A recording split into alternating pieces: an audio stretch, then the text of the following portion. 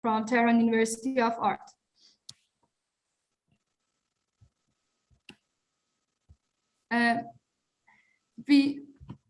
We follow 12 objectives considering multivalent sites and environment factors that help us achieve the purpose of competition. In order to achieve each goal, we use a combination of 20 software and simulation tools. The selected building represents a common office building in Tehran, situated in crowded district of the city with a suitable access to public transportation such as subway and the bus station. Below analysis shows the environmental factors that affect our building design. We interviewed the residents because using residents' experiences can always be helpful with finding design flaws. Redesigning the building began from modifying the volume, so we leveraged on aspects such as porosity and solar drain.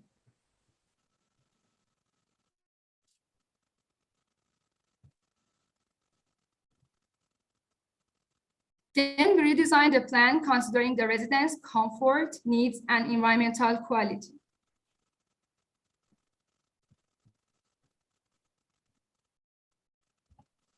By designing new details, we fixed our first challenge, that was engineering the newly added part of the structure and implementing the new facade of the building. We also fixed the force transmission and earthquake.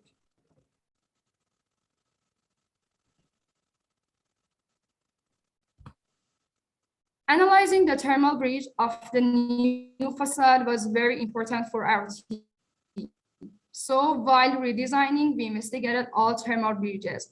Through proper implementation of thermal insulation, we eliminated the thermal bridges.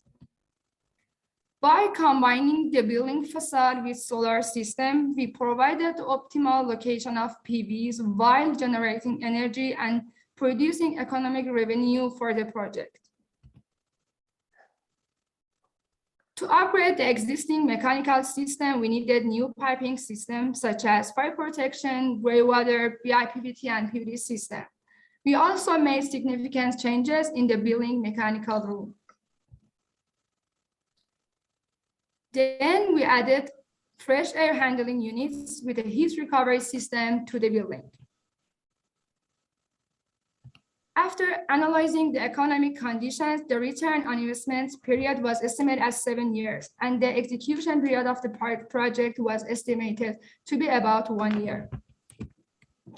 According to the interview with employees, a lounge was needed. With a river passing nearby the building, the best solution was to place the lounge near the river for staff to rest after considering the risk of the flood. Fire control is critical, and unfortunately, there was no plan for it in the existing building. So we deal with it by designing the sprinkler system, placing the tank on the floor. Since we are facing a water crisis in Iran and Tehran, and one of the parameters of the LCA and carbon reduction is annual water consumption, we use gray water as recycled water to irrigate indoor plants and fill flash tanks. Earth Day was yesterday, and you know that the construction industry is developing day by day. Accordingly, the demand for virgin material is growing too. Due to this, a number of consequences such as global warming and depletion of natural resources are increasing. Then we decided to access the net zero carbon building, for example, by using biocompatible material like algae-based coating. Our efforts were focused on reducing environmental impact by using 4 main ideas of life cycle assessment, carbon reduction, circular economy, and regenerative design, aligned with some solutions like material reuse and disassembly. Finally, by regenerative design and circular economy goals, we access the grade A in embodied carbon benchmark and achieve 52% building circularity index.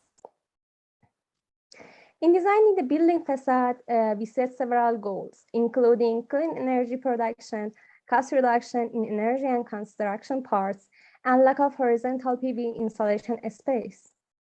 By considering the solar system with the HVAC system, we create 3-generation solar system. So all need of an office building in the crowded urban context in terms of active energy generation are fulfilled. In the existing building, integrated functional performance was missing. To fix this in horizontal communication, we converted the plan to an open plan and integrated all activity zones into one, designing spaces such as the gallery, restaurant, co-work, workshop, and riverside lounge caused our building to experience an integrated design in terms of vertical communication. Perfectly designed flexible interior walls and furniture help us change each space in the simplest way to achieve a new function. During the redesign of the facade and plans, the occupant's view comfort was very important. In the end, we achieved a view quality of 91%. During the interview, we figured out that the ability to change the temperature and lighting conditions were important to occupants. Thus, when designing any independent space, we consider the temperature thermostat, lux meter, and operable window. Our design team considered lighting, sound comfort, and air quality. We categorized the lighting design into natural and artificial types. In daylight design, we achieved the necessary LEED scores such as STA, ASE, and average lux. The aim of the artificial lighting design was to reduce energy consumption and supply sufficient light across the space. Regarding sound comfort, we changed the shape and material of the facade, modified the quality of the windows, and in the indoor space, we reduced the effect of noise pollution from Chariot Street. To control contagious diseases, we properly located the air terminal of the return duct. By devising a UV filter on it, we minimize the probability of disease spread.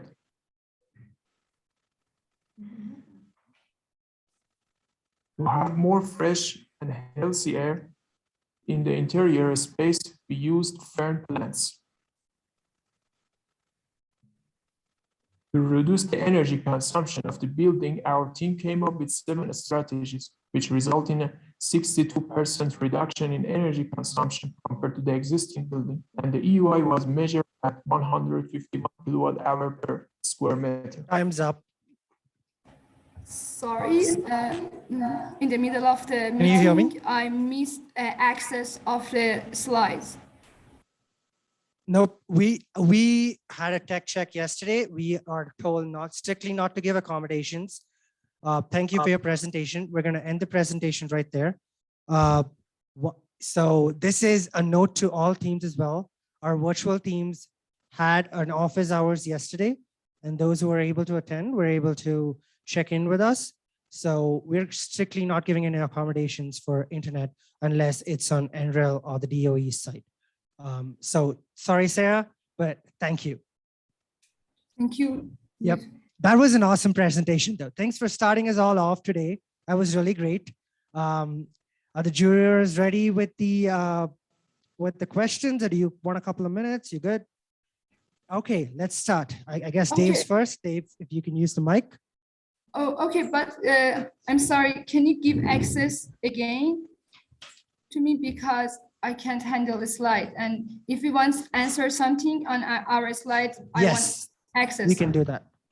Thank you.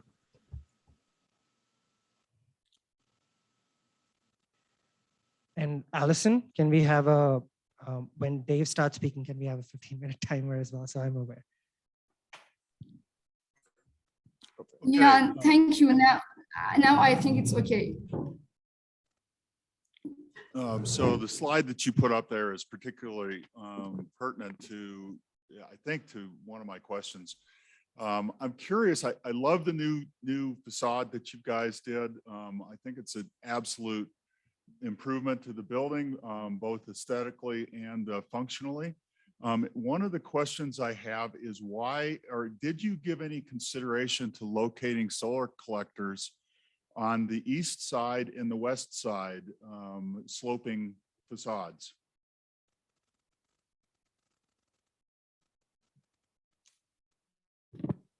Well, as you know, Iran is located in the location that the direction of sun is, I think, northeast to southwest. Then we optimized the PV panels in east facade and south facade, but west side is not optimal for our building because we don't have any power of sun in this side in the evening time. Thank you. Thanks. Next question. Again, I'm thrilled to see a reuse of a building. I'm curious about whether you did any type of floor plan diagramming all of those new systems going through the building. Sometimes it can be very complicated to fit all of that stuff in. And it may be that your model did that for you. I'm just curious.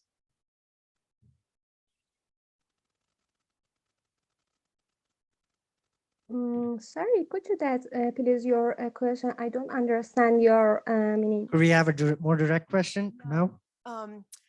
Okay, so was there an impact on the floor plan of all of the new systems, all of the vertical piping? How did you put all of those new systems into existing vertical shafts, or did you have to plan around them? First, we combine the BIPVT system and PV system to the gas boiler. Then we piping system. We move the piping system through the ducts and shafts. Then we combine the BIPVT system and hot water generating from the cast iron boiler to the absorption chiller and connected them to the air handling unit and air duct goes to all places. Great, thanks, Mohammed. I think our next question is from Jan. Because we use the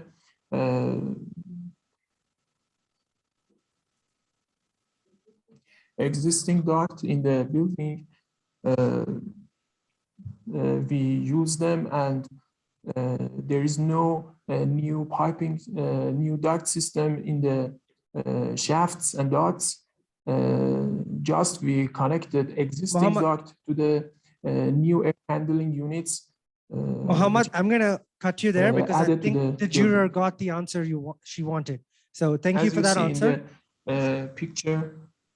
Okay, so our next question is the existing pipe here, and we just added new piping system for collecting rainwater, for collecting return air from the. Okay, Mohammed, I have muted you because the juror got the answer she wanted and we're running short on time. So I'm going to direct the next question to Janice. You have your hand raised, Janice. So go ahead and mute yourself and ask your question. We can all hear you. Great, thank you very much. This was an impressive project, and I love renovations of buildings. So thank you all for taking this on. I'm interested in the algae-based coating. Could you tell me why you thought that was an appropriate choice? And did you do any analysis of its durability and how it will react with perhaps air pollution or particulate matter, or how long you think it will last?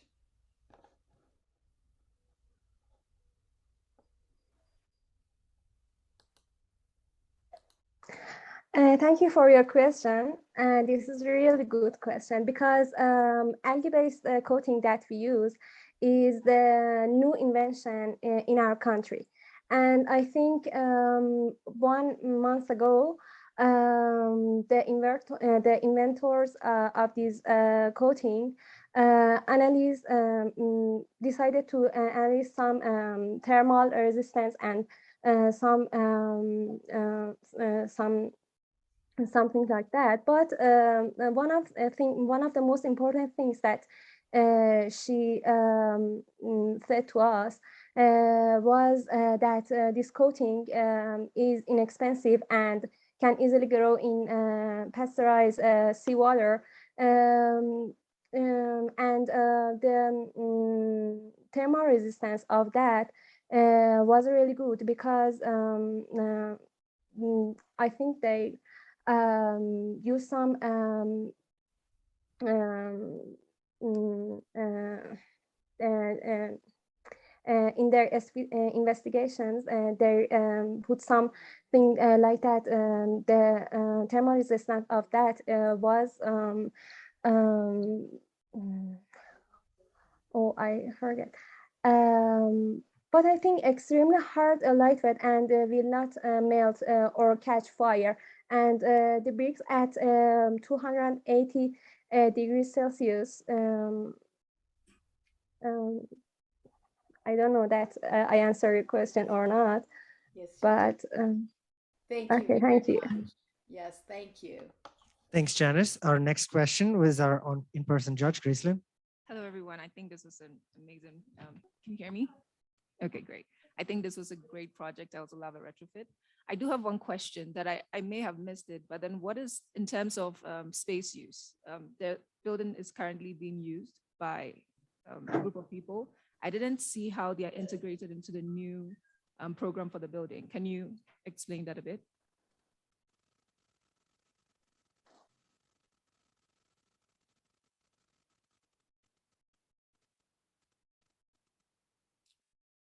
Tehran, did you hear that question? Yeah, exactly. Wait a minute. Now I'm thinking about that.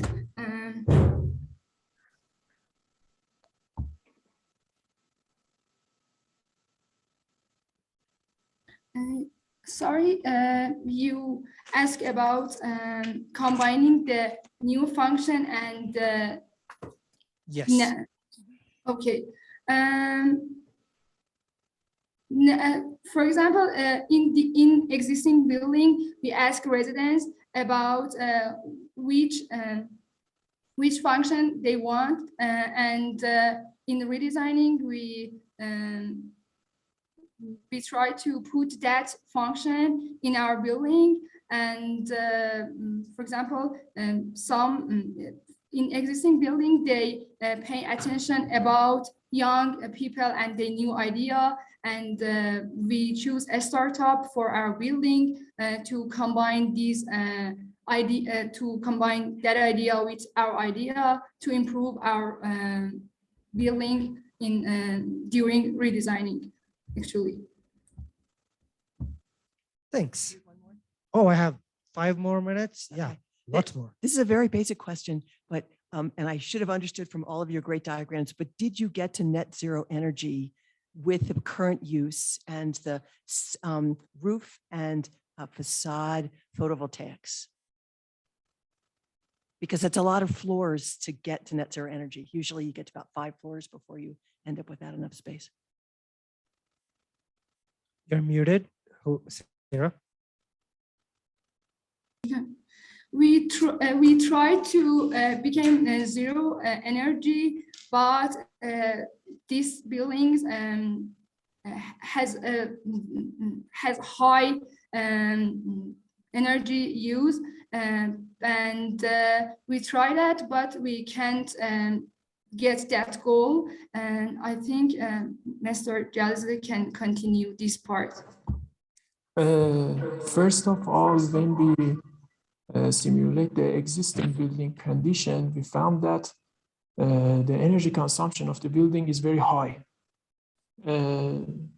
Then we try to diminish the energy consumption first in the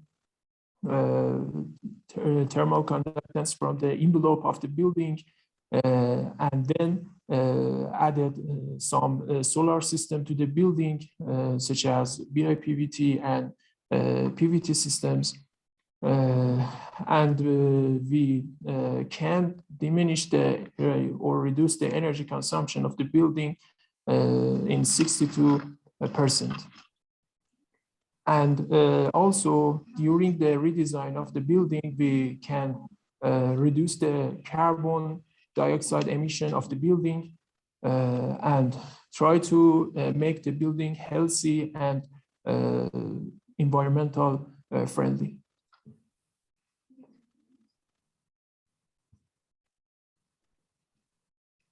Kind of along the same lines. In Mohammed, slide 49.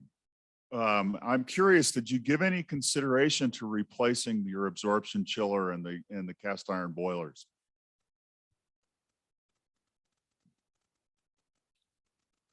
Around the question was, did you think about replacing the chillers and boilers?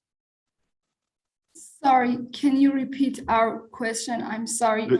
I have interruption in my internet. I'm so sorry about that. My question again was, did you give any consideration to replacement of the existing absorption chiller or the cast iron gas-fired boilers? Changing absorption chiller or the cast iron boiler would cost the most. Then our team tried to keep the mechanical system and try to upgrade them. So we didn't replace the absorption chiller and cast iron boiler and try to optimize them. Thank you. Do we have any more questions? Janice, do you have any more questions? Thanks. Sorry, Holly, I didn't see you. That's okay. Were there other innovative systems or process like the algae that you used? Were there things that are really new to your city in terms of trying them? So you would be a great example to other buildings?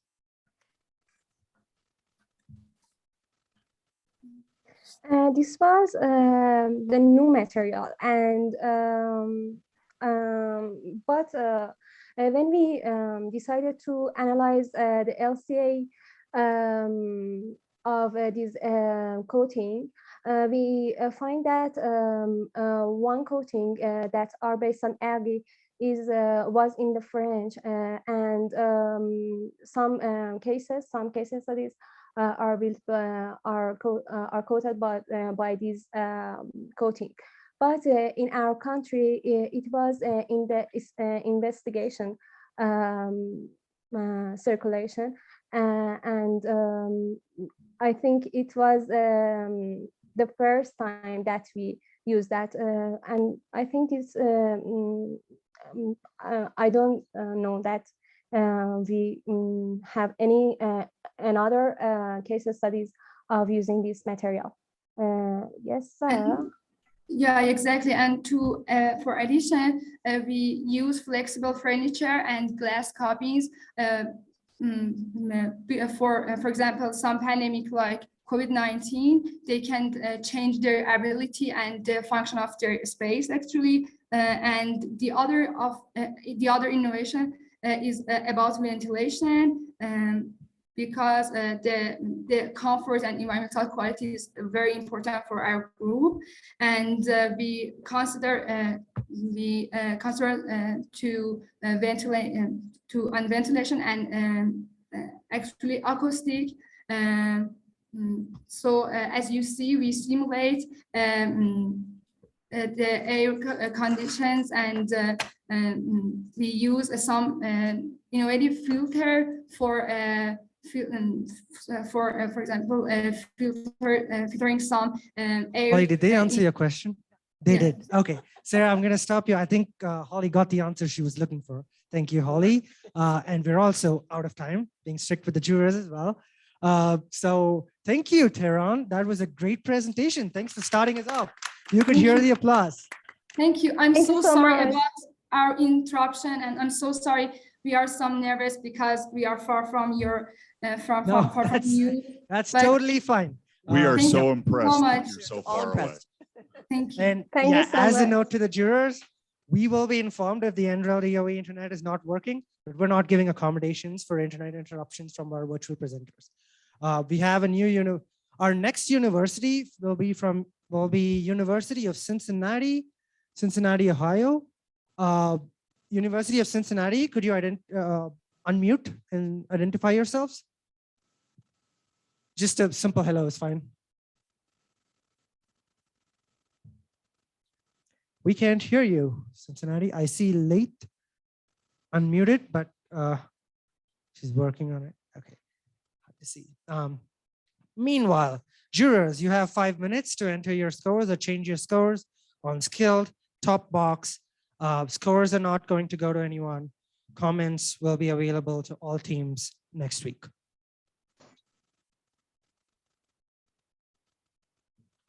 Is that, are you, can you identify, which university are you guys from? Myongji, Can you hear us? Hello, I will give you Can you hear us? some instructions in a bit when we get this set up. I can hear you. Hey, Awesome. happy Saturday. Happy Saturday. Yeah. So we'll get started with you in about 3 minutes. So going over some table rules. This time we have a hard 8-minute stop. If you're in the middle of a sentence, I'm just going to allow you to finish that sentence, and I'm going to stop you. No buffer time for the finals. Allison will change her background to 2 minutes, or my background, what do you see behind me? When you're done with 6 minutes, and then when time's up, it changes to time's up, and I will cut you off. The judges have 15 minutes to interact with you. They're going to ask short, crisp questions because it's 15 minutes. We'd appreciate if your answers are short and crisp and to the point, because it'll be 15 minutes. So the more shorter, the more questions you get to ask, the more interactions you get with the judges. It's 15 minutes across all teams. And virtual presenters, so the screen that says Gokul Enroll will show you the jurors and the audience here. We will be able to see you on the projector screen when you are speaking along with your presentation. Are we all clear? Yeah. Yes. Perfect. Is Late the person Allison's giving control of the slides to? Because we cannot control the slides for you. You'll have to take control. Okay. Okay, so can we give control to Late in 3, 2, ew. Uh-oh. No, don't. You can close it.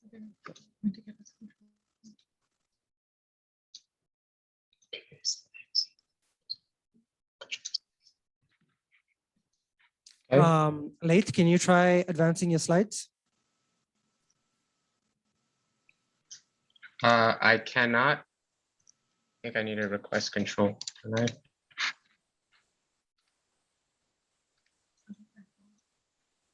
One second while we're working on it.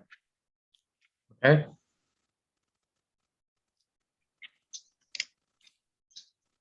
Now? Oh, Yep. there you go. Wonderful. Okay. We will start a timer. Hold on a second. I'll tell you when to start. Okay. Right. Okay. Are you good? Are the jurors good to listen? Okay. Janice, I think we're good. Okay. So you can start now. Hello, my name is Laith Boizar, And I'm Danielle. and we're here to present the University of Cincinnati team's Solar Decathlon office building design. Next slide. With the current increase in demand for more renewable forms of energy, solar technology has rapidly progressed, advancing so much so that developing businesses and communities who don't have access to this growing market are missing the benefits it has to offer. We at Queen City Solar hope to address the democratization of solar technology with our design for the Hippolyta Park in Cordoba, Argentina. The mission of this project is to promote and educate the public on the benefits and strategies of a renewable energy framework.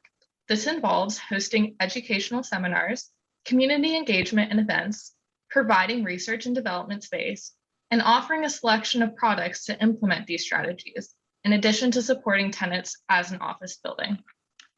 Next slide. The site is located in Cordoba, Argentina. It's a 190-foot by 197-foot park located in District 15. The site is currently a central location for the existing community and serves as a park. And our aim is to enhance this experience while also introducing the public to the building's objectives. The weather in this location mimics a 4C climate zone and can be expected to have a moderate climate. It's in fact heating degree dominated, shown by the graph at the bottom of page 3. The building was designed using a shared methodology that can be scaled to fit any program the client proposes. The central spine serves as the base of the building, with the rest of the program branching up. This motif is further echoed by the building's butterfly roof design. Subsequently, each branch of the building serves a different purpose in a different target group. On the first floor, we can see that the northern branch serves the public with a designated retail area. The southeast branch mainly serves the people working in the leased offices. Further down the spine, the southwest branch is dedicated to public amenities. Moving to the second floor, which follows a similarly classified arrangement, the northern branch serves as a collaboration space for the office workers. The southeast branch is private offices, and mirroring the first floor, the southwest branch offers private amenities. The modular tenant structures are held together by the building's spine bridge, a central bridge that consolidates circulation, utilities, and building management services. This serves as the core of the building, displaying how the tenant structures plug into the building's combined network. Based on the community's needs and surrounding area, the use case for these modules can be determined. The module is selected for this site where the retail, office, and community spaces. Seeing the building in section gives us a better sense of the proportions of how the spine connects each tenant space to systems and resources. We can also see on the right the butterfly roof design. This design features integrated roof drainage and storage for site irrigation later.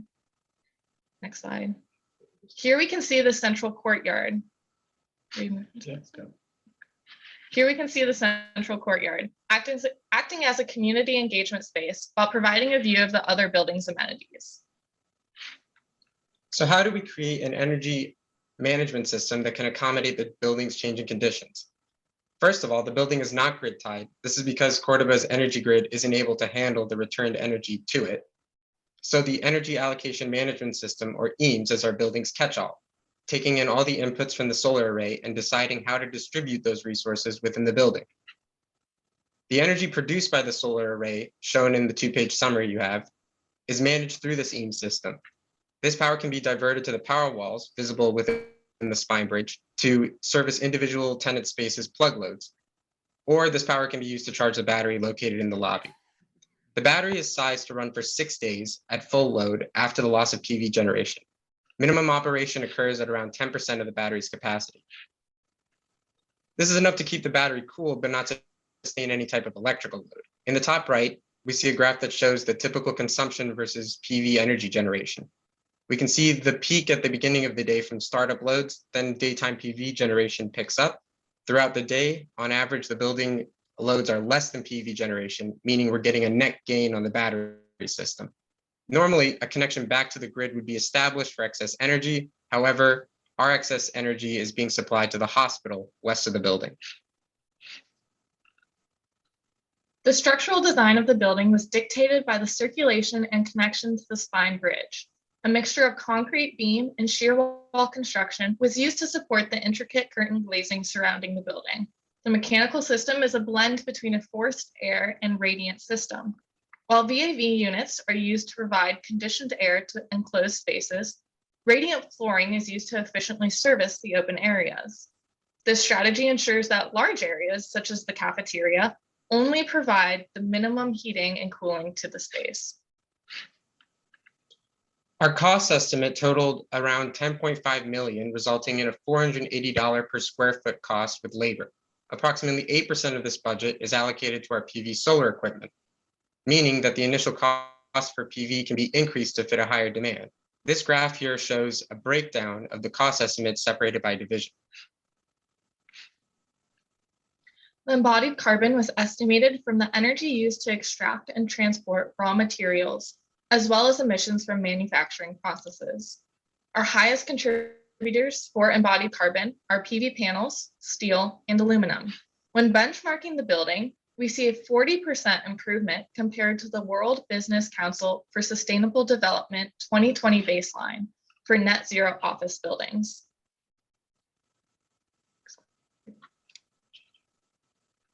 Going one step further than net zero design, rather than just providing the energy required to be a self-sustaining building, a regenerative design means that the excess energy produced is disseminated to better the community. For our case, this involves providing energy to neighboring buildings. With this amount of PV generation, we were able to achieve an EUI of -7.34. We here at Queen City Solar appreciate the opportunity to share this design with you all, and I think we're ready to open the floor for questions.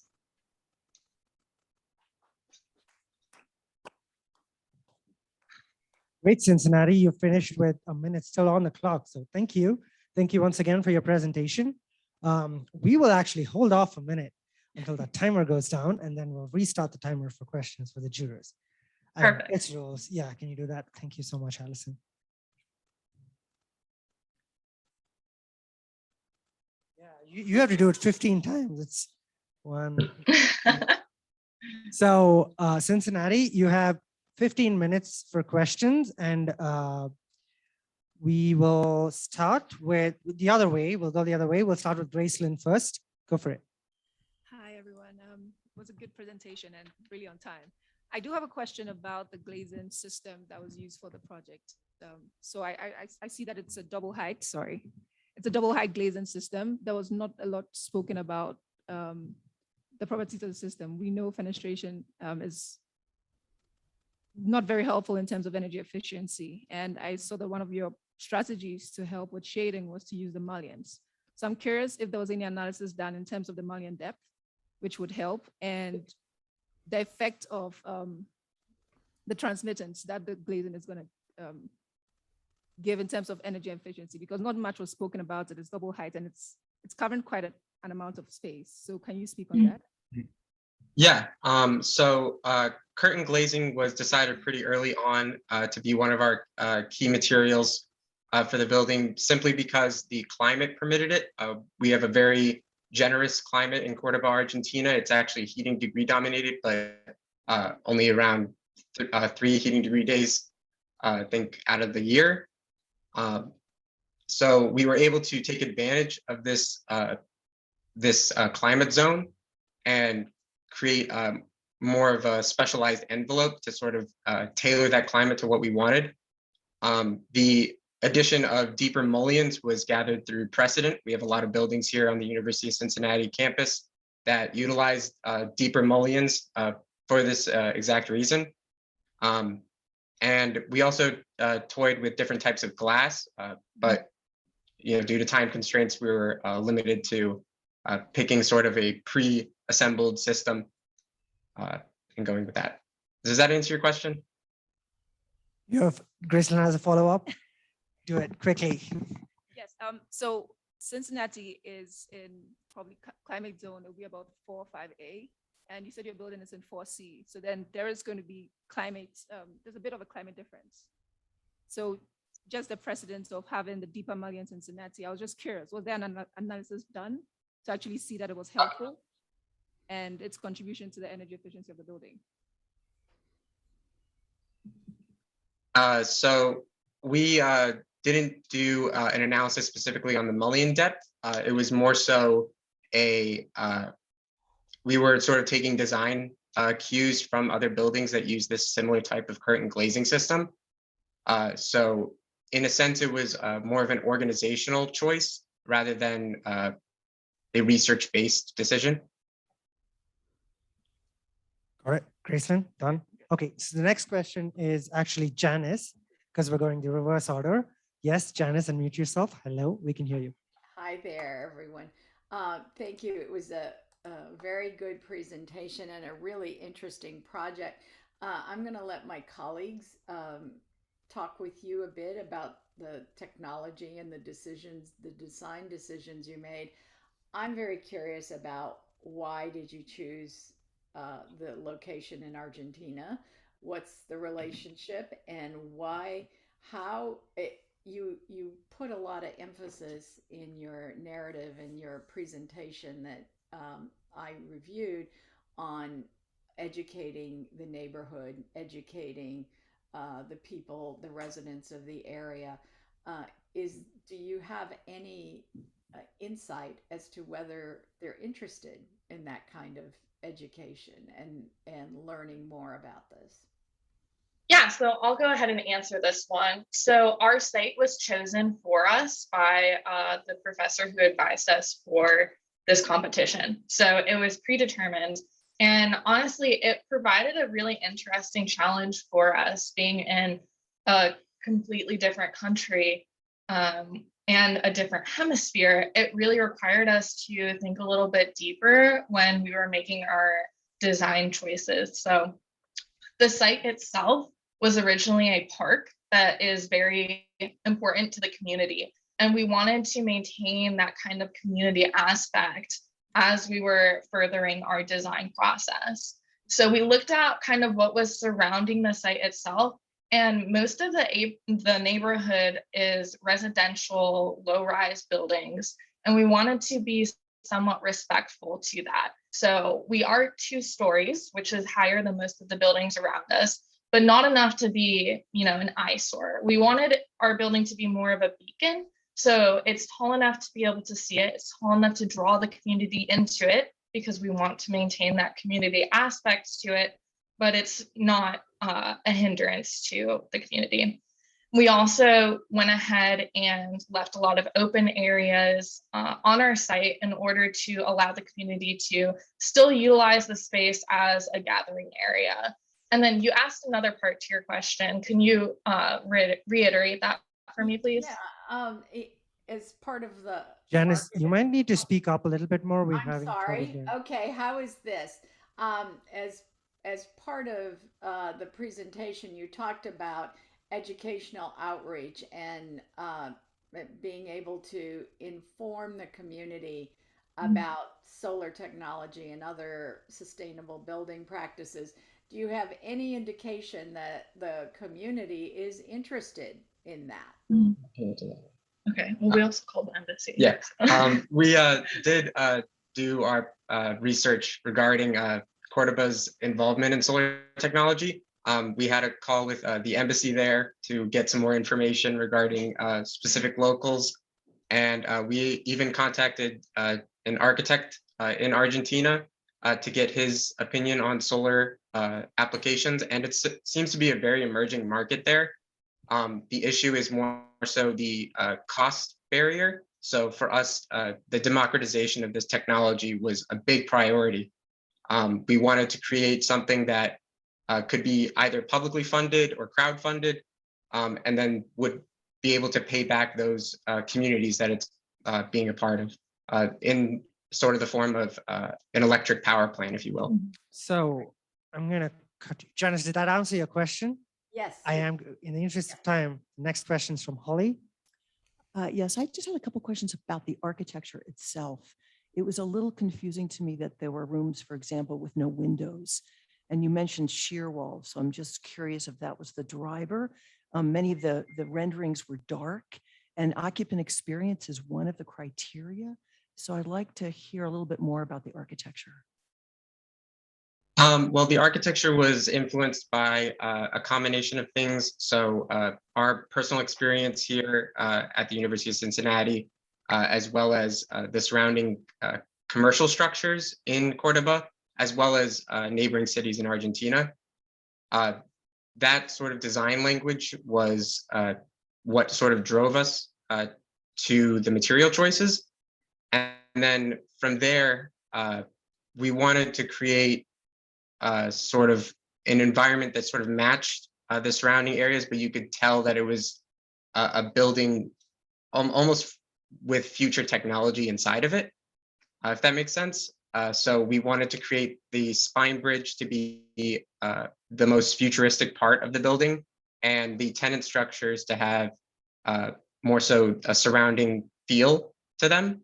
As far as internal structure, we have shear walls as well as internal concrete columns, because concrete is the main structural material there.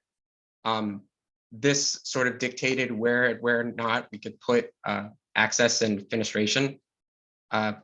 So I don't know if that answers your question. It does. Thank you. Next questions from Dave. Good morning. I first like to say I applaud your decision to do a project in another country that has emerging needs. I did try to find the site on Google Earth, and I found that it was not what you described. It was a building in an urban area, and so there's something weird about the address. But that's not my question. My question is more HVAC. I'm a mechanical guy, and it's a little unclear to me what the source of your heating and cooling are for the building, and maybe the total tonnage that you have established and/or heating capacity. If you could just elaborate a little bit on what those systems are. Yes. So we are mainly a hydronic system. A lot of this is spread out, so we needed heat that could be moved from location to location without a lot of loss, and then be reheated to exact temperatures at those specific tenant structures. Our mechanical scheme sort of follows the same methodology as our building, creating open areas with radiant systems and forced air for our closed systems. We have a central boiler that is located under the first building on the north side. That is the main boiler for our entire building. And then we have additional electric VAV units at each tenant structure location on each floor. So it's very segmented and modular to that approach. That way we're able to size up a specific location and then only need to size the run to that area. All the mechanical systems as well as the electrical systems run through the central spine bridge. And then on top of that bridge are our air handling units so that they don't interfere with our solar array. Thanks. It's very funny that the Google Earth shows two different things. That's super funny. All right. Any more questions, Holly? So embodied carbon. I know that you listed the aluminum and steel and one other thing as being the primary contributors. Where did the concrete sit in all of that? I mean, was that it was a given because of the site, but I'm just curious about whether you did you run your LCA through like one click? Or system? Unfortunately, I'm not the one who was compiling that budget and the embodied carbon. So I can't speak to the specific method that was used off the top of my head, but as far as concrete prices, a main factor for us was labor costs as well as logistics. If I can interrupt, I think the question was, did you use an LCA software to model embodied carbon, or was it assumptions and estimations? This was assumptions and estimations. Okay, because it would seem that one of the things you could have considered is testing, what would be the lowest embodied carbon way to do it. And that potentially would have been a good idea on that site to teach other people about even the embodied carbon process and measuring that. Yeah, certainly. That's definitely a point we can improve on. 3 more minutes. Janice, any questions? Gracelyn? No? Anything you wanted to say? You have 3 minutes. Yeah. Okay, so I'll just keep Thanks. talking. Holly is, at it today.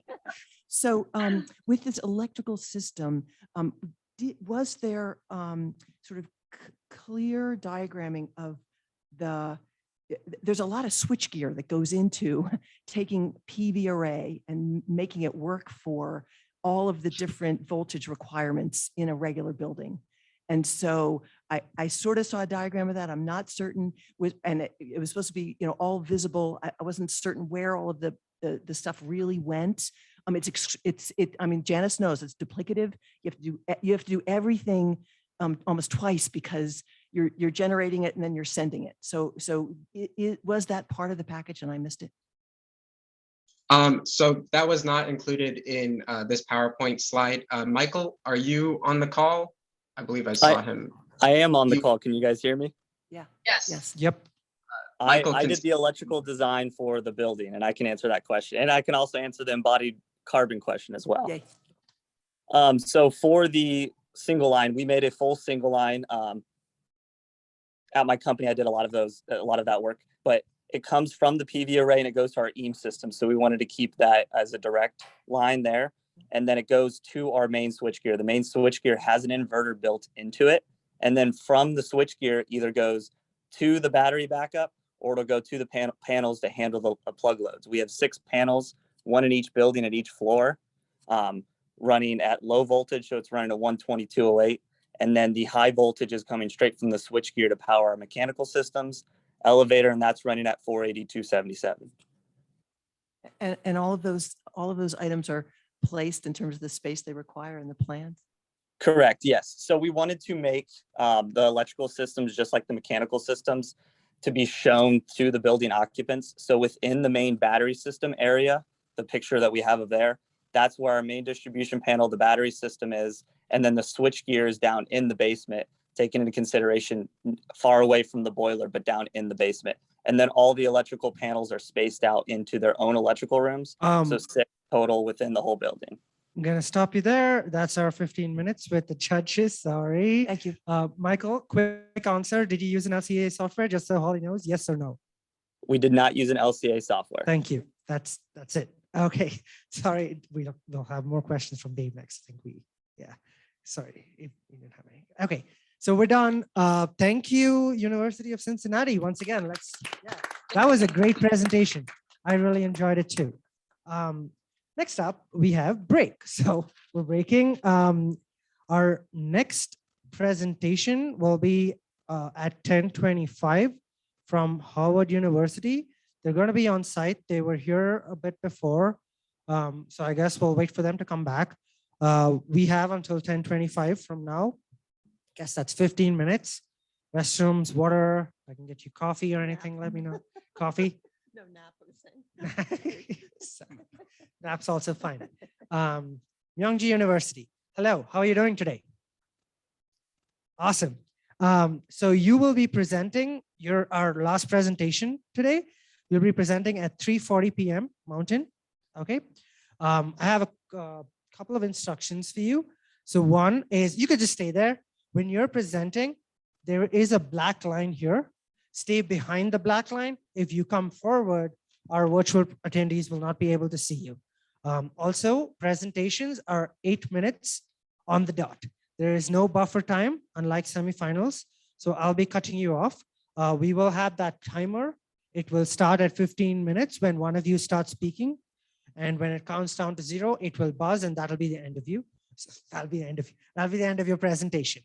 Our jurors will also have a timer running. They have 15 minutes with you. They have all been told to have short, crisp questions.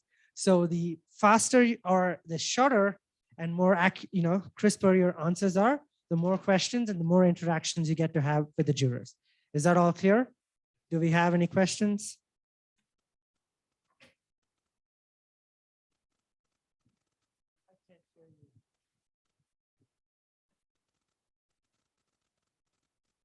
Strictly no, because you're in the middle of a sentence. I'll let you finish a sentence, but it's across all teams because we're having a hybrid session.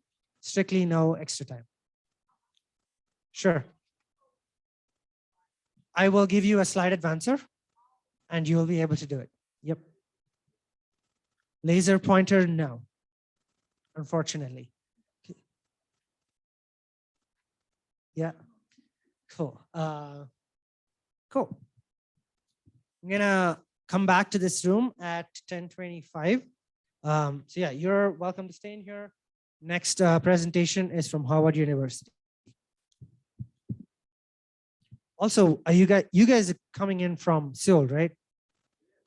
Thank you for flying all the way. That's awesome. Yeah. You know what? 17 hours? Wow. Man, is that a one-way flight?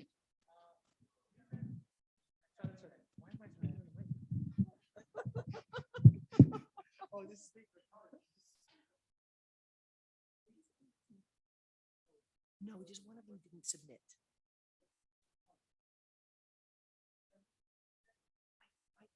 There were 10, one did not submit. None. Yeah, I think we're. The mentor, you cannot intervene. This is a student presentation. Yes, we will not allow interventions from mentors, to be fair to all teams here. Well, are the jurors, you guys good? Janice, do I see you? I do see you. And you're nodding. That's awesome. All right. How are you guys feeling? Ready to go? Okay, we'll start at 10:25. Allison, we might need to wind that to 15 minutes. 8 minutes, correct. Why did I forget that? Anyway, it's a Saturday. Okay. Start at the stroke of. Can you read? Yeah.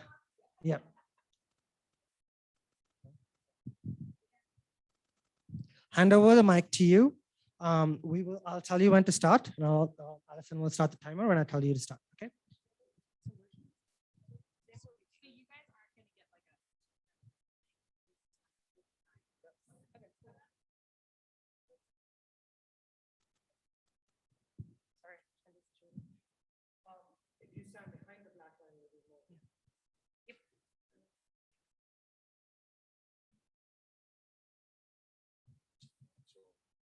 Scoot in, like curve around maybe. Yeah. You can go in front of this.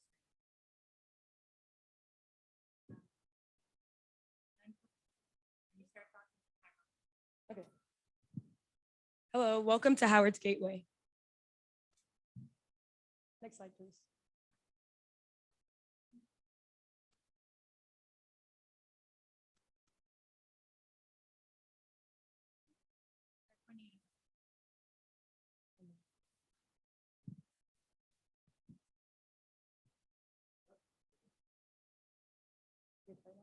Okay, good. Are you doing that? Okay, you're good. Okay. Okay. Okay, so next slide, please. I'm Dia Harris, and this is our team made up of Black architects and engineers at Howard University's campus. Our site is located within Washington, D.C. on Howard University's campus, which is located within our Shaw community. Next slide.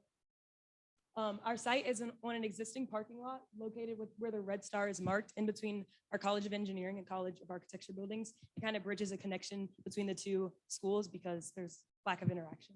Next slide, please. Hi, my name is Dean Bailey.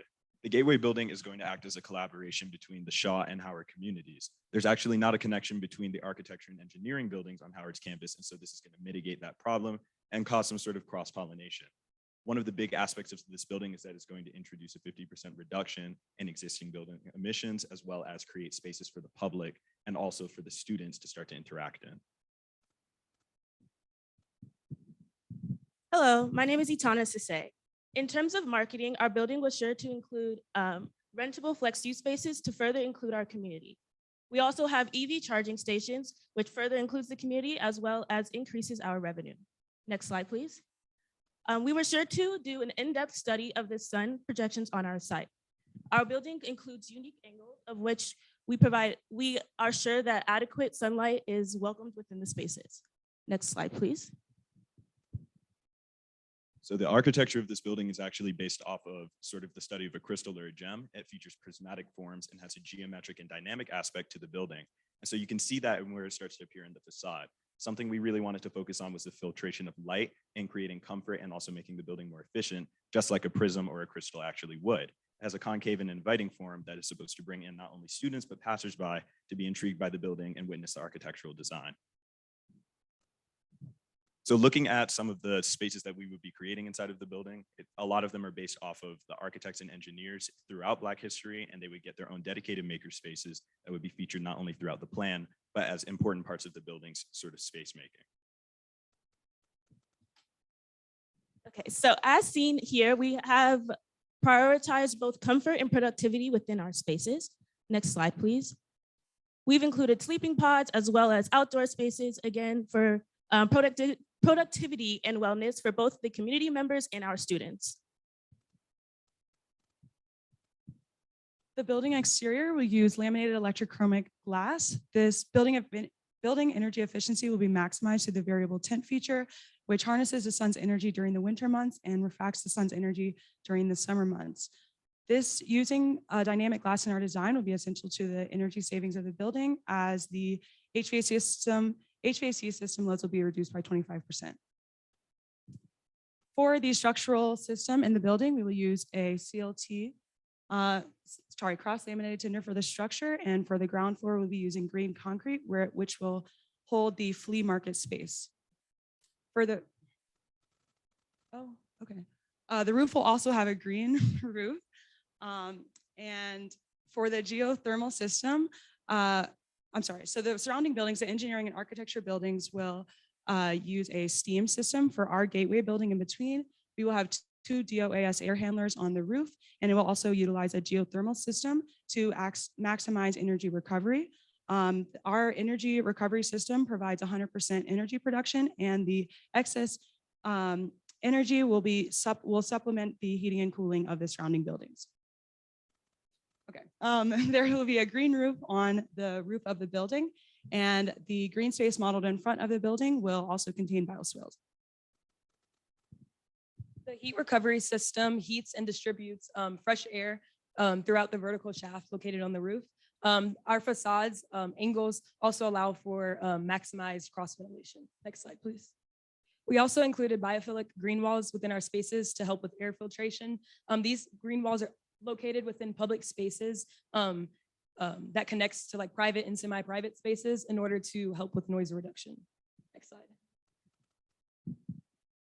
My name is Eladambe. Our building facade makes use of 4 main panel types. We have double pane glass with a ceramic frit, aluminum composite material, and a terracotta rain screen. And these 4 panel types work together to reduce glare on the interior and exterior of the building, provide optimized insulation through the building envelope, as well as material resiliency in relation to other important buildings on campus, such as the Interdisciplinary Research Center. Our mission for energy impact is to fully decarbonize the building by implementing several strategies over a series of sessions to arrive at a fully decarbonized building. And the implementation of our geothermal heat pump system, as well as electrical lighting and water fixtures, promote a 48% decrease in the overall energy usage of the building. Also derived from our changes in energy efficiency, we are also able to bring to fruition a 48% decrease in the energy usage intensity of the building. Next slide, please. And that energy use intensity is further broken down into months. You can see the difference between our geothermal heating pump in the second iteration of the gateway building and the traditional AHU used for cooling in the baseline study. Next slide, please. We will also be adding a solar photovoltaic system on all 3 buildings, our gateway building as well as the adjacent buildings, which will provide 100% of the energy usage for our building and supply excess energy for these adjacent buildings. Next slide, please. So taking a final look at the embodied carbon of the building, initially a steel or concrete building would actually have way more embodied carbon than what the gateway building, which would feature a lot of timber, would tend to amass sort of in the end. And so what we would be seeing is an 80% decrease in the total embodied carbon of this building. Next slide, please. So a carbon offset, something that we wanted to do was to introduce the surrounding Howard and Shaw community. Howard has a middle school on campus. And so part of what we would do is purchase DC Pepco's power purchase agreement and introduce PV systems to the middle school, which would help to decrease the surrounding site and also bring in sort of the surrounding Howard community and infrastructure as a larger part of this development. So looking at the total cost, it will actually decrease by 48% with the changes that we would be implementing into the Gateway Building's design. So thank you.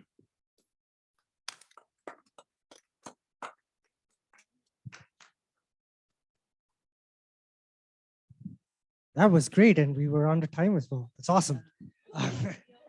Yeah, yeah, I know, right? That thing is really loud. We don't want it to go off anytime. So I'm like, okay. Yep.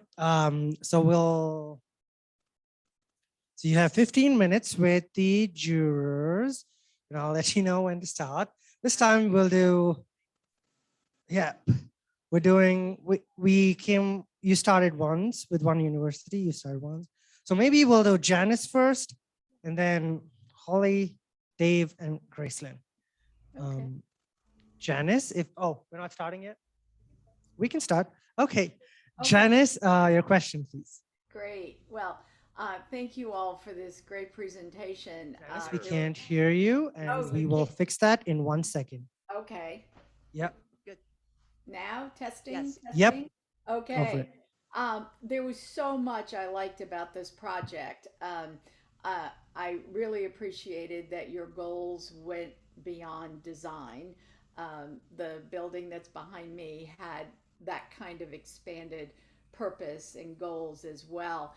I wanted to ask you a little bit about the decision to add solar panels on the other two buildings. Do you think that detracts from the net zero energy goals of this design contest, to have a building that's sort of standalone and can prove that it can be net zero energy? Or could just talk to me about the rationale for that?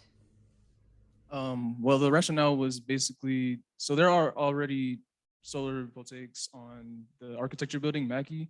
So our proposal was to add them also to our gateway building and LKD, which will provide 100% of the energies of our building. And the voltaics will provide excess. Even the voltaics on our building will provide that excess, but there's even more being produced from the addition of the other buildings as well. Okay. All right. Can I ask one more question? Yeah, she wants to ask one more. Go Cole, let me know. You know, talked about how this was a parking lot and the importance of maintaining it as sort of a welcoming entry to Howard University. Where do those cars go? And are you then adding to the carbon footprint by making cars drive longer, or is there a way for people to move to alternative transportation?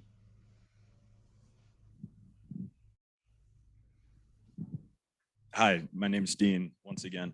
So Howard University actually features a lot of parking lots around the site. And so something that we could do is start to sort of direct in terms of the building's policy and sort of their green design and how they're actually dealing with the management of the building, start to direct people toward those parking lots and give them their own sort of importance. So if anything, it would start to utilize the infrastructure that's already included and reduce carbon sort of in a passive measure in that sense.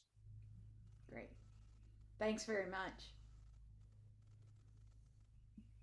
Okay, I thought the architecture was stunning, and I love the idea of this sort of modern insertion between these two existing buildings.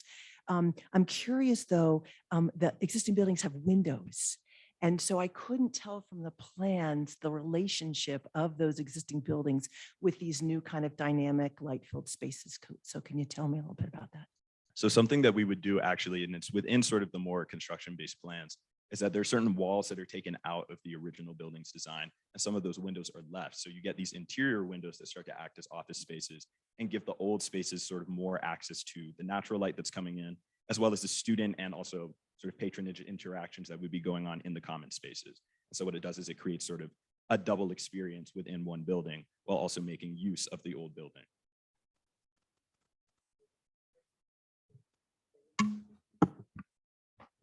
Yeah, great. Stunning building. I have a question in terms of security. I don't know if it was considered because you're opening up the space to the community, and then we have students as well, and they're just going to freely like go through the building to the other end. I was just curious, what was the thought process in regards to safety and security? Yes, so the existing buildings at Howard University currently use our key card access, like our student ID, to access the buildings. And so because we do have that flea market space on that ground floor, that will be opened up during the times when the flea market is going on. And then if you reserve the spaces, there will be rentable key card access that you'll be able to use to get into those specific rooms, but not to access anywhere otherwise, if that makes sense. Thank you for your question. Good presentation, guys. One of the questions, and you're probably going to laugh at me on this one. What is STEAM? The acronym, the that you acronym. use it. You use it in your narrative, but you don't define what it is. Science, technology, engineering, architecture. I think the last one is math. Yeah. So I've always seen that as STEM. It's STEM, but they added architecture. But they added, Yeah. the architects had So to it's get in now there. Okay. And similarly, what is CEA? That's our College of Engineering and Architecture. So our two existing buildings are the architecture and engineering, and then our Very building good. kind of connects. Okay. I have a question that kind of connects onto the one that Janice did there. And that is, where are your charge stations? I love the EV charge stations, but I don't see a parking lot. Malik, if you'd like to answer that. Hello. Yes, so the charge stations will be located alongside Georgia Avenue, where there are side parking spots, and so some charge stations will be dedicated right there. So is that the front or is that the back? Okay. Depends on how you look at the building, but I guess relative to Georgia Avenue, that will be the front. So I guess this view that's shown on the screen right now. Okay, very good.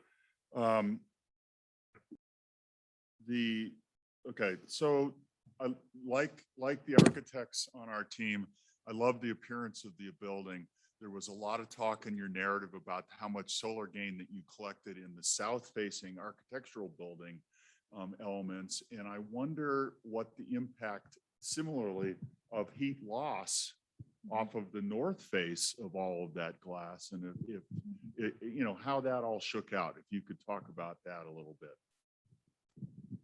Some of those details were fleshed out in our construction docs. We used Sapphire to model the energy, and there was a portion of the graph that showed the heat losses in similar proportion to the cooling losses and heat gain that would be produced by our heating and cooling systems. Okay. Did you consider possibly using something besides so much glass on the north side? We actually use a variety of materials like terracotta rain screens and ceramic frets and aluminum ACM rain screens to help with making the building's facade a little use less glass. So, and we did that all relative and according to the sun diagram. So the north face would have more aluminum panels and terracotta, things like that.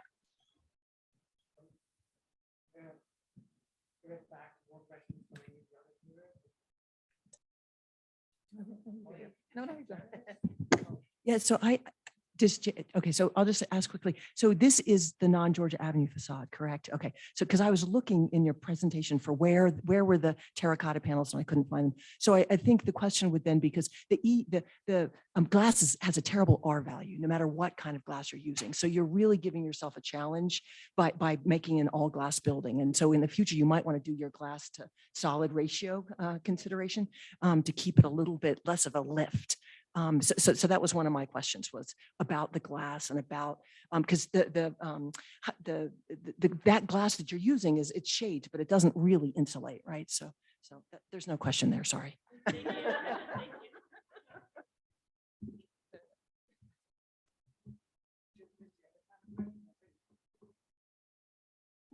Janice, do you have a question? Sorry. Okay. So this is what happened last time. I kept on asking. So, is there an engineer on the team here? Okay. So one of the things that, we love all these diagrams, but I still was sort of left with the question of like what EUI you ended up with, and what were you trying to like how much offset you needed, and that kind of nitty gritty detail, and even with the LCA too, like how did you get all of that? It might be behind the curtain, but so the EUI ended up at 27.4, I believe, and we were able to reduce that from 46 in the baseline concept. Sorry, what was the second part of your question? It was just about like even the LCA calculation. I think you had one, yeah. So because it was interesting. I just wanted to hear more about your how you thought about embodied carbon.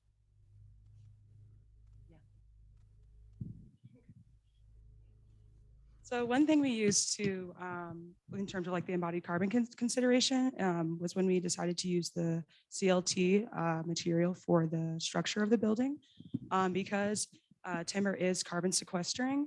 It does not have like a long embodied carbon impact within its life cycle assessment. And then I also like is the same structurally in terms of load capacity. It's very similar to concrete and steel, but it still keeps that lightweight aspect to it. So that was one of the main sort of factors that we wanted to include in the building to specifically address the embodied carbon.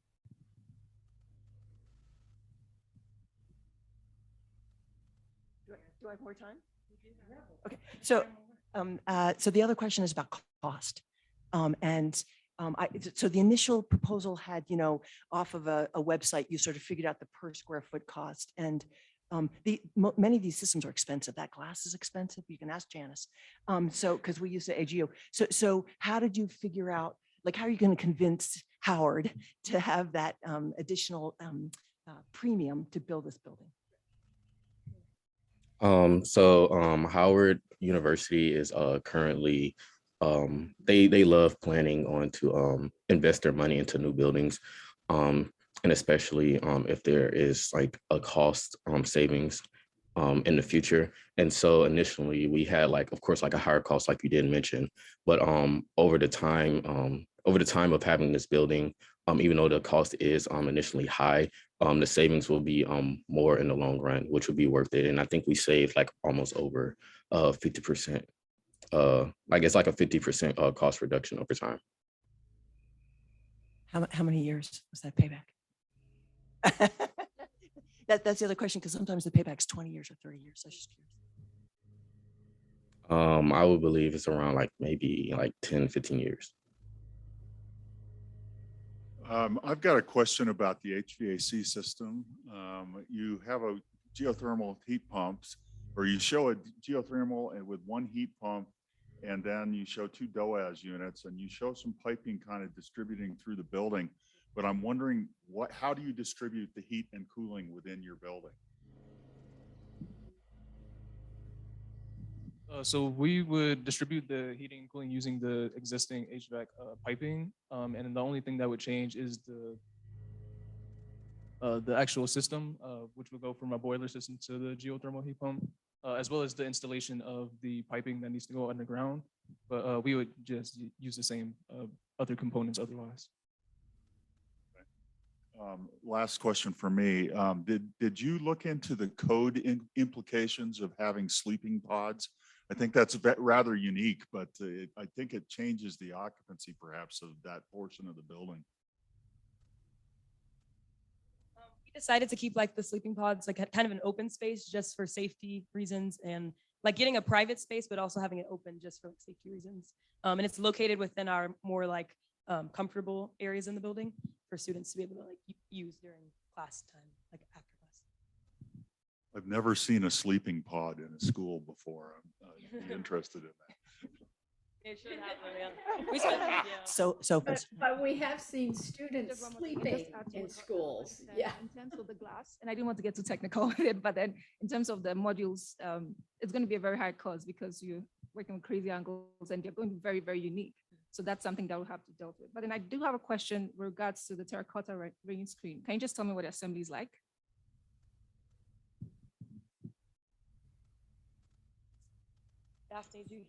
Yes, our terracotta ring screens will be, our building features The setup of it is that they will include mineral wool installations with the rain screen attached to, fastened to these, and sitting a little bit further away from the interior mineral wool insulation system.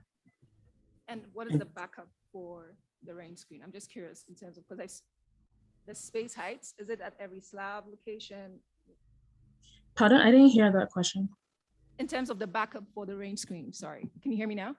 Yeah, I can hear you now. Yeah, I'm just curious, what is the backup for the rain screen in terms of the whole facade? Because I see the glass going up. Is it at every slab location? How is it being supported? How is it being supported? Yes. It's being supported by these fasteners attached to rigid boards, and the concrete the concrete on the interior as well.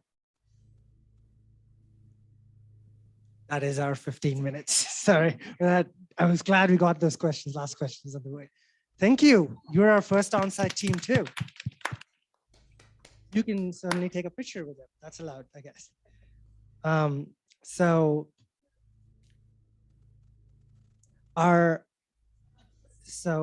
Yeah, for Allison and me, I'll control. So if you're virtual, we are having audio issues with different people speaking at different levels. So you're encouraged to speak up. We will also be controlling the AV, but please do speak up. And we have our picture. That's great. It's your first time. That's awesome. Yeah.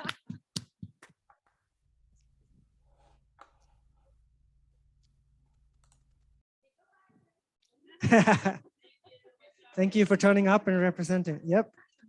Thanks. All right, I'm here. Lessons learned. I'm going to be on that end when we're doing on-site presentations and adjusting volumes. Also, jurors into the mic sometimes. Sorry. No, you're totally fine. I'm making mistakes too. We're all learning. So our next university is Ryerson University. They'll be starting at 10:55. Yep, thank you. Ryerson University, if you're in the room, in the virtual room, could you unmute and identify yourself? Just a simple hello would do. Yes, hi. Hi. Okay, hello. So we can hear you. Hi. Can you speak up a little bit? Yes, can you hear me? Okay, I guess is that a comfortable volume level? Dave, Holly, Graceland? I guess Janice too. Talk again. Talk again. That's good. Can you say hi again? Hi, everyone.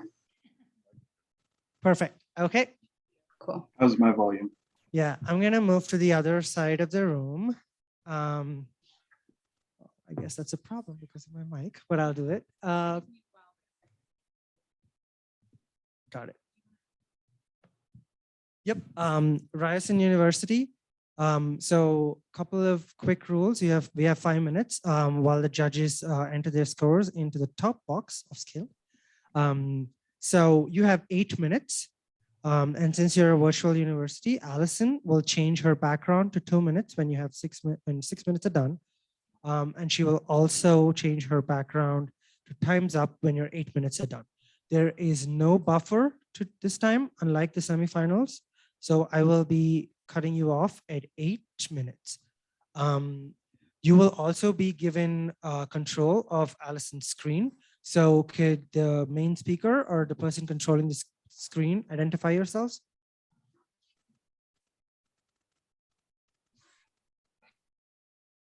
Nope. Who wants to control the screen from Ryerson? I can control screen.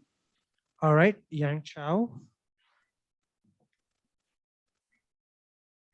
Can you try controlling Yang Chao and advancing slides? I think I cannot control it. Do you mind give me the? Can you use your arrow keys instead of your mouse? Request monitor control. No, that's why we have 5 minutes. We'll figure it out. Try it now. Oh, yep. Yep. Perfect. Thank you. Well, yeah. Yeah. Sorry. So We will, I think timing's done. Yeah, we'll start at 10:55 Mountain Time, which I think is 4 minutes from now, and I'll let you know when you can start. So sit back, relax, have a great time until 10:55.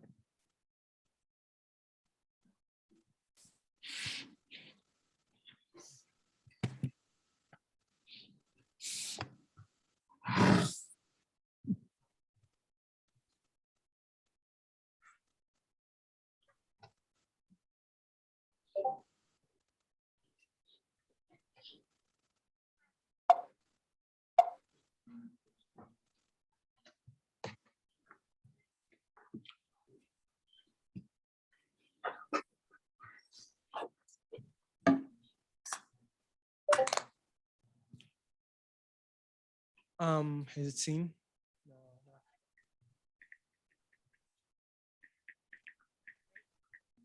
All right, we're changing the timing. So when we're not changing the timing, we're changing how we let you know. Allison, you could just point it in front of that camera there. The camera in front, you could just say, yep. So if you see that red, that means time's up. And when there's 2 minutes, Allison will also do, I'll stand there and I can do 2 minutes. Yep, yep. Yeah, no, you're fine.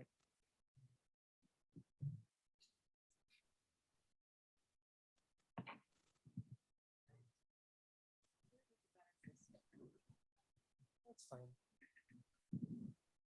All right.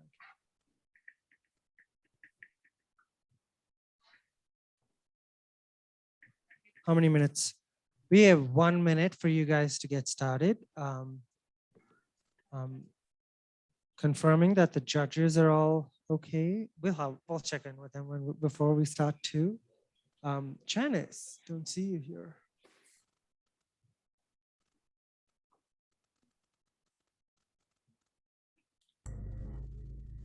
I can see me.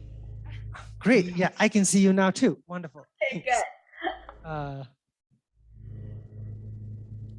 So Ryerson, just so you know, we have 3 in-person jurors here and 1 virtual juror.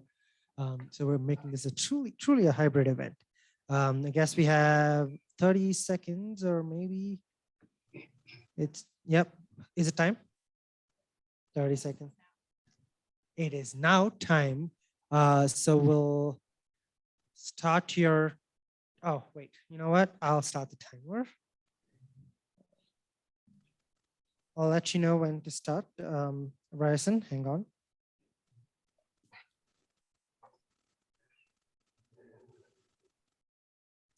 All right, your 8 minutes starts now. Hello, everyone. We are Sprout Building, representing Ryerson University in Toronto, Ontario. The following presentation outlines our design for the construction of a new net zero office building in the downtown Toronto core. So this is the agenda for our presentation covering the main building design aspects of this project. Located in downtown Toronto, Ontario, the site is under Ryerson University ownership. The building lot size is 13,250 square feet, and the location provides access to multiple amenities and transit lines, making it a desirable building site. The design goals for this project were to achieve net zero energy using high performance enclosure designs and having a aesthetically pleasing office building. Sprout Building aimed to foster social interactions and productivity of the building's occupants while giving great consideration to the environmental impact of the building. Some constraints to consider were the climate zone, the pollutants resulting from being in a busy downtown, the cost of high performance buildings, and the site itself, which had limited solar potential due to the surrounding built environment. We have designed a 5-story office building with an area of 70,680 square feet and a projected occupancy of 320 people, which is roughly 220 square feet per person. This allows ample space for comfort and productivity when considering acoustics and ventilation. The planning of this building is done considering the sun path and prevailing wind direction. The main entrance of the building is on the west side, with the important spaces such as office spaces being on the south and north sides and the service area on the east. The first floor of the building is dedicated to retail, the second, third, and fourth floors to office spaces, and the fifth floor is completely dedicated to recreational activities. The first floor retail space has been developed to provide the occupants with a choice of amenities such as restaurants and shops. Glass partition walls were incorporated into the design to allow for natural light in the retail space. Next. The atrium is situated in the center of the building, running east-west, extending the entire height of the structure, allowing abundant natural light and ventilation throughout. The huge circular staircase in the central atrium complements the building's orthogonal geometry and was designed as the building's main focal point. It was important that this building had a very open feel for its occupants with plenty of natural elements. In addition, areas in the building have been designed to foster occupant comfort and privacy by including private breakout areas and pump out spaces overlooking the atrium. The fifth floor was intended to create a hub for socialization and relaxation by designating spaces for a library, yoga, meditation, and green space. The green roof occupies about 40% of the fifth floor, and its design is aimed at increasing occupants' exposure to greenery and social interactions. Occupant comfort was incorporated into the design by elements that promote physical activity, such as the central atrium and the bike storage in the basement. Sorry, can you go back? And fosters physical and mental health by designating spaces for social and recreational activities. The indoor environmental quality was optimized by using high efficiency HVAC systems and indoor lighting. As with any successful building, a great deal of engineering was required to ensure that it will perform to the desired standard. Mass timber was selected as the primary structural material for the many benefits it provides, such as lowering the embodied carbon of the building, its excellent strength to weight ratio. It is largely prefabricated, which allows for faster construction, further reducing the embodied carbon, and the aesthetic it provides improves the occupant experience. The building enclosure was designed based on the perfect wall concept, and all exterior assemblies are vapor open and extremely high performing. Close attention was given to interface details such as parapets and floor intersections to reduce thermal bridging. All glazing in the building is triple glazed, with typical window frames being insulated fiberglass, and the curtain wall system is thermally broken to reduce thermal bridging at the frames. Thermal modeling was carried out using Theramet field assemblies to determine more accurate R values and at interface details to ensure that these details were adequately insulated and protected against thermal bridging. Hydrothermal modeling was carried out using WUFI to ensure that no moisture issues were present in the vapor open enclosure. Based on the office building heating and cooling loads, we decided to use a VRF and ground source heat pump as the heating and cooling system for this project. A closed loop geothermal system with 20 boreholes, each 850 feet deep, was selected and will be connected to a high efficiency ground source heat pump. A dedicated outdoor air system with energy recovery ventilators were also included in the design to provide better indoor air quality and decrease energy consumption. In terms of power generation, based on the height of adjacent buildings, the Sprout building is limited in terms of solar energy production. The roof space was able to generate 64% of the total energy demand of the building. We decided to utilize the Pittman Hall student residence to accommodate the remainder of the energy demand, and it was calculated that this space was able to generate an additional 490,000 kilowatt hours per year for a total of 785,900 kilowatt hours. The surplus energy can be used to power other Ryerson buildings or cycled back into the grid. The water system uses high efficiency toilets and water fixtures, as well as rainwater harvesting and reuse, reducing water consumption by 23% compared to baseline models. Energy Plus was used to perform energy modeling on the proposed building design to determine its EUI and overall performance. The simulation results showed that the EUI of the Sprout building was 25.67 kBTU per foot squared. This graph shows the annual energy use comparison between the baseline and the design building. The energy consumption is reduced in every area of the design model, most notably with heating. The proposed design cost is estimated at approximately 21.5 million with an area cost of $304.86 per square foot. This was cross-referenced with the Canadian cost guide for 5 to 30-story Class A office buildings. The breakdown of the elements can be seen in this table. It was also determined the Sprout building project will see 100% operational savings in natural gas when compared to a baseline building, 170% in electricity due to the PV system, and 23% savings in water consumption. A life cycle assessment was carried out for the envelope and structural materials used in the building as per LEED whole building LCA guidelines.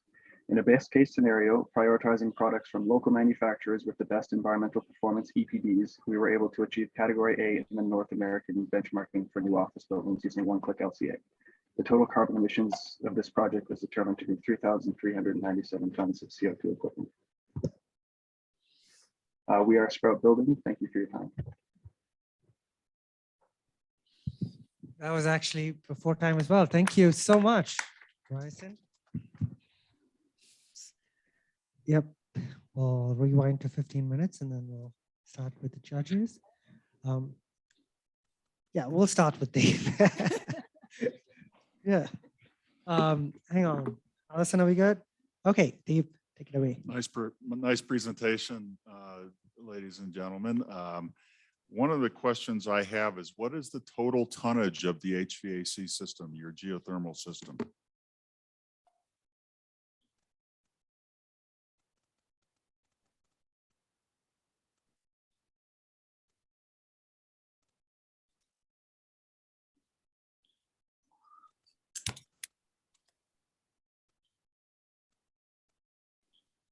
Yang Chao, are you able to answer that? Hello. Do you mind repeat the question again? Yeah. Hello. Yep, we can hear you, Yang Chao. Do you mind repeat the question again? I cannot. Yeah. Hear. What is the total tonnage in thousands of BTUs or just tons of capacity in your geothermal system, your building HVAC system? For the ground, you mean the ground source heat pump? Yes. Ground source heat pump, we sorry, I cannot control it. For the summer, we pump the cooling to the ground and the heating for the winter, and we get the heating for the ground. Sorry, I cannot control it. So Yang Chao, I think the total, the question was, what is the total tonnage? So how much energy does your HVAC system use? Oh, I have one, I cannot allow me to control. I have one. Capacity of the system. Let's move on. Yeah, okay. We can come back to that later, Yang Chao. Yeah, thank you. We'll do Holly next. Yeah, terrific presentation. Very, very completely documented, which I appreciated.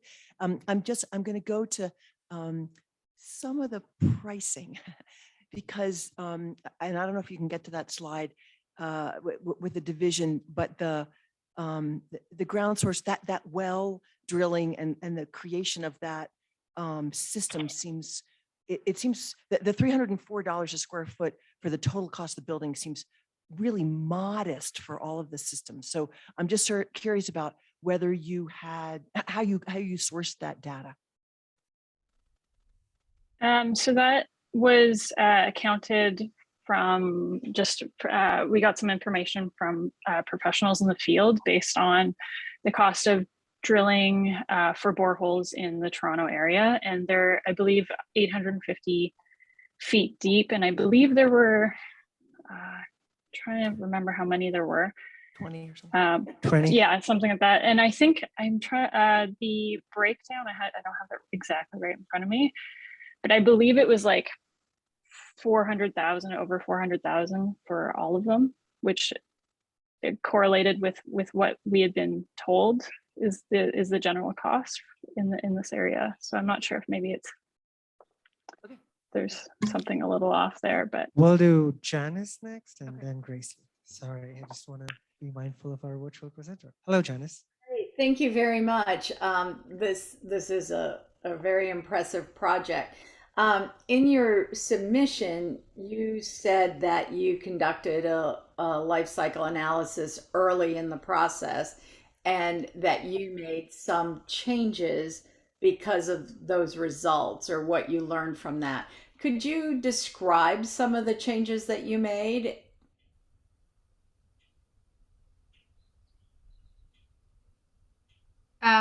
The earlier LCA we did was for like the for separate elements of the building. So it was for the assembly, for the walls, for the roofs, and one of the things that we did was decreasing the XPS amount in our assemblies, so we could like decrease the carbon emissions. And so we have XPS now only in the roof. And is it, Jesse, is it the on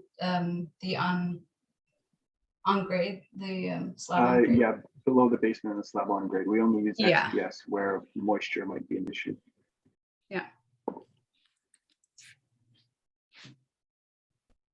Thank you. First, I want to say, I think it was an awesome project. You took care of a lot of details in terms of just designing to passive house standards and then incorporating LEED in it, which gave you a super tight envelope. And I just want to say great job with that. My only question is regards to the Pittman Hall, in terms of the production of the PV. Was there any, in terms of the structural capacity of the roof, because I assume that's where you're putting the PV panels, was there any checks? Were there any checks in that regard?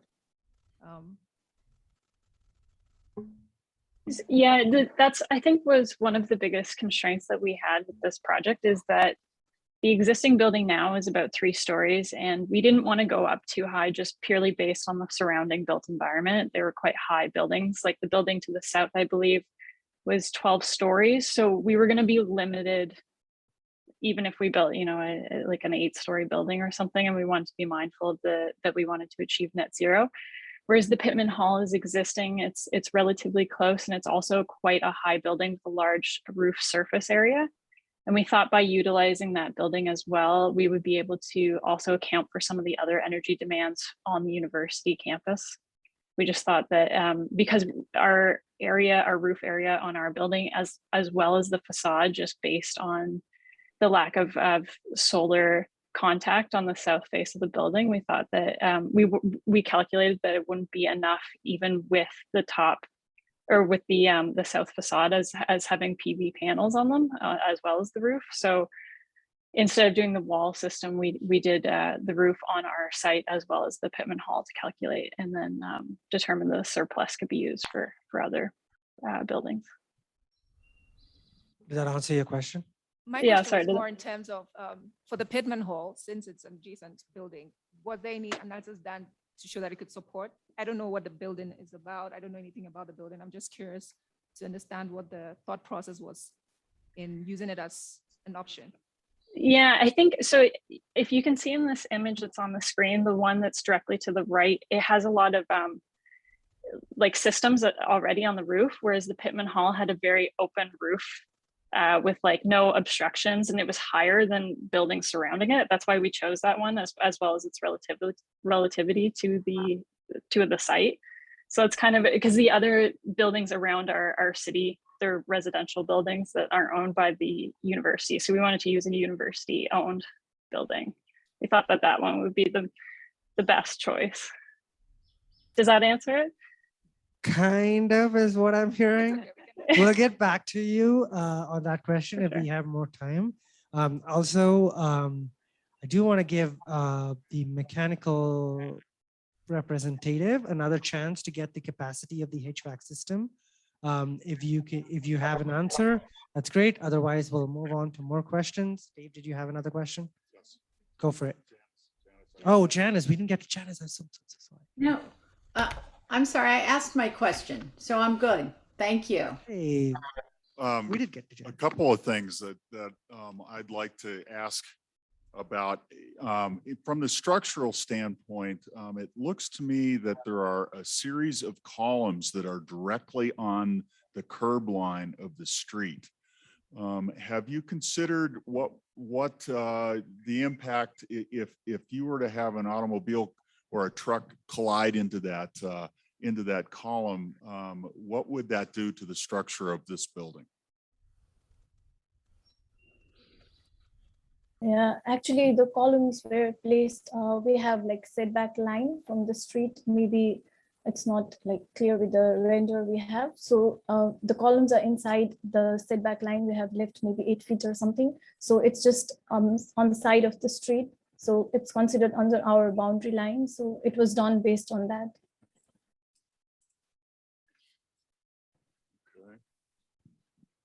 The second question I have is, did you consider the building code requirement that an atrium requires a smoke control system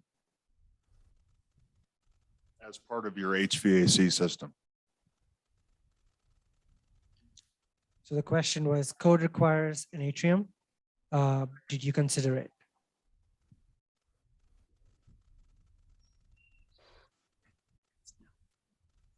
We're moving on because I have a question about the water management system. So we're looking at the diagram right now.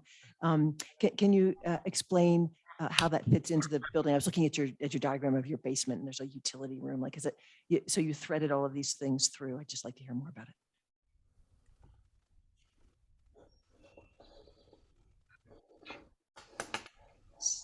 Shristi, do you want to answer that? That's I'm sorry, can I hear the question again? Oh, just tell me a little bit more about the water management system. It looks like you're using a gray water system, and I was just curious about water management, Fatma. Oh, yeah. So we're using that.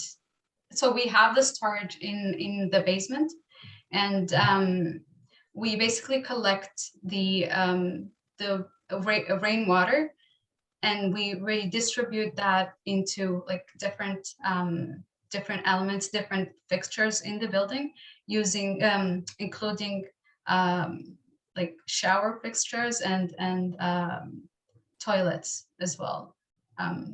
So like, do you have a specific question? Well, just like even the diagram, there's no description of how you're cleaning it, or there can be really complicated processes that go into making sure that it's usable even for gray water. So that's all. We haven't really gone into that detail, to be honest with you, when it comes to, like planning how it's gonna work with the building. But like, we did that general study on how much we can save, how much how it's gonna work with the whole building. Great. All right, thank you. Do we have any more questions virtually or in person? We have a minute, I guess. Okay, so one final programming question. Looks like you created this really open office space. Did you have a user in mind, or is there someone that would end up using, that you know of, that would use the building? Sorry, can you repeat the question? Who did you intend as the user? Who's the end user? End user. For the office spaces. Yep. We designed it as maybe a Ryerson, some distance learning kind of system, so that the more office spaces are over there, and then they would take the classes, or so it's just with the Ryerson thing, it was developed like that. Awesome. That's our 15 minutes. Thank you. Thank you. Well done. Thank you, Ryerson. That was a great presentation. So our next university will be Penn College of Technology. They'll be presenting on site. I don't see them here. Is that Penn College? Nope, it's not. Penn College has another 15 minutes. So our next presentation is at 11:30, and that will end at 12. At 12, I'll be breaking for lunch. You can walk out with me because I don't know where we're going either. I should know, but I don't. We'll just go find it together. Yeah, I just saw someone from, is that the Penn College? Yeah. Yeah, they have time. How are the jurors doing? Good? Are you good? Tired? Oh, Holly, Very yeah, good. someone want a coffee? No? Yeah. I might get my second cup. Not that I don't love what's happening here. Oh, I'm on my God. fourth, Janice. Oh my gosh, Holly. That's why she's so energetic and helpful. Where are you visiting from, Holly? So Janice and I are both from DC. So Oh. I live in Alexandria. I'm not sure Janice lives. Janice, we're gonna have to go to art museums together. I know that was pretty funny that we ended up with the same response. So I'm also very surprised that you two are good friends and a client and an owner. That's awesome. Like, how does that work? It was, and we're still friends even after the project. How about that? That's I like Janice because she uses hyperbole to describe what I did. It's always, much more than I actually did. Well, I mean, look at this building. It's awesome. How could you not use hyperbole? Yeah, I read your bios and it had AGU in both of it. I was like, oh, they must know each other. But yeah. Yes, So as an lucky. architect, I have a question for you, Holly, while we're waiting. As an architect, and I want everyone to hear, so I'm going to use my mic. I will come to you in 3 minutes. As an architect, as an architect, how often do you disagree with engineers? Do you have to answer to the mic? Yeah, I want all the students to hear. So I'm gonna sidestep the question. One of the most exciting meetings I can remember is at my former firm, a group of us were very interested in sustainable design, and we entered a competition for net zero energy townhomes. And we worked with an engineer, and over lunch, on the back of a napkin, he calculated what the water supply to that site would be if we were going to go to net zero water, and started talking about the systems that we would need to use. So I think the most exciting way to work as an architect is to have and I now insist that the engineers be at the table as soon as everyone else is. So integrated design process, right? That's what I wanted to hear. I see Rachel walking in. Hi, Rachel. Virtual presenters. Rachel's here. I don't know why that's important. Oh, okay. That is important because she's waving and jumping. Cool. Oh, hey, can I pose with my victory sign? Oh, cool. I was also going to take a selfie with all of us. We'll get to that next time. Did you have anything to say?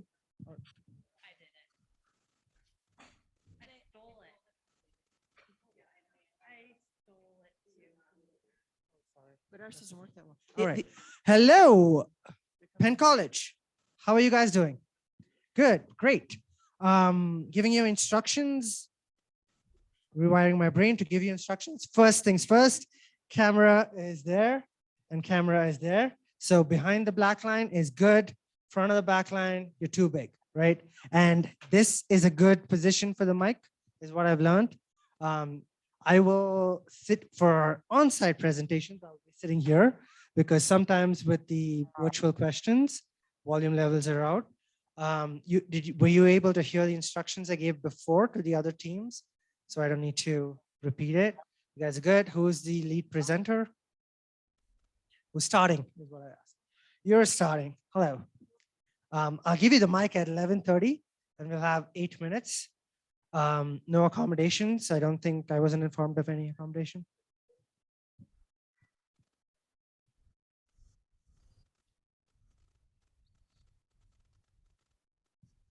Do you want to use the stand?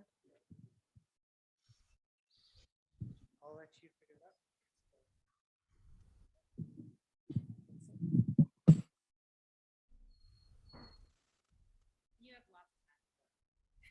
So there's a second part of the answer. Okay, I just don't want to When start we did talking. engineering, they actually let us have a whole research program. So we worked with an engineering white papers.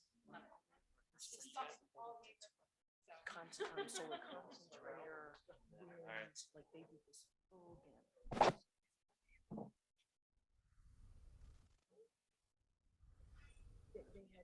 You're not. You gotta be a little for your dance number. You gotta.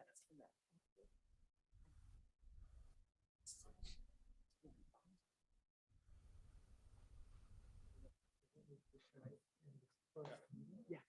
Thank you. I loved it when the architects had some fire emojis because that was like, but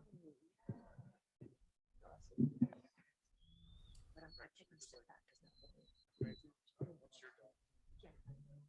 Yeah.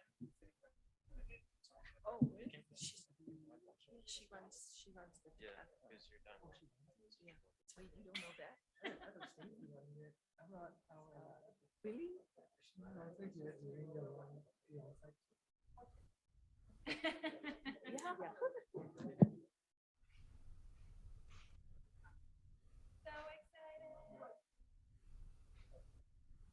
Oh, no. She's a dear friend. She's funny. Well, to perfection. Not what.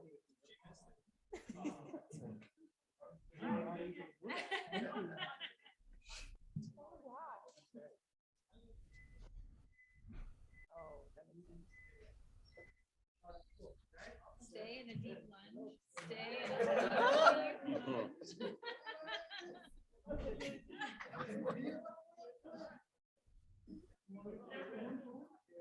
Hey. Oh my gosh. Oh my gosh. That might be fun.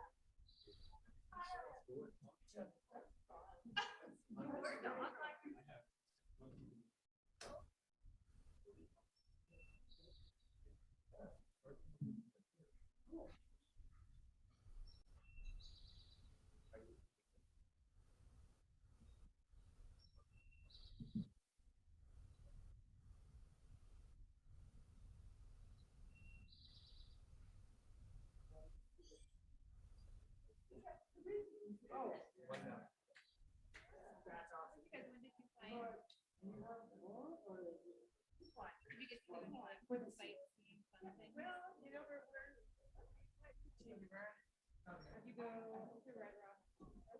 5 minutes to go to Penn College presenting.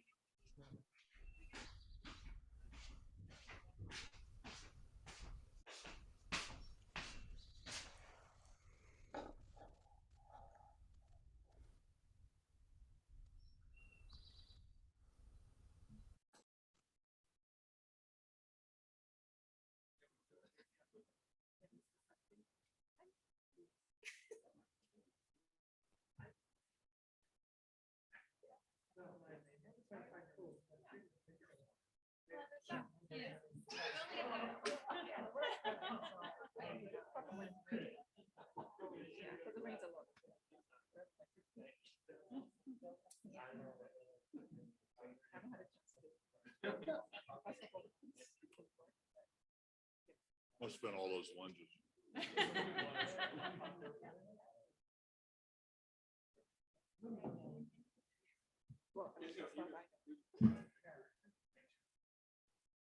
Isn't there a couple campuses? Isn't there one in Chicago and one? No, I mean, just the one in Chicago. Okay. For some reason, I thought there was one downstate too. Yeah, they moved it. Okay, that's it. Yeah. I mean, that was.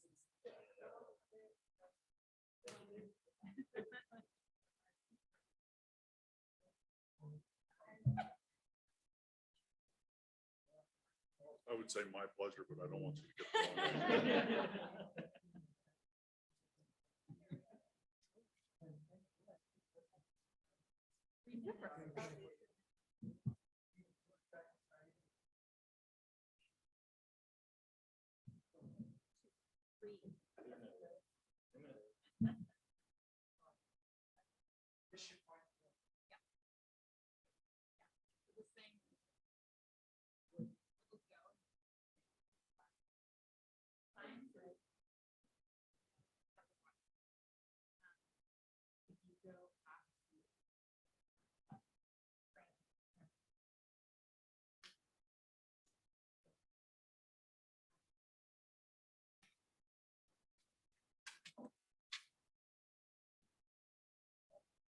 never had even one set that up. I know, we haven't had to do it.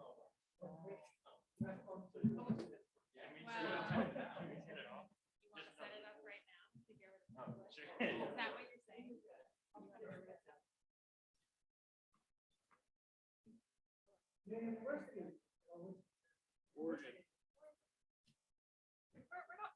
They're our friends. They're our friends.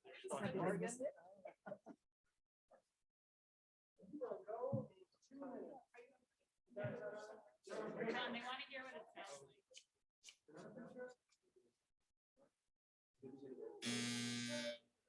So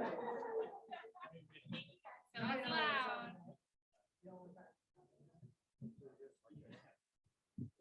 Minute and a half. And I'm going to take the mic.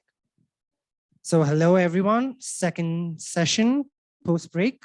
Our last presentation for this session is going to be Penn College. Alejandro, I'll hand the mic over to you in a minute. 8 minutes, timer is there. Stay behind this line. I'm going to check in with Janice. Are we good to go? Perfect. I see the thumbs up. Jurors on site. Are we good to go? See thumbs up. We have cameras out, so smile, guys. Someone's with their camera. How many minutes do we have? If you want to start, you can start.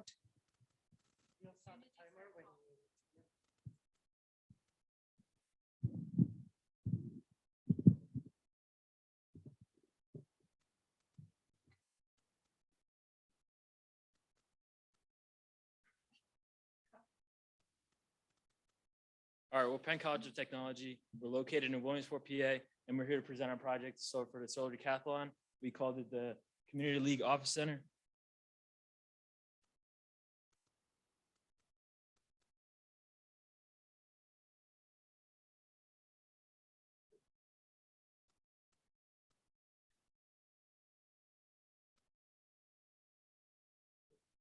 All right, our story starts with the partnering up with the Community Theater League.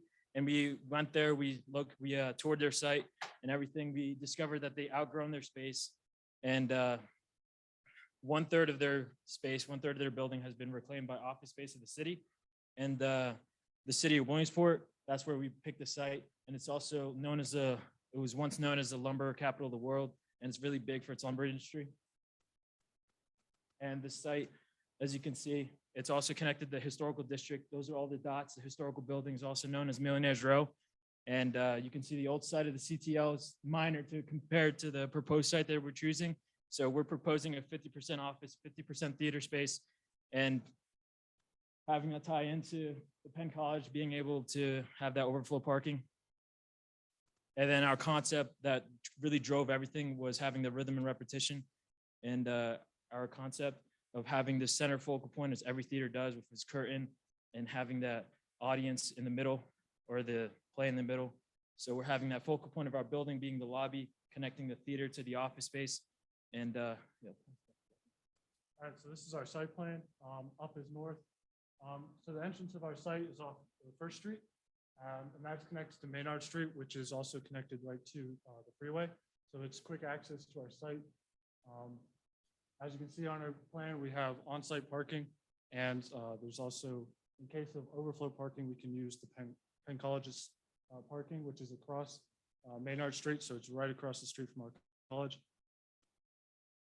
Into our floor plan here, in green or in orange is our lobby, and then in green is the office, and then in blue is the theater. So in our office space, we have a community office space, and we also have sizes of office spaces ranging from small to large.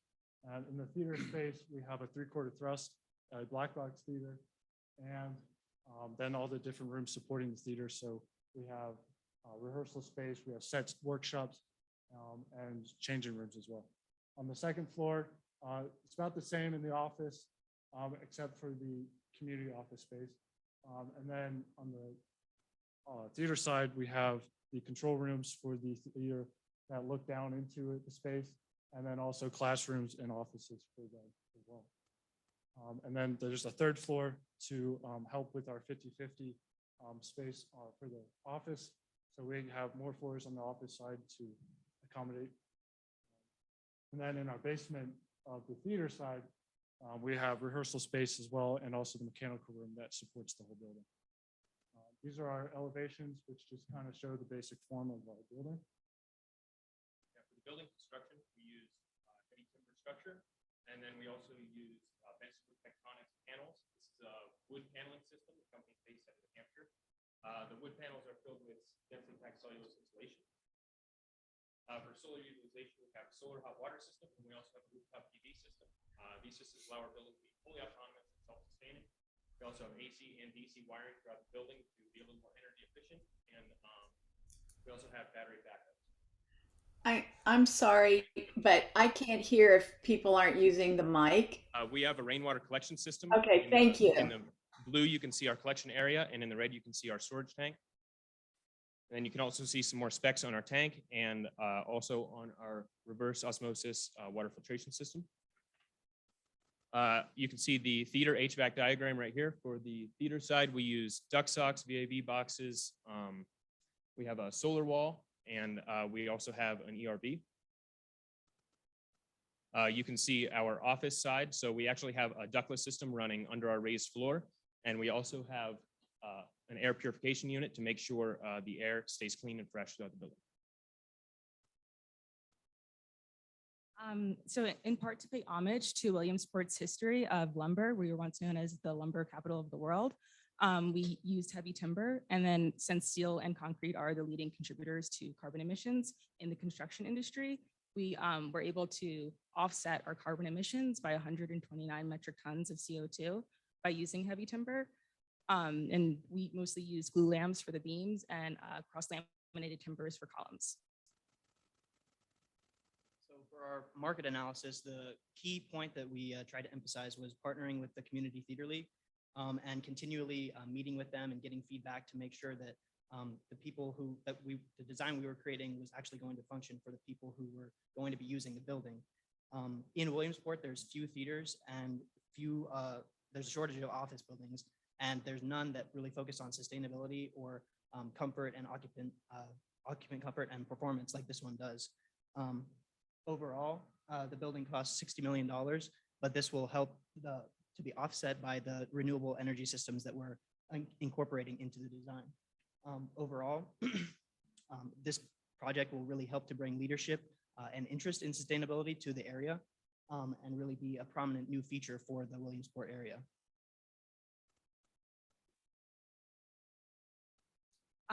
So after implementing our passive systems and reducing our energy loads as much as possible, we ran an EUI of 40. And then after implementing our PV system, we were able to get our EUI down to -3.8. And we were able to get our electricity bill from $143,000 to -$13,000. So here you can see a rendering. This is the main approach to our site from First Street. So you can see here our kind of undulating form curtain element that connects our two different use groups of the building together and brings that reminder and homage of a curtain in a theater to our project. Here you can see an aerial image of the site, and you can see how we try to respect the scale of the neighborhood that's directly across. And here is the south facade, and you can see here our solar walls. And on the south facade, this curtain element acts as a shading device for the curtain glazing that's behind it in the lobby. This is an interior office space. This is our community shared space. So you can kind of get a feel for the occupant experience here and the atmosphere with the natural living green walls and exposed heavy timber. And it helps to provide a light, natural, airy feel. This is the theater space. So the main thing that the Community Theater League wanted to emphasize with this was having the thrust stage and increased seating in the front row, in the front to increase the occupant experience. This is the full Solar Decathlon team that we had, as you can see on the screen. And we just want to pay thanks to Ms. Garing for being our faculty lead, the CTL Community Theater League, and Jonathan Wong for being our mentor and helping us out, guiding us to achieve the best. Good.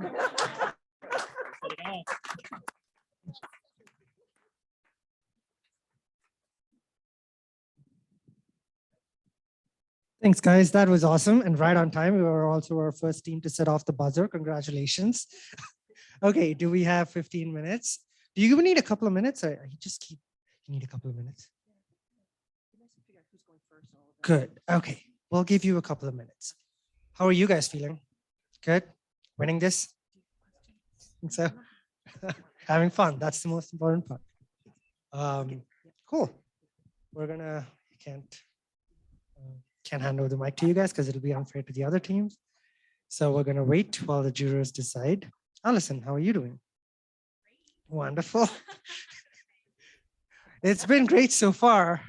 I learned who my boss was. That's what today. So kind of, okay, you know, so it's revelations. I'm like, oh, cool. I work for you. Great. Yeah.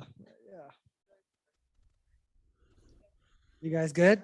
We'll start with, I do want to offer up a chance to Janice first. Janice, if you had a question, you can unmute yourself. Sure. We can't see you yet, but we will be able to see you shortly. Okay. Hopefully. Yes. All right. It's great. This was a great presentation, and I was very, very impressed by this project. As an owner and occupant of a net zero energy building, I really liked that you worked with a client and included their specs and desires into your design decisions. I want to probe a little bit more about how you made those decisions. You mentioned at one point that you're going to use LED lighting for the theater, which is apparently an innovation. I don't know much about theater lighting, but how, given that, and you're willing to go there with your clients on that, what other innovations did you incorporate, or did you lean into proven strategies to get to net zero energy and to get to this beautiful design? So how did you balance that out? Going overall the wellness of the people, focusing on that, and also the other sustainable strategies such as the solar, and as we had the solar wall on the one side and the glazing and optimizing the daylighting in the building. And that's probably the most focal points, and having the efficiency and the electricity in the building. Oh. Okay, that's okay. I see you. That's fine. And I hear you, more importantly. Thank you. Hi. So I have a question in regards to the facade. I'm just trying to understand where everything goes, because there's a lot. You have the solar walls, you have the PV system, you have the tectonics prefabricated panels. Can you just walk me through the facade and where everything goes? Okay, so on the ceiling, or not the ceiling, the roof, it was just not in the imagery. On the roof of the building, there would be a solar panel, an array system. We have it on the site plan. It's like you can see the type of array system that they would have on the building, similar to that. And the facade that we used was a type of, the facade that we used was this louver system, and that's kind of more emphasized on the center part of the lobby to also allow daylighting, but not too much daylighting. Did I answer your question? Kind of. Can you just go around the building, like literally, Oh. go to an elevation site? Here's Yes, this, I'm sure. here's Yes, this. Oh, okay. Yeah. Yeah. Yeah, yeah, okay. yeah, it's So here we go. There's louvers right here. Mainly focused, but there's also louvers along the minor windows that we have on the building. But it's mainly just focused on the centerpiece. And the materiality that we used was wooden paneling and a bunch of cross-laminated timber as a structure. So those are the Benson panels. Yes, yeah, everything other than this center glazing is that the Benson wood tectonics panels. Okay, and you have the solar, where are the solar panels? The solar wall, Yeah, the solar wall is on the south side of the building. These are the solar wall systems right here. and they're fixed on the Benson wood tectonic panels. Okay. We're just changing the order up. Sorry. Yeah, nice presentation, guys and gals. Thank you. Um, Thank you. one of the questions I have is the solar wall that you've got along in sections there on the south exposure. How are you coupling that with your HVAC? How do you distribute that in the building? So the air runs into that solar wall and is heated up on the facade of the building by the sunlight, and it rises up and goes into the ERB and makes its way into the air handler, and then it's distributed throughout the building. So on your plan there, on your plan, there's something on the roof behind each of those solar walls. Is that the ERV that you're talking about, or are the ERVs in those air handlers that are roof mounted?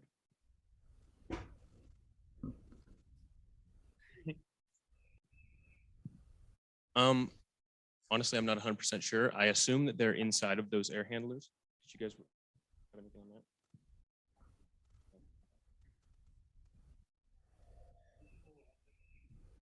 that? Okay. I'm still curious about this louvered system and how it gets, because it appears to, in your plans, it sort of floats, right? It sort of, you have this bar that's a couple of stories, and then you have this curvy thing. So how is it supported? What's it connected to? What is that space between the bar and the curvy thing? I love the curvy thing, by the way. Thank you. Thank you. It is a space between, as you enter the building, it's kind of like that storefront, like the most iconic part of our building. So as you enter that, that's what the first thing you see. And you go inside, you can see that from the inside too. The interior is just curtain glazing. So I can't reach up there, but the full right there, that's just curtain. And so you can see the exterior. And so that would be like unconditioned space in there. And is it like a curtain wall system? Is it? So it would be like the wooden pieces coming down, and it would be attached to like a steel structure underneath. So there's slats? It's it's porous? Yeah. So Okay. it's just individual. It's just a strips of screen. wood Okay. coming- Sorry about that. I just could not get into my head.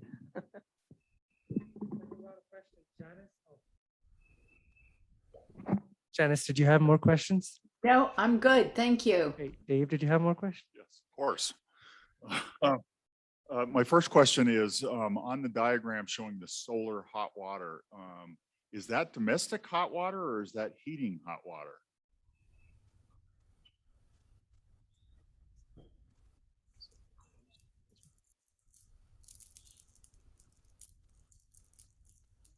It's domestic, so it's making hot water for the sinks and kitchen and Yes. what have you. Okay, very good.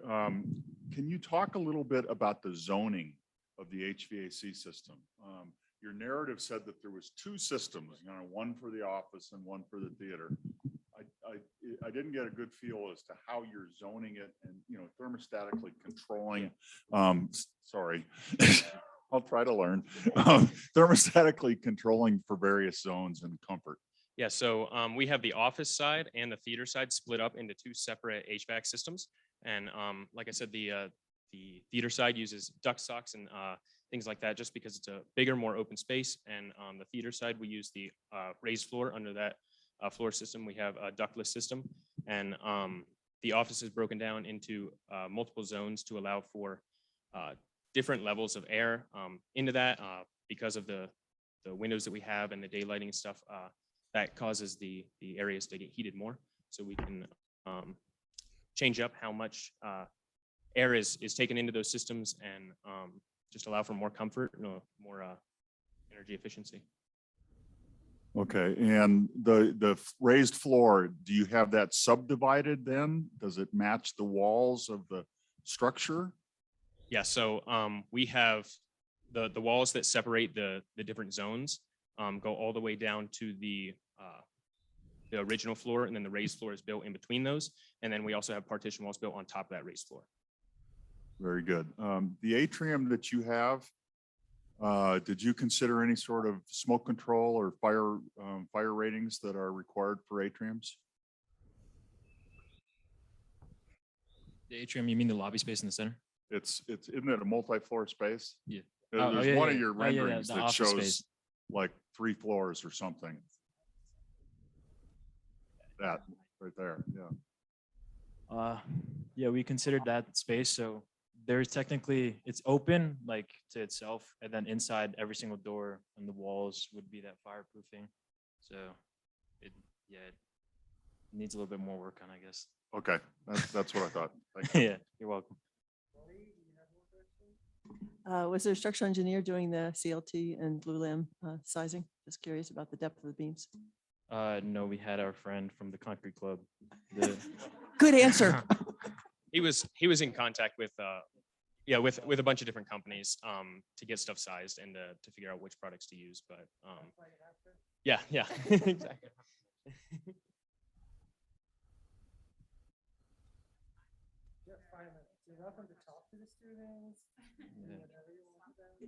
What those rooftop units that are on your renderings, what are those? Are they packaged HVAC units or are they DOAS units? I didn't see packaged, yeah. anything like in the narrative that really I thought we described mentioned it, but yeah, they're packaged VAVs. Yeah. packaged VAV. Yeah. So heating, gas fired, No, everything should be electric, I believe. electric. Okay. Do you know what the total tonnage of your building is? Not off my head, no, sorry. Speak a little, yeah, sorry.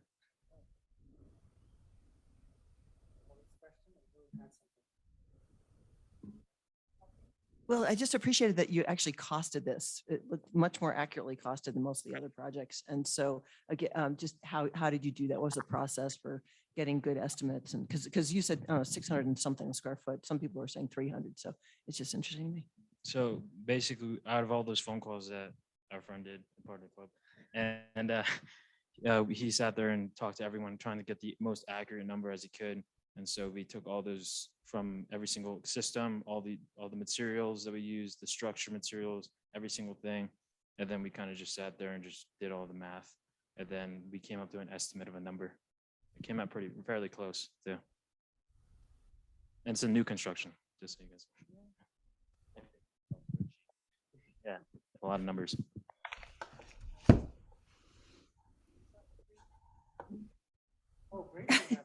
Yeah, one more question. So there is no, apart from the entrance or where we have the screen on the south facade, there's no glazing at all on that facade?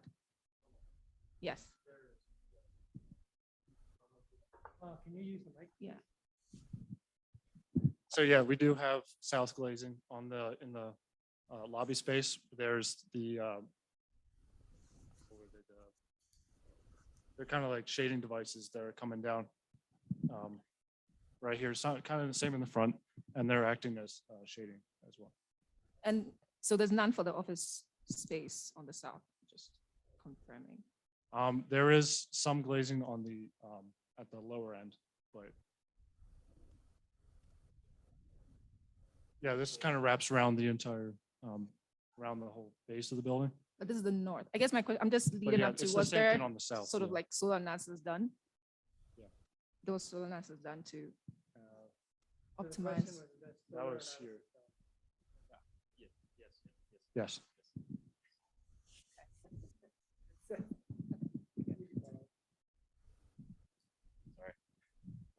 So my last question is, did you guys contemplate opening your center area roof up to the local skateboarding community?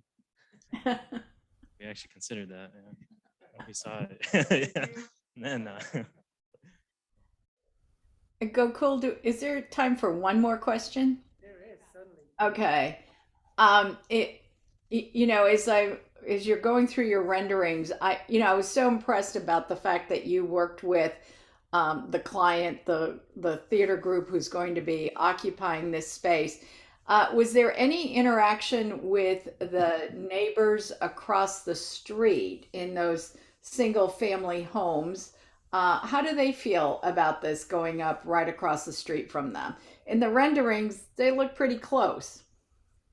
oh, that was the one people we actually didn't contact. And as David was saying, it was more respecting the height. So we could have just stacked everything up. So we respected the height of them, and also adding an additional aesthetic to that main facade. It's also, the residents Residential is just on the edge. It's actually a part of a larger industrial area. So you do see the single family residences, but it's actually right next to the school and right next to other like big industrial spaces. Okay, thanks. And Oh, I'm sorry. More. Tell me more. I was just gonna the current site is actually an abandoned old industrial site, and it's pretty bad looking. And so I personally feel like it would be a major upgrade to have something like this in your front lawn versus an old warehouse and some rundown property. Great. Thank you. Thank you. That is time, sorry. Jurors, you had more questions. Thank you. Yep, that was a great presentation. So, fun part, we have lunch next at, oh, well, we can all disperse now too, at 12. Universities, do you know where you're going for lunch? I believe it's the cafe. Walk straight across. Jurors, we're either going to the cafe. Oh, no, we're not going to the cafe. We're just walking over. Wonderful, great, cool. Yeah, Janice, you can join us for lunch too. We'd love for you to take a flight and come here and join us for lunch. I would love to be with you. When Oh, I do didn't hear you. start back up again? 1:30. We have half an hour. Okay, perfect. An hour and a half, I think. Hour and a half, because our Oh. next presentation is, they didn't submit. Yep. So 1:30 is when we're back next. Okay, 1:30 Mountain, so 3:30 Eastern. 3:30 my time. Thank you. Yeah.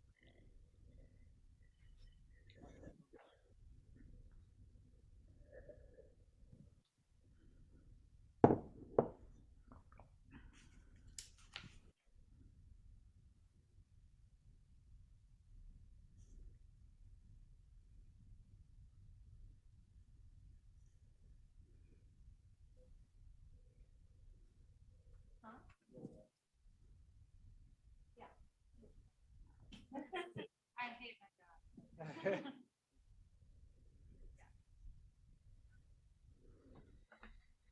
So we're just, and we're like.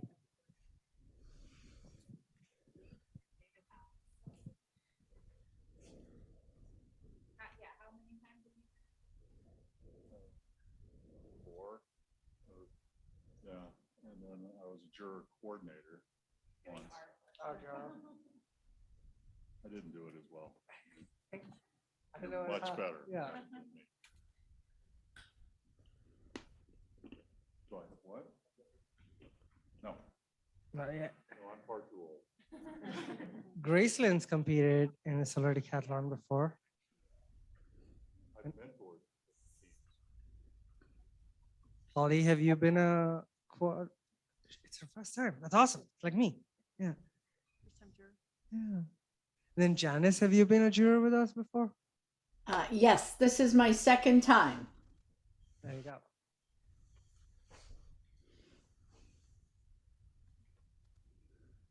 Nope.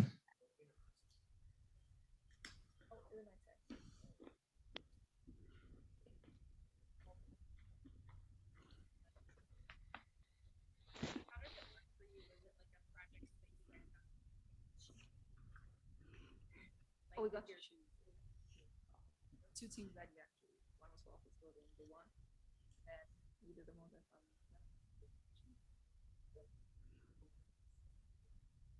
Yeah, it was a class. I guess you could call it a student class, but yeah, we had a class for it. So That's when we try to do everything.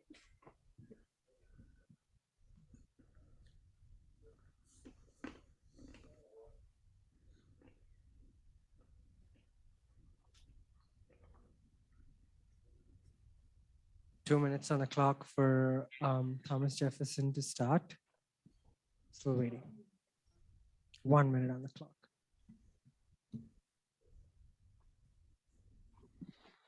Derek, can you make sure one more time that you can control the screen? Yep. Perfect. Thank you.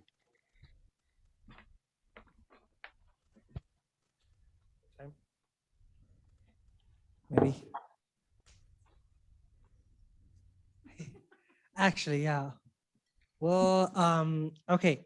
So I guess, do you have the timer? Oh, no. Well,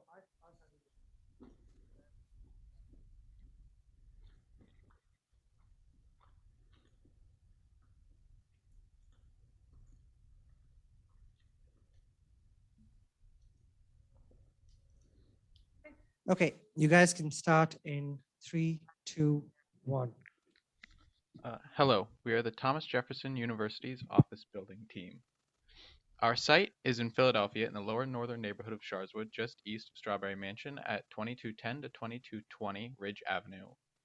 Sharswood, the neighborhood of Sharswood is currently suffering from attacks of systemic racism and gentrifying real estate development. And there's a lot more going on that I'm unable to articulate in this allotted time, but with 60% of the neighborhood being renters and more than 1,300 vacant properties, it's a clear demonstration of an unhealthy system. The project statement we created is to create opportunities for a healthy working environment, community collaboration, and distribution of goods and services in a way that Lower North Philadelphia can sustainably develop and grow while strengthening the residents in the community so that the city's quality of life can be improved and maintained while simultaneously serving as a precedent for actualizing interaction in urban settings. This diagram was created after our initial meeting with our stakeholders, which then sparked our relationship with them. Along with the collaborative design, we hope to create a regenerative system within Sharswood. Our architecture and program began with our project goals, which were centered around the community, culture, and context, net positive energy, air, water, and occupant experience. Our form generation began with a site mass, which we cut to the optimal 42-degree angle for direct southern exposure. Further cutting maximized this exposure and reduced shadows on the site, while lastly, balconies provided both dynamic shading and light bouncing properties. The stakeholders and community were the primary influences of the architectural program that was integrated in the form. The primary focus of this program was the community commercial space on the ground floor, the LNP CDC offices on the second floor, and additional apartments for revenue on the third. And here we have displayed a view of our reclaimed wooden slat scrim along the north facing facade, as well as a view of our south facing balconies. Along with the open seating spaces, the southern space allows for open community interactions.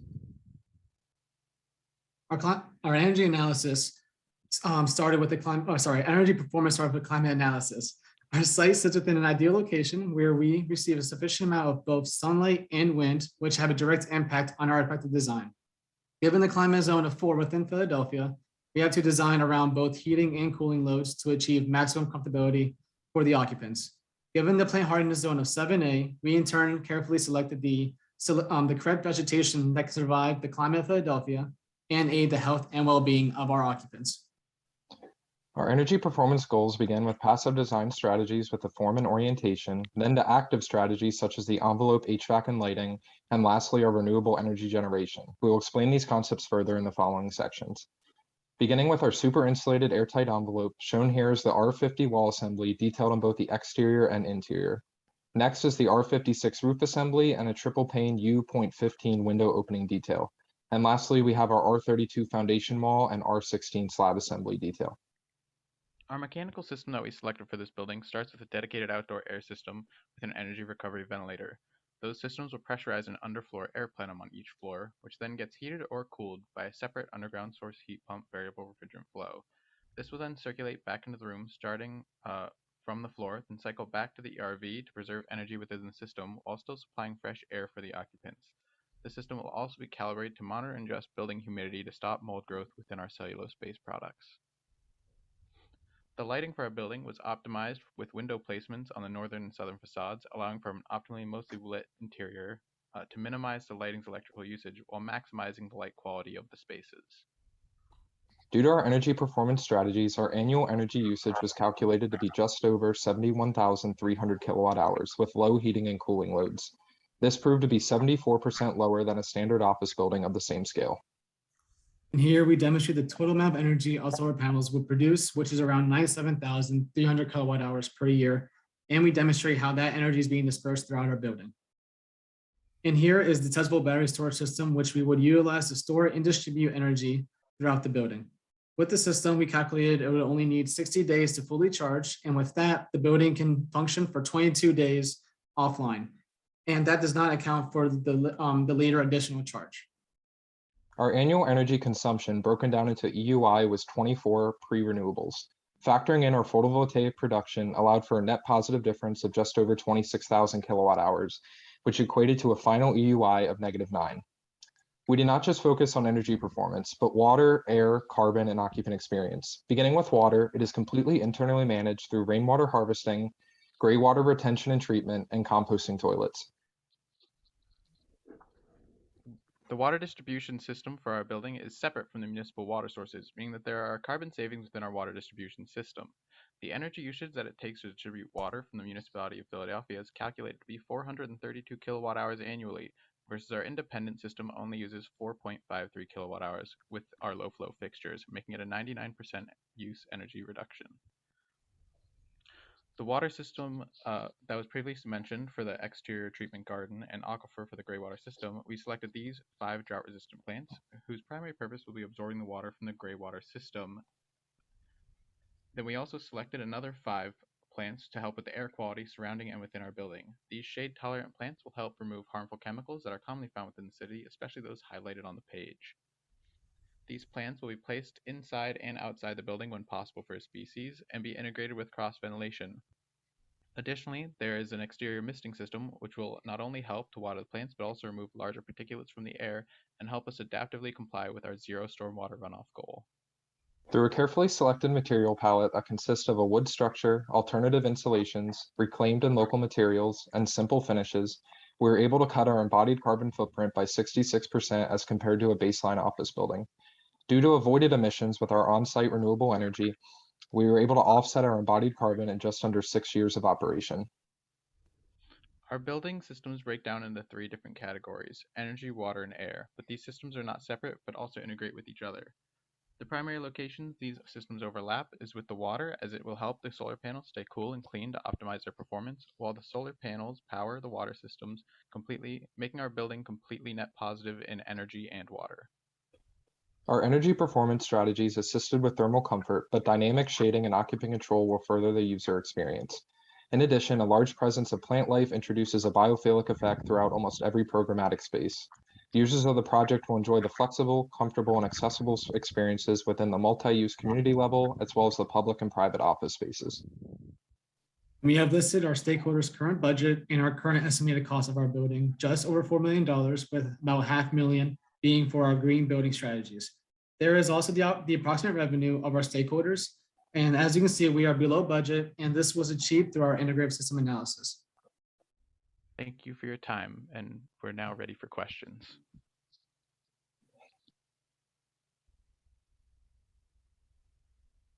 That was great, Thomas Jefferson, under time too, so amazing, thanks. I'll start the clock for you guys. Oops, no, you're totally fine. Our camera, well, they finished their presentation too, looks like. So 15 minutes. We'll do Holly first this time. So go for it. Yep. I'm a little bit curious about the plant systems and if you researched it or could measure how they were taking purifying the air, and also whether it was a system that you were integrating to have the plants kind of mounted the way they are. And I'll just be specific. I'm a little skeptical about the maintenance of them and just about the way that they sit in those panels high in the air. So the panels in the air, well, obviously the maintenance for them would have to be something that's addressed with the building, but they would primarily just need watering, maintenance wise. They would have UV lights also that are uplights within there as well to provide a little bit of additional solar or radiation energy for the plants. Um, yeah.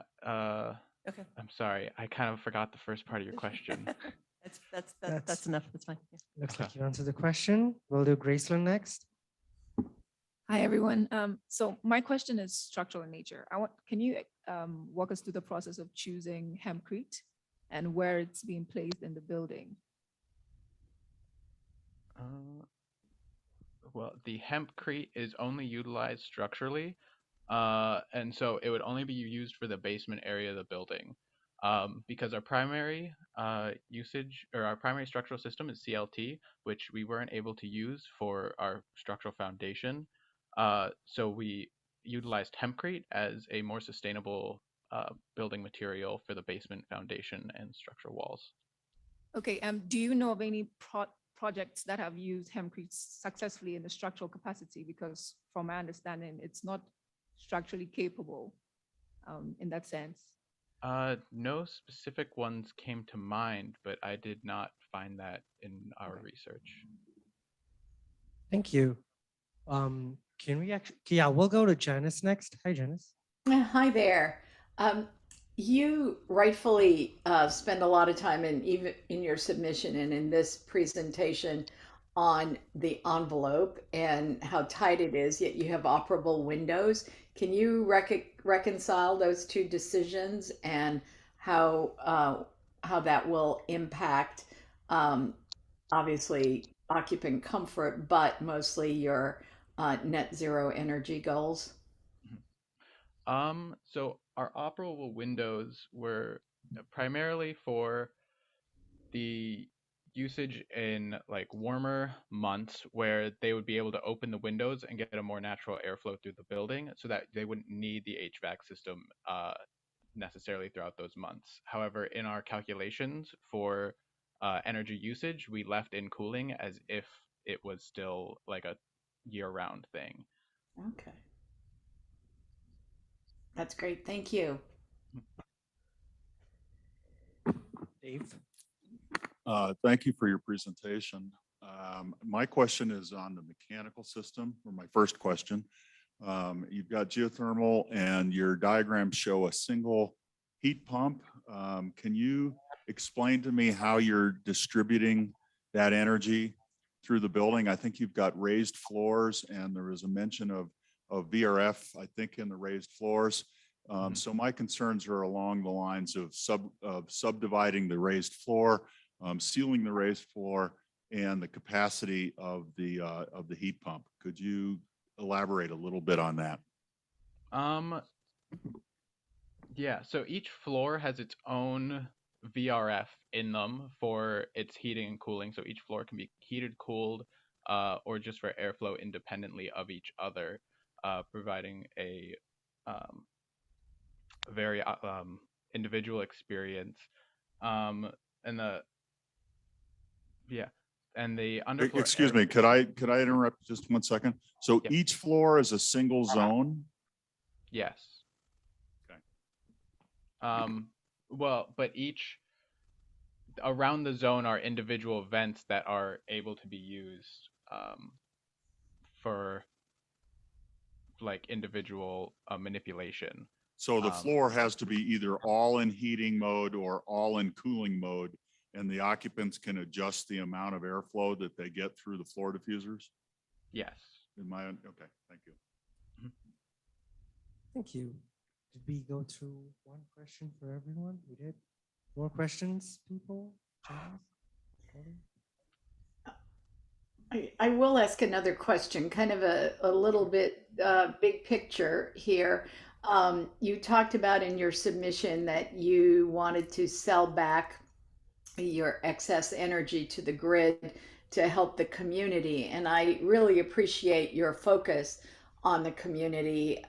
Clearly, it would get a significant shot in the arm from a development like this, but you know, the grid's a big thing, right? So how do you how can you make the claim that it would benefit your community when it just goes back into the grid? Is there some kind of special arrangement or some subzone or something that you can direct it to?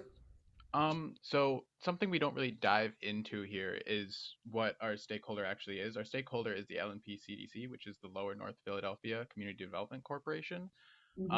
So what would be happening is they would be, when they sell energy back to the grid, they could give that money to the people that they are helping, whoever's in need. But the larger goal for them as a whole is helping add solar panels onto homes in the area. So it's kind of like a twofold thing. That's great. Well, thank you for explaining that. I'm curious about the architectural integration of all of these elements. So simple things like the floor to floor height, the depth of the there's probably not CLT, but glue lam beams, and then your raised floor, how all of those things get put together. Wyatt will answer CLT, but yeah, I'll let Wyatt answer CLT question at least. Eric, can you just go to the wall assembly details, for example? Can you I guess I'm not sure what exactly your question is. I guess, yeah. So just simple things like the amount of space it takes to do the raised floor, the floor to floor height, the depth of the beams, you know, what your overall kind of building size is, just that kind of, that slice of how all those things literally get put together, and sort of if what, you know, how what the ceiling height is, that sort of thing. Sure. So I guess the detail on the right would be the most helpful one here. So we have CLT floor assemblies with the glue lam posts and beams. The CLT floor slabs are 12 foot from face to face, from, you know, like top to top, floor to floor. And then the raised floor system is raised up about a foot. But then we don't have any finished ceiling or anything coming any lower. So they still have, I think it was just over 8'6" of ceiling height to the CLT. And even with the beams coming down, it's still, or I think it's 8'6" to the beams and then 9 foot something to the bottom of the CLT slab. So yeah, it was a little tough, but then we did, you know, working out these details, we were able to get all those systems to integrate nicely. Good answer. Do you have a feel for your total tonnage of your HVAC system? Are you talking how much energy our HVAC system uses? Well, that's secondary, but how many? What's the capacity of the system? Like how much? How many tons? How many BTUs? BTU. Oh, like energy. It. Here, Derek, go to the energy breakdown slide. One back. There you go. So our heating and cooling do contribute about 30,000 kilowatt hours annually in this system. I would have to do a quick conversion to get that into BTUs, but I don't know if that helps translate your question. That tells me how much energy the system is using for annually, but it doesn't give me a feel for it. Is this a 10-ton heat pump? Is it a 20-ton heat pump? It's more of a mechanical, you know, capacity question. Did you guys consider sizing is another way to put it? Oh, that is something we had difficulty doing. We did not end up getting a partner to help us size, so a lot of our estimation was based off of ranging from 3 separate systems that we don't know the actual size of. Okay, thank you. One other question that kind of keys off of one of Holly's first question, and that is the thing that I kept thinking about. As much as I like the appearance of the light fixtures with the plants in them, I'm wondering how the plants, when you water the plants, how that interacts with the electricity that's running the light fixtures. And what happens if, I mean, in my house, the light fixture or the plants from time to time always get overwatered. And I'm just wondering if there's some safety feature in that that would prevent that, the interaction of those two elements. I mean, it's a custom system that we're describing, but what could happen is separate breakers on these pieces or fuses, so that if something does go wrong, it doesn't affect everything in its entirety. It's just select those lights. But hopefully with good waterproofing and careful management, it's not a problem they run into. Yeah, it would be kind of like a custom little like trough detail of these ceiling clouds, if you will, something that, something along that lines that would be kind of pretty separated and pretty sealed off from the actual light fixtures below. Okay, very good. There are studies about which plants are the best, and I know you highlighted like benzene and something else. So did you go to like an NREL or that kind of some kind of report that told you these are the best plants for that? And was that also true of the exterior plants? Because not all of them are native species. You know, a couple of them, like the daylilies, aren't native. So I was just curious about why you didn't go with all native while you're at it. Yeah, that was exactly why we were sourcing from what is best, not necessarily what is local in the area, which was fine for the exterior in our minds, because for a gray water system, they need to be in their own self-contained like planter, essentially, so that there really is no like, they're basically in their own controlled little environment of soil. So one other question about the gray water system. Typically, if you are creating your own water through reuse, you become a utility, right? You actually have to be your own utility. Did you have any discussions with the local water authority about what effort that would take? Actually, right now in Philadelphia, gray water usage, or like making a building 100% use its own like gray water and everything, is not actually legal in Philadelphia. Yeah. So to start out with, the building would actually have to start on municipal water. Yeah. However, hopefully through legislative change or just adjustments to the code, we would be able to function or switch into that. You'd have to break the law, right? Yes. I love the misting system. How do you control the system on the solar collectors in terms of cleaning the solar collectors? Is there any sort of control that tells the system that it's time to turn on, or is it just an automatic, you're spraying water on them every day? It's primarily based around excess water that we have in our system. So like if the system's empty, it's not going to draw water and spray, but it would most likely be on a timer for when it does have too much water. So surplus water is what you're putting on the panels and the Correct. plants. Very good. One more minute. Go for it. So we didn't really focus on your interaction with this client. That sounded really powerful. So can you just say a few more things about how that worked and how the building even was designed to answer what they needed? Sure. Yes. Oh, go ahead. Sorry, sorry. Yeah, so we actually started working with them back in September and October, and we had pretty much bi-weekly meetings with them, where we went over anything from floor plans to the facades to you know, even little tiny tweaks such as furniture and stuff like that.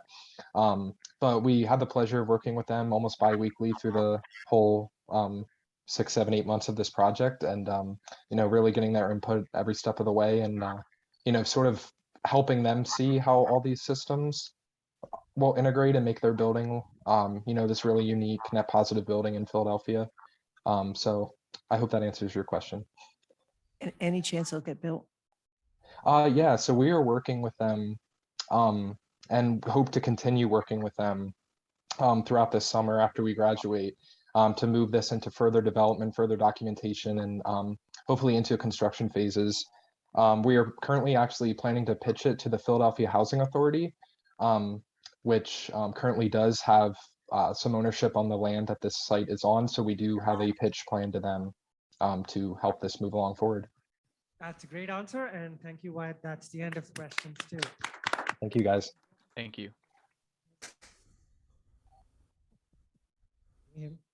Yeah, you're kind of not as loud as you used to be. Because I need to make myself louder.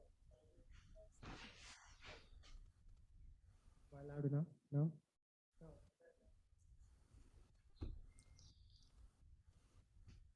Am I loud enough now? Okay, great, Yes. wonderful. Better. Glad we figured that out. Okay, next university is Ball State. Are you here? Awesome, welcome. How are you guys feeling? Wonderful. So is it the two of you? Okay. So we'll get started at 2 p.m. Mountain. So you have 5 minutes. I'm gonna give you some instructions. So black line here. You want to stay behind the line for you to be on the camera. Don't want to go forward.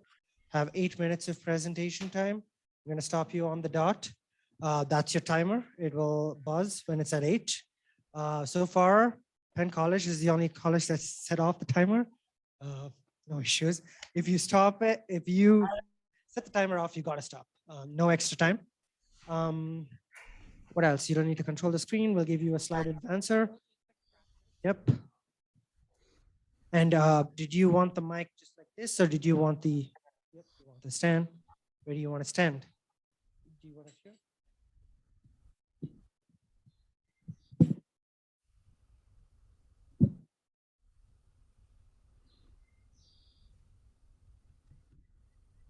It's right to left, right?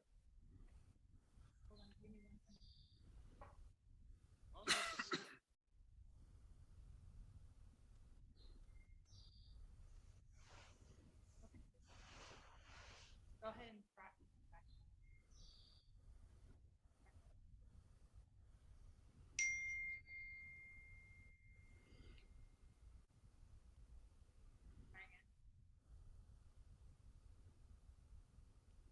Yep. That's enough of a spoiler for now. Okay.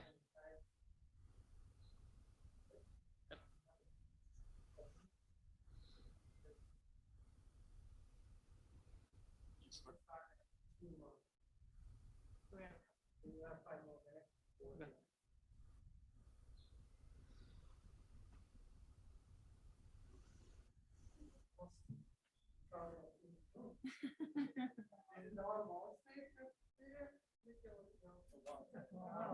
Moral support. Yes.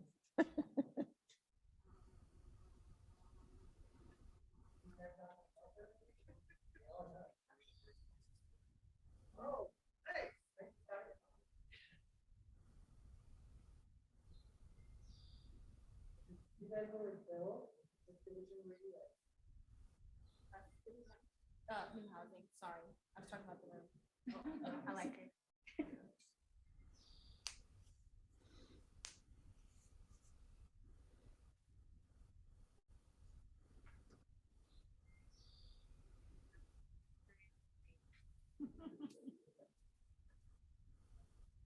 You guys got full house.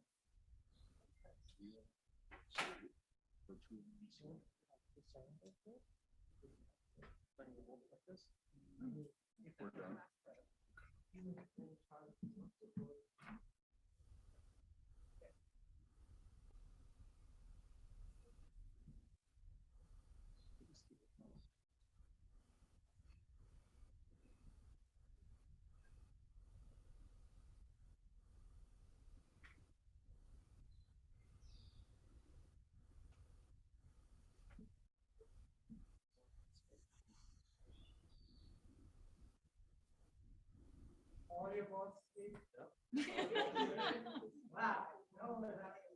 Standing ovation. The funny thing is, this morning we had both of you, but like we didn't have a work. They gave our space to someone else, and now we actually have people. Sorry, you guys have to stand.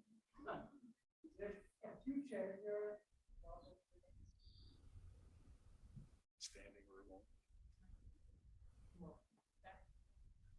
It's like on a playoff game. Can't sit down.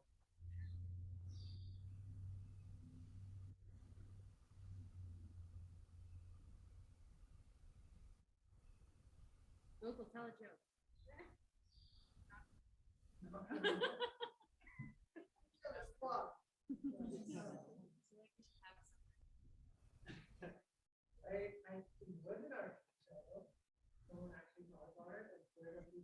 Oh, really?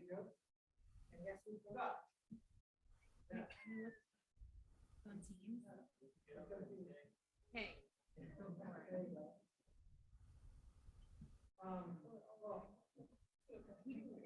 can start. We got 1 more minute. Yeah. But who's counting?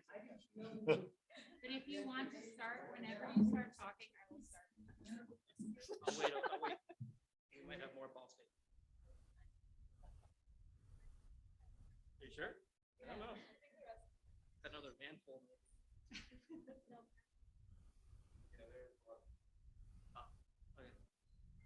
Right.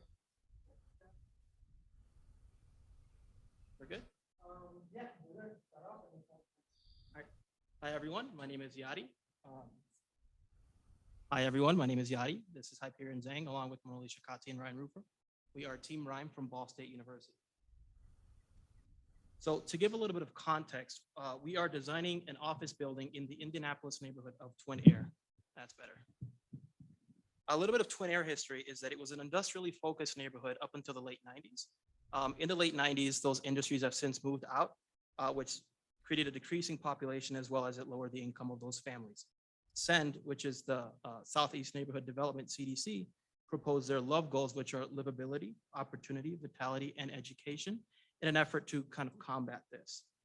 They seek and need to create more skilled trades jobs. So we are providing opportunities for the community, as well as we also address their needs while creating a memorable landmark.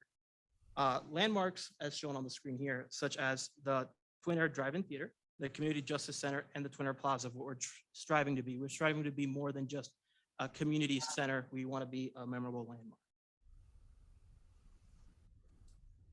Quick note on this slide is that north will be to the right, just to kind of orient you guys. This is done intentionally. This is because of the odd proportions of the site.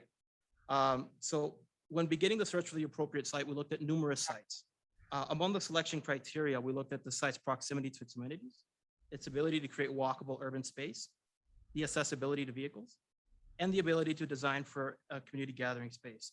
Taking all those into account, we chose the site that is outlined in red on the screen right now. Not only is it on the center of the screen, but it's also in the center of Twin Air. So you have all these neighborhoods kind of wrapping around the site. So not only are we creating a community gathering space, as mentioned before, but we're also injecting life into this neighborhood.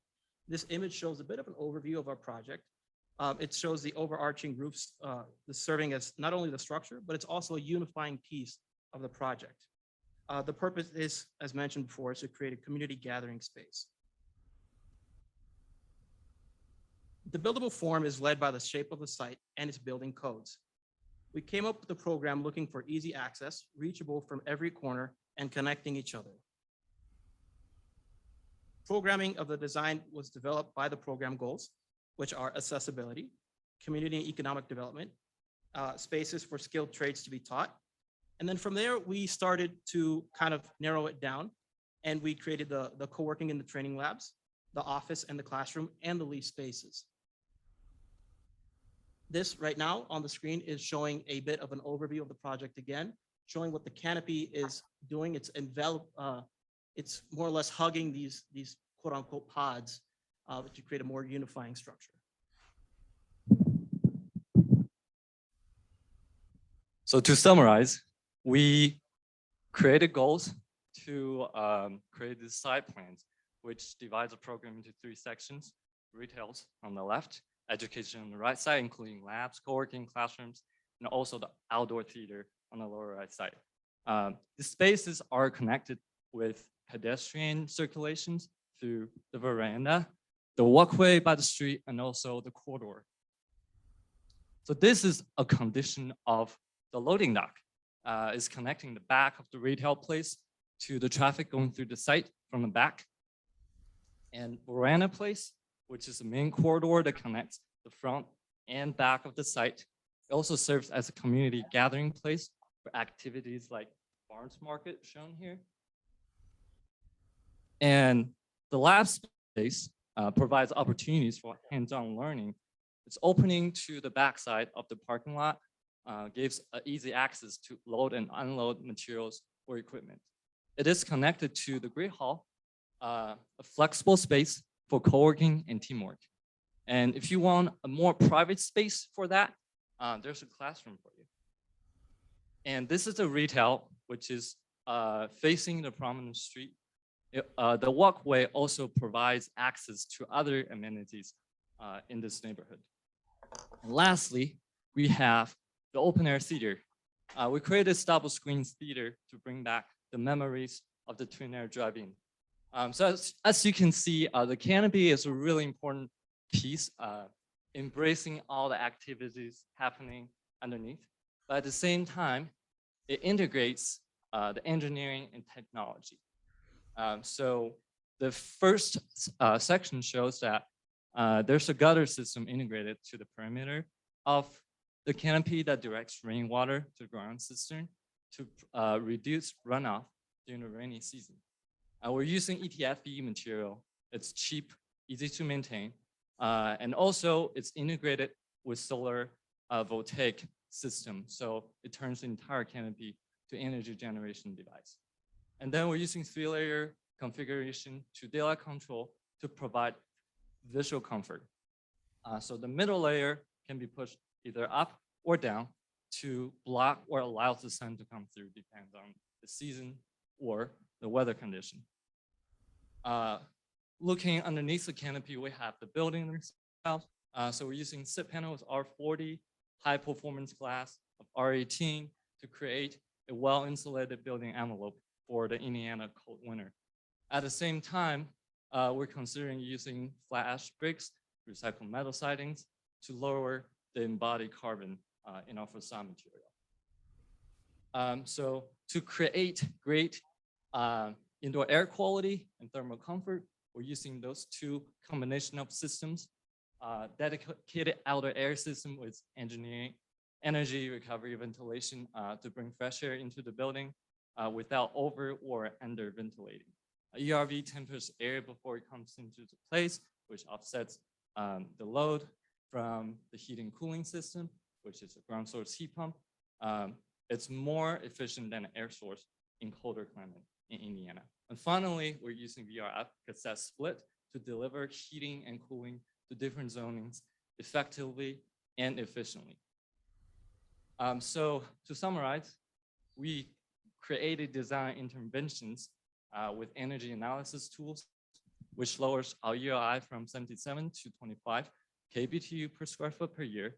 And if we count the energy generated from the 236 kilowatt canopy, then we're looking at negative 18.3 site target ULI, which makes open air a net positive facility. So this is open air. We're not only creating a high performance building, we're also creating a place that will become part of people's life, that will create stories and memories for the community. Thank you for listening. We're Team Ryan from Ball State University. Chirp, chirp.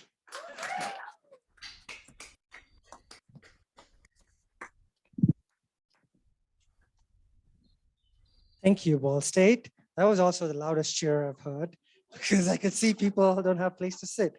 There are some free spots here, but you're also welcome to sit on the board, whatever.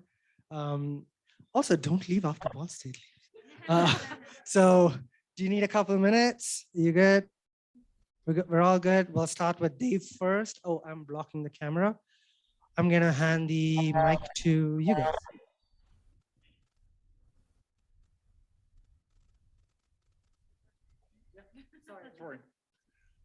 Thank you for your presentation. My biggest concern or curiosity more than anything is what is the fire characteristics of the roof, of the pillow, as you call it? Is that a fire resistant material? What happens if if lightning strikes it, or if somebody gets out of control in one of the labs or the farmer's market space? Yeah, so usually the ETFE material, it's not fireproof, but it can withstand a higher temperature. And in case of a fire, it would slowly burn and kind of, opens up like certain spots, but it doesn't like really like spread out rapidly like, Doesn't ignite, paper. Yeah, per se. it doesn't ignite. That's right. So it kind of just like, plastic bag, it just kind of deform and yeah. Okay. On that same subject, it's got the layer that you described in the middle that can do daylighting and open. How is that controlled and manipulated? Yeah, that's a pneumatic. So there are two basically, I would say pouches, right? A top pouch and a lower bottom pouch. So each pouch has a pneumatic line, and that will give pressure to push the middle layer. So if you increase pressure from the top pouch, then the middle layer goes down. You allow sense to come through, and then if you decrease the top pouch layer and increase the lower pouch, and it will be pushed up to block the sun. Is that something that occurs daily or seasonally? How do you anticipate the use of that? Yeah, I think that can be tied to the building system control system that look into the daylight condition in the building, also like the sun condition outside. So it's automatically controlled. Hi, great presentation. I love the canopy. I have a question with regards to the space distribution. It was a bit hard for me to tell which areas are fully enclosed and those that are partially enclosed. And with that, what happens during the winter months? Because if the space is for the people to use and we have a lot of open spaces, what is the thought process with that? Well, I would say to answer that question is that, we are called open air. That's the main name of the project. And the reason why it's called open air is because it is out open to the elements. Yeah, it's out open up to the elements for only certain instances, right? So you have the farmer's market, which is outside technically, but you do have this canopy overlapping on top of the veranda. However, the individual pods, for example, like the retail spaces, the classrooms, and so on and so forth, that is enclosed. So that has its own, for example, I don't know how to say it, its own ERV. It has its own energy, if that makes sense. Yeah. Yes, follow up. I understand that the spaces were made what they are because of the community. And Indiana, just in terms of your climate, you have a lot of winter, like Yes. a lot of winter months. So I'm just trying to understand the functionality of the space. If they're not able to use those spaces, how are you really helping them? Yeah. So definitely that's, a good concern because it gets really, really cold outside and you have a canopy, it wouldn't help. So one proposal that we're thinking about is to add temporary fire space or the radiant heat unit, I would say, if there's some sort of activity that needs to happen outside. But because of the weather climate, it is not 100% possible to use that space throughout the whole year. So that is a good concern. And there might be some way to mitigate that, but that's not the whole purpose. It's not it's not for the whole year. Yeah, so terrific. In some ways, so I'm just going to play a little bit of a skeptic. Some of the other teams gave themselves a little bit tougher assignment because they made more area that they had to offset. In your case, you've got a single level building, right? And you have this whole roof structure. So I love it, but it's not surprising that you end up with so much net positive energy. And so, but when I was looking at these like, it's great, like you have these boxes, right? They're just these simple modules. There were little things though that had to do with the climate that I was thinking about, like a vestibule. So there were things that seemed like you might have sort of integrated with the idea that a portion of the year you're going to be in a cold climate. And then you have this nice kind of linear space, right? That could be almost a gathering space, right? Isn't there that one hall that you might want to do more than one of those, right? You might want to actually have a spine in another direction because you then could get more utility out of this structure so that it would work year round a little bit more. So, so the final question I just had to do with cost. It looks like the canopy's $10 million, right? That's a big portion of the cost. And just how you came to that, and because these newer structures are tricky to price and to be able to afford and integrate. So cost. Okay, so right now the cost per square foot is roughly about 250. That would be for all the enclosed spaces, right? And then the canopy in and of itself, if we were to disregard the canopy for a second, the cost of the whole thing would be roughly about 12 to 13 million dollars. The canopy in and of itself is, the added extra, part, and I think that's, I'm not sure if you have a better response. Yeah, for sure. So I think that's a really good question. That's what, as architects, we have to deal with every single day, right? I think, we're more than, so I like, all your engineers and everyone. This is great. I think you guys are providing information to create the bone and flesh of the building. And I think as architect, we're breathing life to the structure. And I think that's what we're doing there. It is expensive. I can't get away with it. But I think as an architect, it's worth it. That's what gives this place life. And that's my argument. Well said. I happen to agree.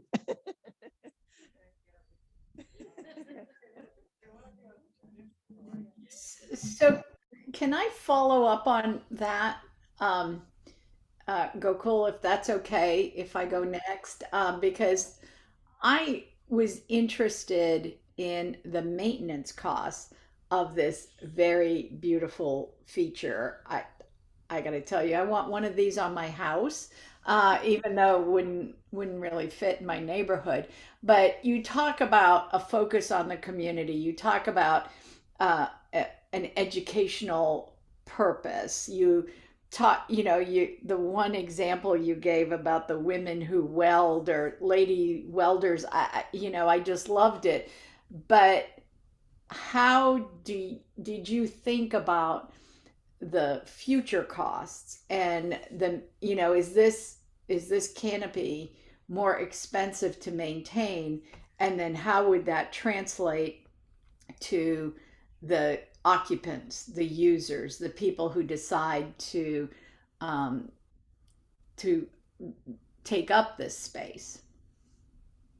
Yeah, really good question. So from the research we did, ETFE is one of the easiest maintainable material out there than glass, even I would say, because it's really, really durable, almost like a plastic. So it's really hard to damage it, like hails, whatever. It wouldn't usually damage the material. And if it is damaged because of its, it's almost like a plastic, you can just plastic weld it, and it's really easy to do. I think, it's not a super tall structure, I would say. It's relatively easy to have people go up there. The slope is okay. So I think it's easy for people to get up there and do some really easy maintenance, like welding, or if there's some leak. They're really simple things to do. That aren't costly, right? I'm finishing your sentence. Am I right in that conclusion? That really depends on, like the labor costs, you're putting people up there. So Okay. it could be. Yep. Okay, thanks.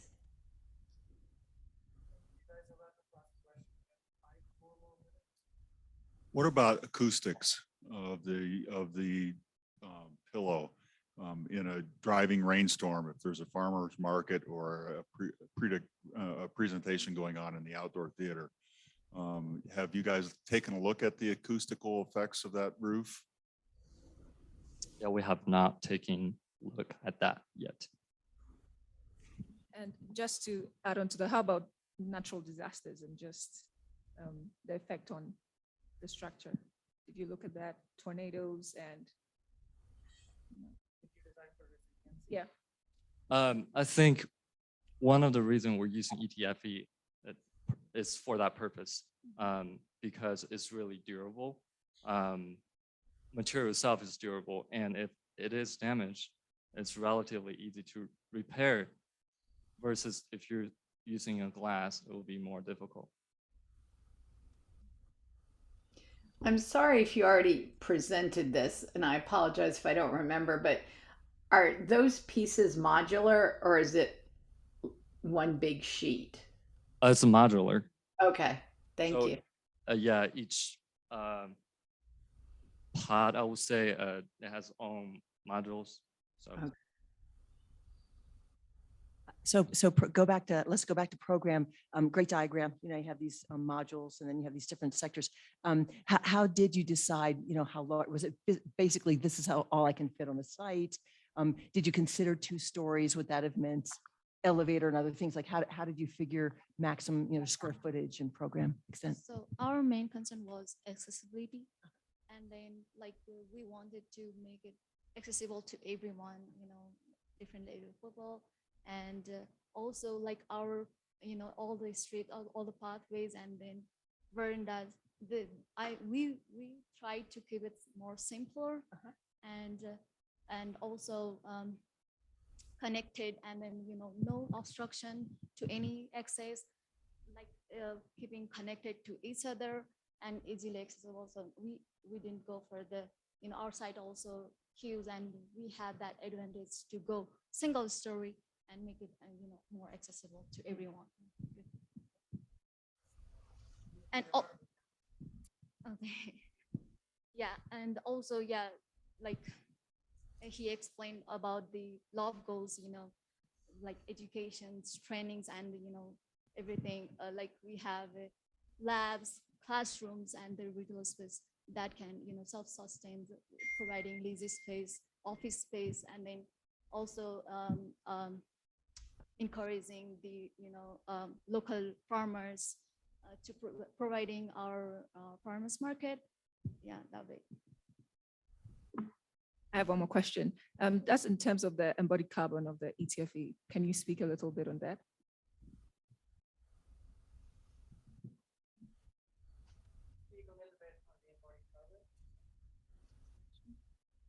Yeah, like I'm not sure about that part.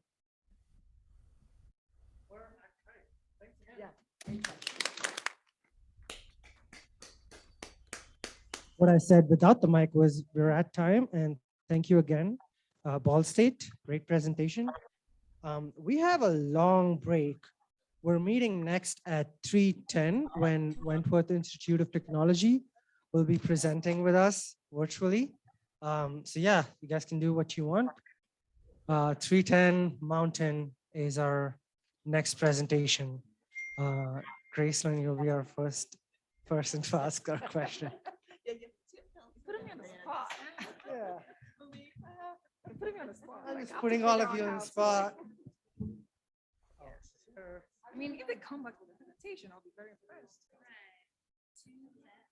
They come back with a strong representation, I'll be really impressed. Like, yeah. 2 left. Only 2 left.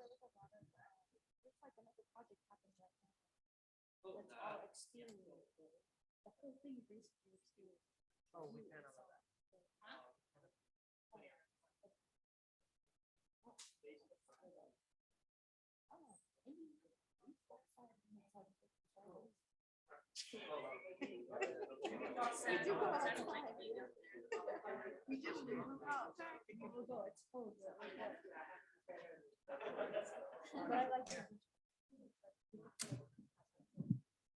Yeah, I know. Sometimes that'll be bad. I know. Like, I hate doing this. Those chairs are interesting. What are we doing till 3:10?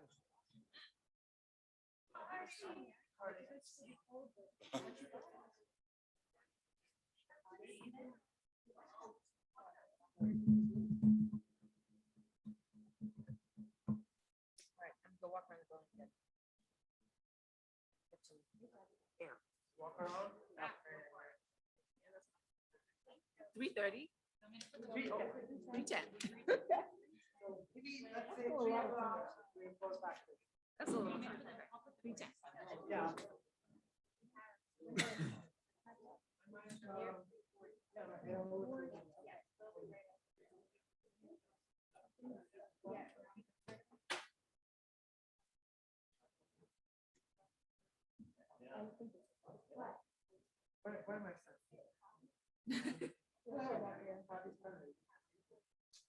Good, how are you? You are ready for this? Okay. We have our next presentation is at 3:10. One of our I mean, you could just say.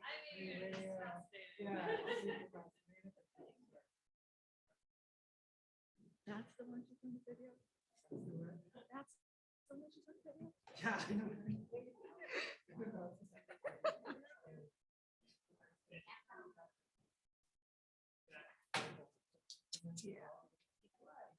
Yeah. Oh. Not at all. They're primarily structural. They've been structural for a long time. The facades is like 4 or 5 years old. And yeah, most of the team is in New York, and there's just a few of us in New York. No. We're about 20. Yeah, we're about 20 facades. There's most of the teams in New York. In Miami, we're just like, what, 3? Oh, yeah. Yeah. So I work a lot on Miami projects. So.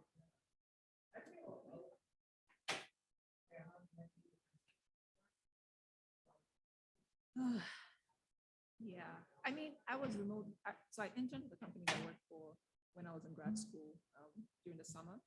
And then when I was finishing grad school, I interned with them for the final year.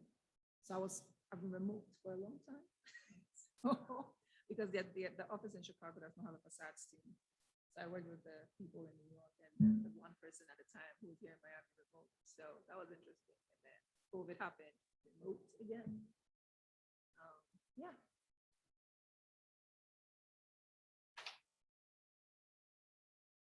Interesting.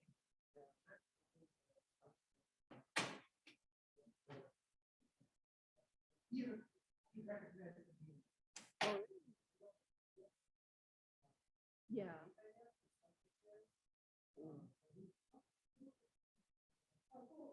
Oh yeah.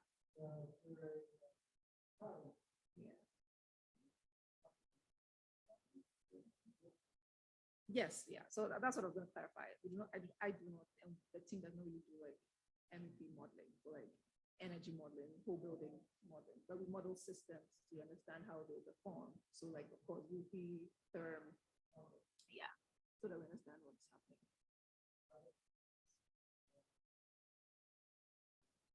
Yeah, there are not a lot of resources, really. It's like, yeah, it's interesting.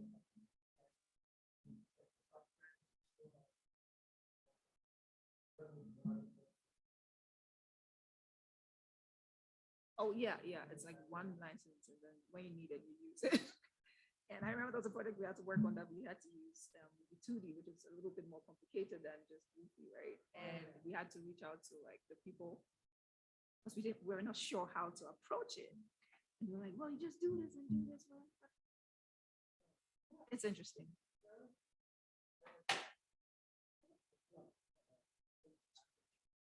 Okay. Yeah. I mean, I will take notes. When I need help, I'll come to him because there are not a lot of people to ask. Yeah. Because we were trying to understand if the software was actually even capable of doing what we're doing, and we were applying it well, right? To see if that was the right analysis for the software. Because if it's not, then it's going to give an answer, but it's not helpful. Yeah.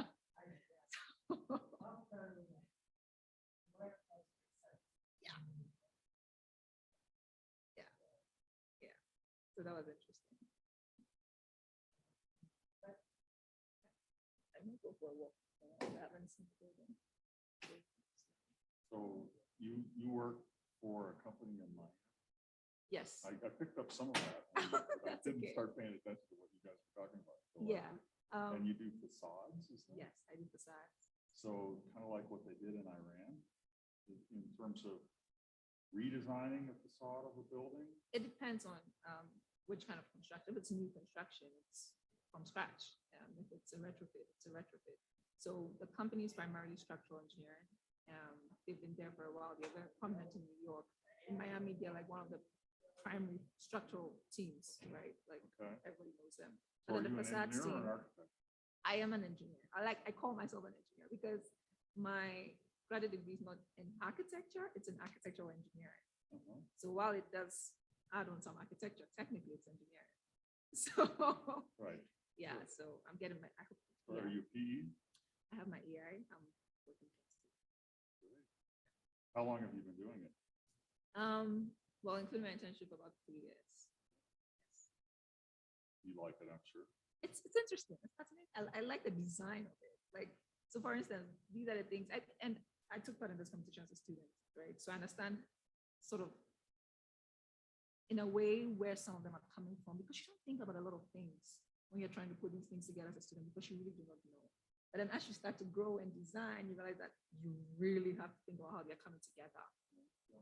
Tell that a lot of these kids don't have a clue about the finer points of what, and I keep asking them these questions that they're just getting stumbled on. Yeah. And even the ones that I think know don't. Yeah. And I can completely, I can relate to some level, but I'm like, but this you should have known. Like, but this part could have found out. You could have done a little bit more research because at the end of the day, Right. the information is If we're in available. a competition. Yeah, the information is available, so you should at least check. Agree with you 100%. Yeah. On that end, I'm like, no. So what's your favorite one? I would like to hear them present, but then the South Korean team, Myongji, South Korea. I would like to hear them present to see what they actually, because I thought they did great. I thought it was the best They presentation. did great. And then followed by Ryerson, right? But then I'd like to hear what they say when they present to us. Well, again, they're going to be dealing with the English language barrier. Yeah, but I still think they communicated well even in their reports, even with the barrier, as compared to some other teams who. Some teams it was hard. And some sentences literally didn't make any sense. I was so, I was really disappointed. And I just kept talking to myself as I was looking. I was like, how could you not see this? Like, how could this happen? You're like me. I just, I was going through some of these things and I'd circle. I mean, I owned the business way too long and had junior engineers working for me, writing technical reports. And, so I'd be circling things and putting arrows and, question marks and all this kind of stuff. And, it's fun, but it's a little bit frustrating.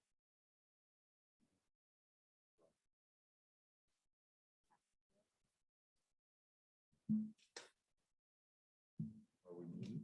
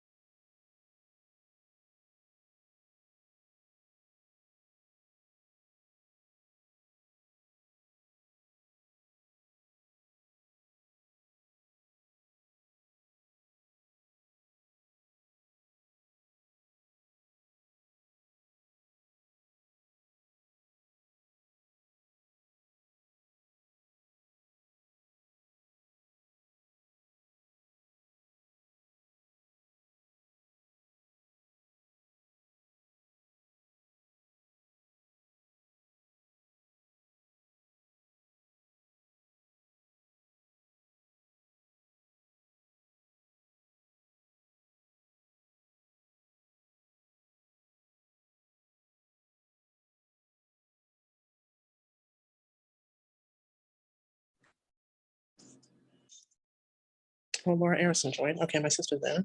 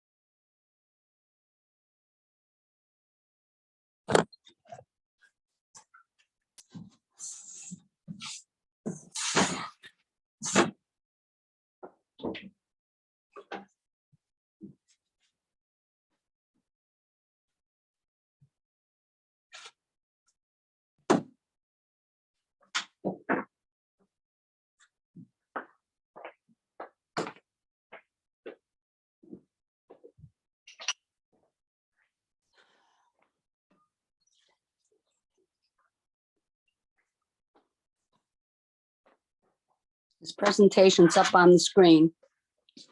Okay. So what do No, I don't know. Now that I said that, Mom.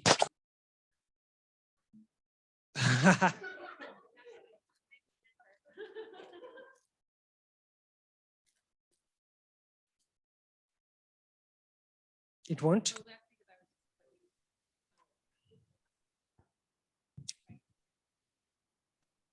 Good.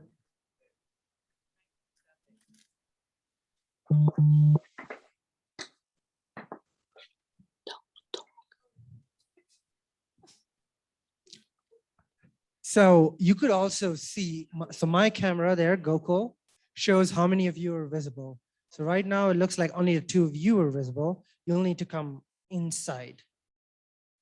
Yeah, so that's the camera there, right? So if you come in more, now we can see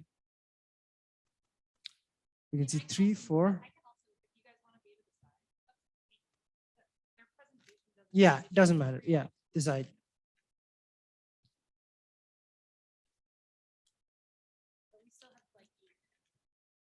How are you guys feeling?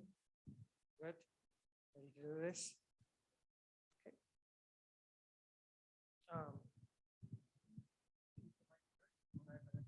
Sure.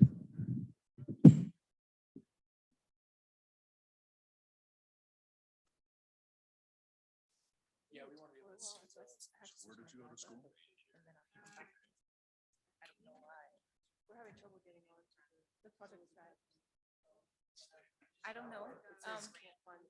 Yeah, mine happens. Hold on. I mean, I don't care. It's rainy though. But now come back to the worksheets that I don't know what's happening. No, the internet is fine. It's just like. Anyway, in my head. Yeah, I'm in now, but she's not. And I was in. So you're gonna start with it, right? Yeah. Do you want me to do the first one? So I'll be like. I met in college.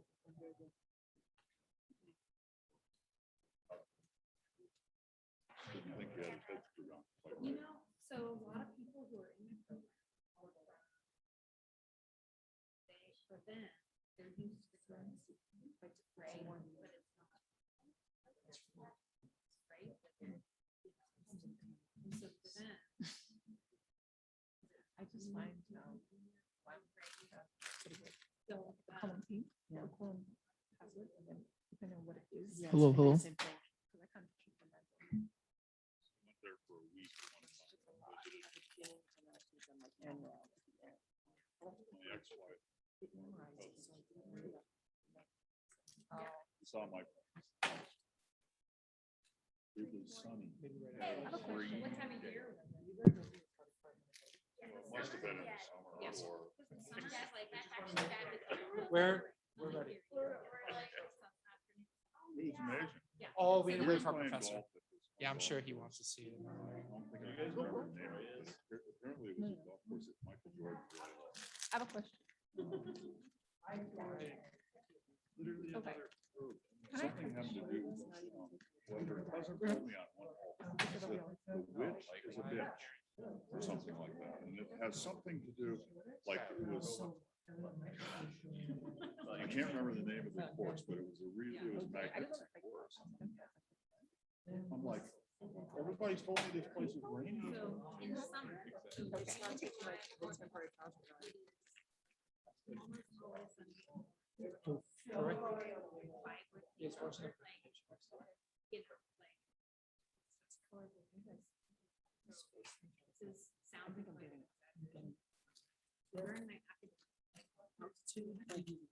You know, when you're like the brain started.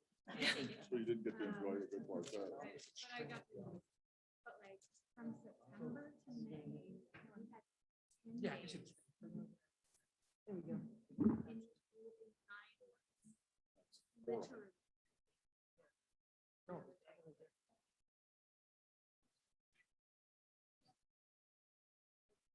Say no more. Did you realize? It's this loud. think? Or should I pull it up? Do you think I should pull it up? That's what I'm saying. Okay, let's hold this.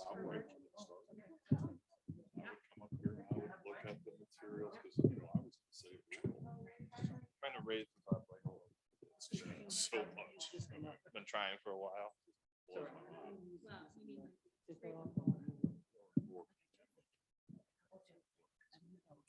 Colorado. I moved here. Like, can you guys hear us loud? Okay. So we got to pull it out. Hello, testing, testing. All right. Hello, hello.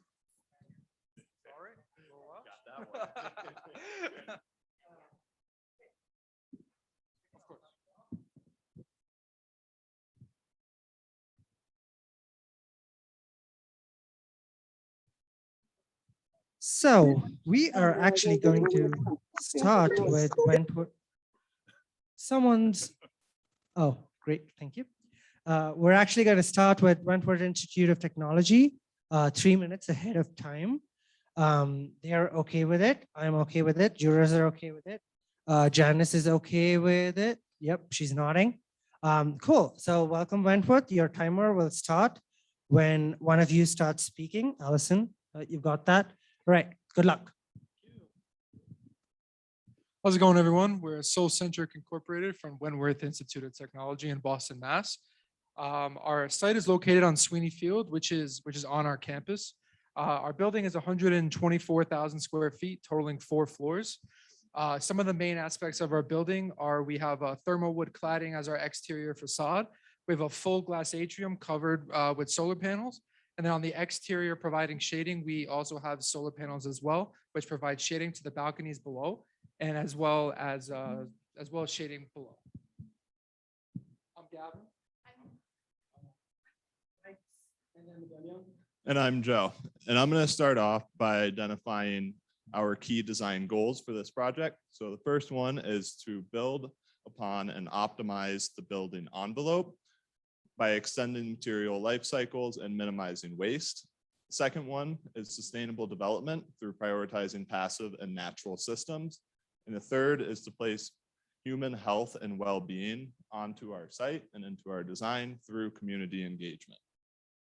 So to start off, looking at the site context surrounding our site, we have a very clear need for office buildings as there's not many there. And so by us choosing this site, we are able to create a hub for knowledge sharing and social interaction. You can look at it through 3 different ways. The first is through access. And so there is 2 different types of ways that you could come to the site. That would be by train or by car. And the second way is biking or walking as a pedestrian. We tried to accommodate both of those methods in all aspects of design. And then the second way we've looked at it is through use. What's surrounding our site is institutional buildings with a variety of incomes and residential buildings with a variety of incomes and institutional buildings that largely belong to the local colleges. And lastly, on the last diagram, there's a wide range of existing building heights. This is a close look at how our proposed roof plan fits into the surrounding context. You can see how we're using lots of exterior landscaping in order to bring people onto the site. Overall, our design concept was conceived by breaking 1 volume into 3. And then our center volume has become our central atrium that connects our 2 office wings through daylighting and circulation. And on the right, you can see how the mass timber works with the insulated thermal wood and everything comes together as a building. So to go through some of the renderings, these are going to show how we intend to bring people onto the site through our exterior gathering spaces. So as you can see, we've built in many different places to sit, walk, talk, do whatever any average person in the city might need to do. So here is an east and west elevation, which is followed by a north and south elevation. We're going to dive into them in perspective section. So this is the north-south section. So you can see the very active atrium circulation in the center. contrasted by the very empty like wings meant for open office space on the side. And then again, the circulation in the center with more static gathering spaces on the sides. If you look at the wind, in the summertime, it's coming from the west. In the wintertime, it's coming from the north. We plan on taking advantage of this through operable windows. If you look at the sun, in the summertime, our southern facing facade is tilted forward so that the direct sun exposure is not entering our building. But during the winter months at a lower angle, the sun is able to enter and heat the space for us. So connecting the circulation to the overall site, we've identified the major access points and found a way to bring them into our building and ultimately through our building. As you can see the breakdown of program. As you move up through the building, it becomes more and more private, but without compromising daylighting or circulation. So right now I'm going to talk about some of the wall details. So we're starting off with magnitude, which is how the heat is being produced and where it's located. Then we go into the thermal, which is how the heat is transferred through, and then the flux vectors after that. And then this is a water diagram. So the water, the rainwater and the melted snow is going to collect on top, and it's going to filter through down to the bottom through our water cistern. And then from there, it's going to run up into our sinks, our toilets, all of our kitchen spaces through a UV filtration system, and then water pumps. And then this is a energy performance diagram labeling all of our ERV systems and all of our water boiler systems. And then this is a EUI diagram. So throughout the whole entire building, we saved 80%. The whole building totals 21.9 kBTUs. And this is a plug load diagram. So we broke down every aspect of every basic office space and every basic kitchen space as well. So we broke it down by a monthly cost and also a yearly cost as well. And this is a daylight availability. So throughout the whole entire building, we have just over 1,200 solar panels total. So the diagram up in the top right shows the whole daylight availability for all the floors combined. Each solar panel is about $3.45 per watt. So throughout all this total, we actually achieved three lead points just based off the daylight and also the solar panels. This is a axonometric diagram about our HVAC systems, ERV systems, and our water source system. So our ERV system for the whole building totals just over $6,000. And then for our water boiler system totals just under $4,000. And this is our CO2 carbon emissions chart. So we wanted to break it down by each material. So how each material stores carbon rather than lets carbon out.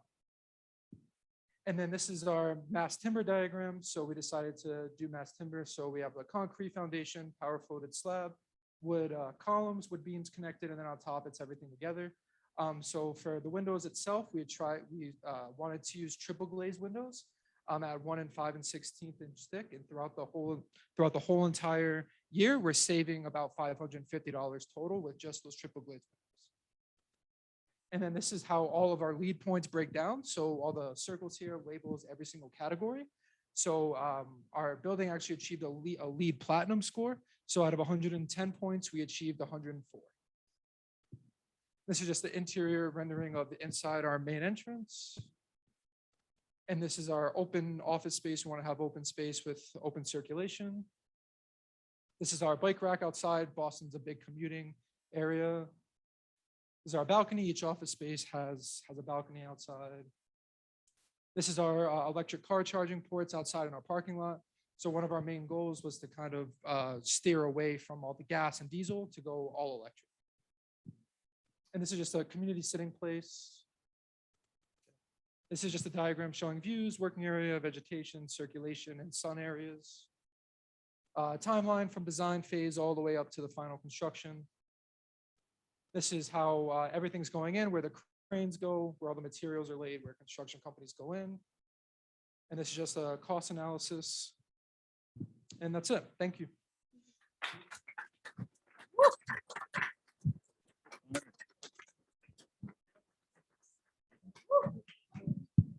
That was a pretty loud cheer as well. Thank you, Wentworth. Well represented. Great presentation. Do you guys need a couple minutes? You good? Good. Okay. We'll start the 15. So you have 15 minutes for question. We're timing the jurors as well to be fair to everyone. We'll get started with Gracelyn when she starts, and we'll do that. Hi, thank you for being here. So I would like to understand what one of your goals was to optimize the building envelope. I'd like to understand what your approach was to do that in terms of the climate zone and what was required. Can you walk us through that? Yeah, so as we all know, I think Boston's a very cold climate, right? So the Luna Thermowood is actually from a company in Finland, and they kind of specialize in the sort of colder climate facade. So one of the main things that we did specifically around like orientation is that the sun rises in the east and it sets in the west. So we wanted to orient our building more towards north-south, right? So we oriented our building towards east-west, and that thermal wood exterior, it keeps heat in and it stores heat and also stores carbon as well. So Okay. I don't know if that was an exact answer. Do you want me to? Yes, I'm looking a lot more for specifics, just in terms of the quantity of insulation I see that you have in some of your assemblies. So I'm just trying to understand your approach and how you got to that thickness of insulation.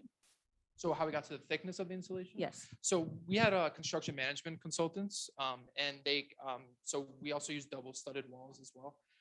So from the beginning, we wanted to use this kind of exterior cladding. So with that, we kind of just used the consultants, and we did what they thought was best in consulting all the people who know more about that stuff. Okay, so you didn't sort of cross-check it. One of the things I want to clarify is what climate zone did you use for your envelope design? 7A.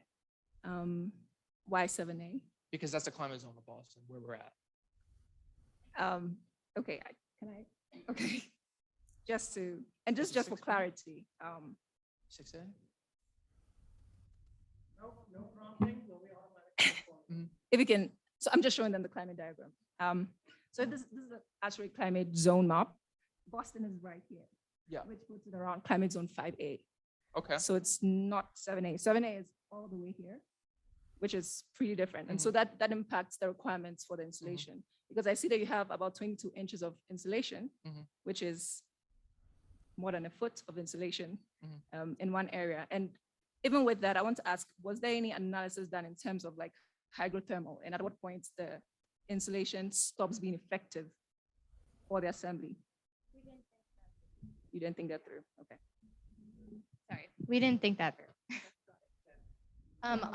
So the climate zone we did use was 5A, but in our narrative, it was 5A. But in our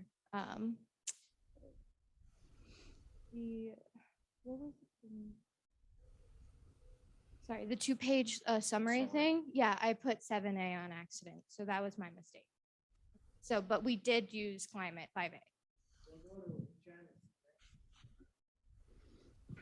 Janice, you're up next with your question. Thank you.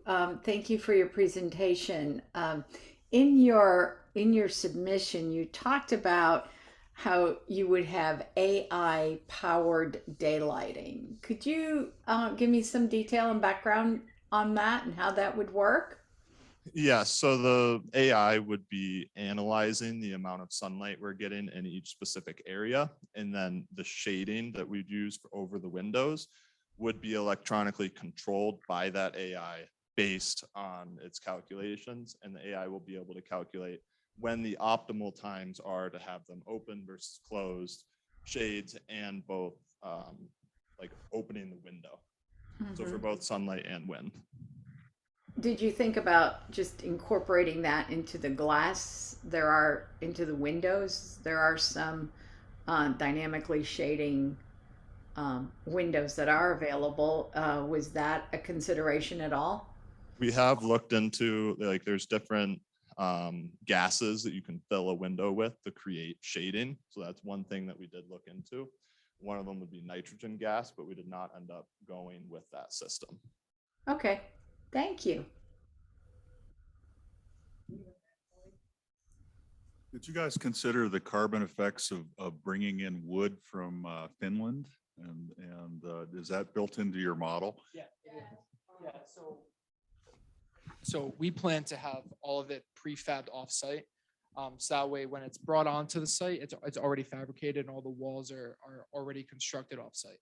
So yeah, you do need to bring it in, but it's not, the walls aren't going to be put together and constructed there. But the carbon footprint chart we showed was including the boat from Finland or the flight from Finland all the way here, and then all the emissions it would take to bring it onto the site and then to put together. To add on to that, you can also see in the narrative that all of the other materials used in the project are coming from the local Boston area. So let's just talk a little bit about the architecture. In one of your diagrams, you showed south-facing angled facade, but I think that's only a portion of the facade. Is that correct? Correct? Yes. So it was. So there's the central bar is canted. Why not the entire facade? If the solar diagram indicated that it should be? So she's saying that one side is on the slanted. I mean, architecturally it makes So sense because you've the- differentiated that bar. Yes, right? so the reason that we did that was that's the southern facade of the building. Yeah. So from the south, you're getting the most direct sunlight. Yeah. And so in order to kind of alleviate that from the mechanical systems in the summertime where they don't have to like overheat because we're allowing so much sunlight in, we decided to slant it so that in the wintertime you are bringing that in based on the lower angle of the sun. So that's why you did some facade angled and some not. It's sort of Yes. a part of the year it works for one part of the year it works for the other part. Okay. Yes. So related to this question, I can just add something is one thing we did little beginning in this process is do all this mask building with together with the climate study, just to control or incidence of the sun. And little beginning in this process or daylight availability show us there's a lot of sun exposure inside the building. So that's why we try to slant it to control this sun exposure in the building. Did you consider other types of shading? You talked about the shading that was AI controlled. Can you point out where that is? Is it a west facade? I'm just curious. That would be. I don't know if you can, did you see that? That wouldn't be specific to one facade. That would be measuring the entire like building. Okay. And a lot of new high-end shading devices come in like metal. And so that was what we were thinking of using for shading. Oh, yeah.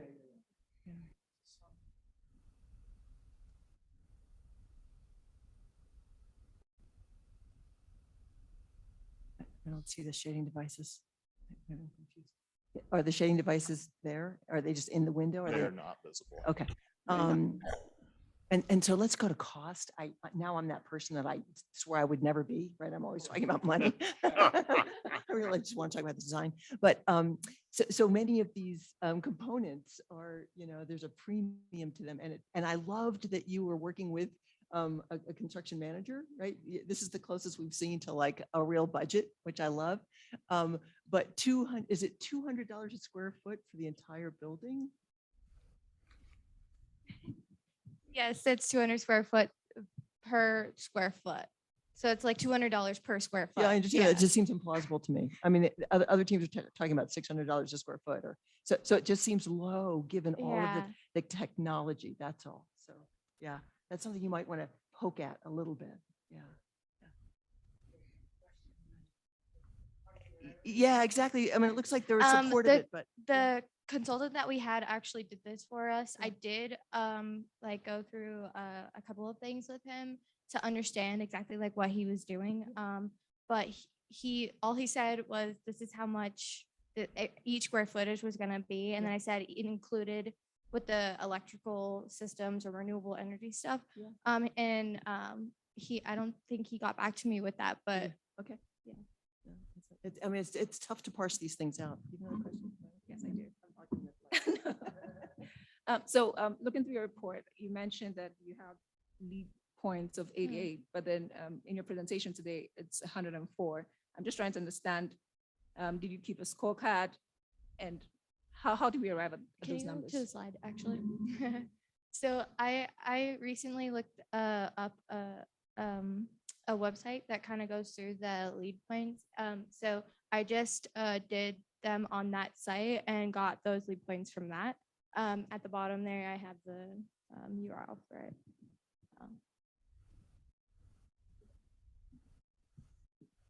Yeah, it's just that's conflicting. That's one of my concerns. Yeah. Yeah. Yes. Yes. Okay, so nothing really changed in terms of the design. It's just that there was a mistake before. Yeah. and- okay, Yes. Yes. Okay. Yes. I'm sorry, I'm going back to the triple glazed windows. Can you just walk me through it again? I just want to understand the composition, the makeup of the glass, and how the AI works with it. Could you repeat that question, please? Yeah, I just want to understand what the triple glazed window makeup is. If it's a quarter is it insulated glass? Because you said the full thickness is 1/5/16 inches. Yep. Yeah, so I'm just They're- trying to understand it and how it works with the AI. So the AI doesn't necessarily work specifically with the triple glazed windows. The AI would work with the shading devices, like separate from the window. So it would be more so a matter of like, rather than changing the window, we're just changing whether or not light is getting through the window based on the shading device. And the shading device is in. The shading device is in plane. So it's kind of, is it going up and down, or is it like canting, or is it? So like the way that we have it designed is there's two ways that it could move, like it can move up and down. But then you can also like tilt the blinds at a certain angle.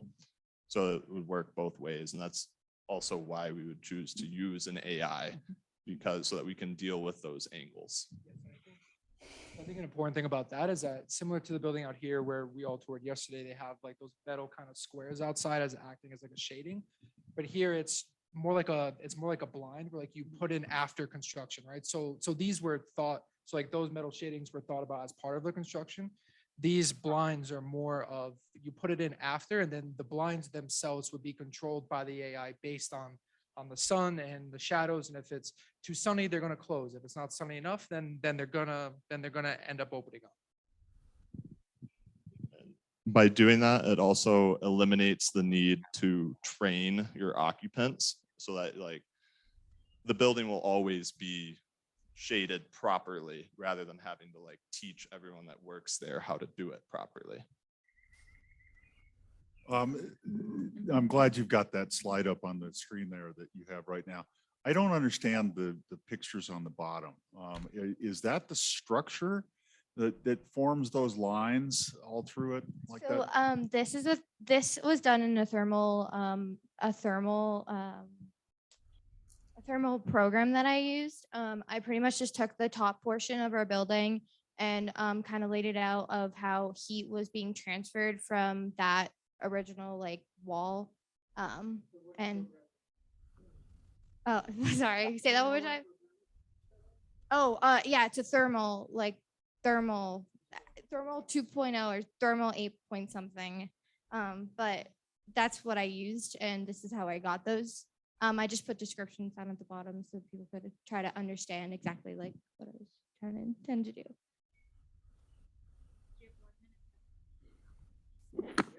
Janice, do you have any more? We have 1 minute left. I don't. If someone else has anything, thank I you. do have a question.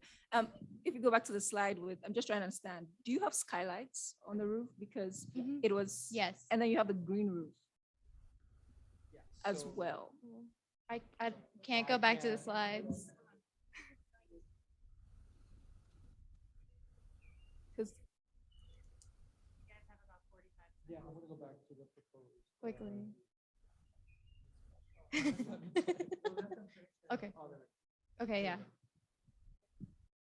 Can you go to the next slide? This one? Yeah, So what- okay. What was your question again? I'm sorry. No, I did. Sorry, there was. Yeah, I saw a slide with a green roof. I was just trying to confirm what was happening.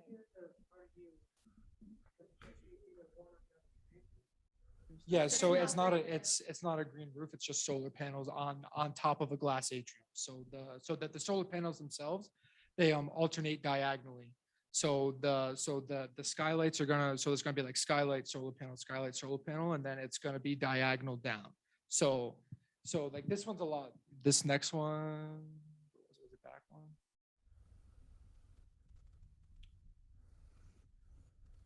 Yeah, so this one kind of represents more of the skylight, solar panel, skylight, solar panel.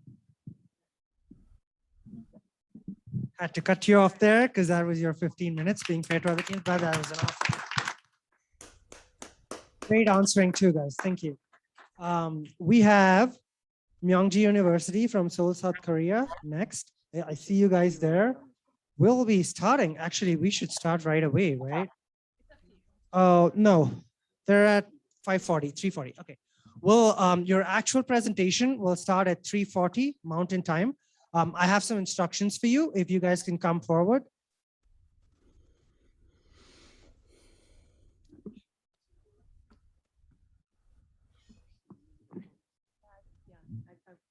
You wanted to ask more? Sorry, Holly. It was my own fault. I should have edited and inserted another. Got it. Okay. Hello, guys. How are you doing? You are our last presentation for the day, but yeah, I'm sure it's going to be awesome. Welcome. We're all excited to see it. It's a couple of instructions. Do you see Allison's screen there? Allison Mo. So that's how you're going to be viewable to Janice. So right now, I guess, are all five you in? No, you're not. Now all five you're in. So I'll recommend you stay somewhere around the camera so people can see where you're speaking. No, you can move around here. We can move the camera, but we'll decide that in the next 10 minutes. Also, this black line, behind the black line is good. You're visible. Front, you're not. Mike, I'll let you know. Do you want the stand? Okay, could I take the stand? I'll keep it away. Yep, thank you. So you will be using it as is. You can pass it around. 8 minutes of presentation, no buffer time, unlike semifinals. You will have the timer there. Allison will start it as soon as one of you starts speaking. When it buzzes, time's up. If you're in the middle of a sentence, you can finish the sentence, but that's about it. No extra time. After that, the judges here will take 15 minutes to interact with you, questions and answers. Short, crisp questions from the judges and short, crisp answers from you would get more interaction, might be advantageous. So that is all I had to say. Cool. Also, yeah. Can you check that again and again and again? Because sometimes it use the microphone. Reduce. Could yeah. Yeah. Oh, sorry. Yes, that was Janice, our virtual juror. Yes, it was. Yeah. Yes. I want to hear everything. Oh, that's cool. Someone's saying hi to you. That's the first group that's I'm like, it's great. So yeah, what she said was speak into the microphone or she's not able to hear you. This is a good position. This is not. This, if you're loud enough, but I'd recommend this. Okay. Play around with your slides.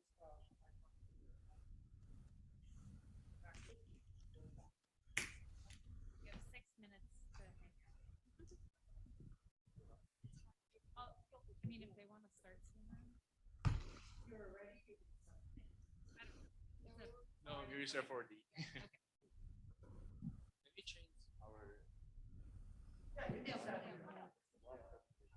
You just, the cable only will go so just, yeah.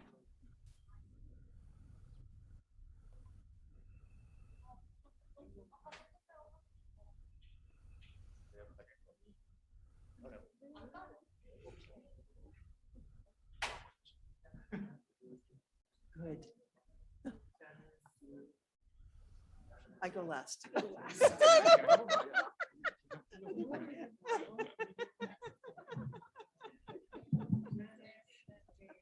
We're fighting for. You were ready for that.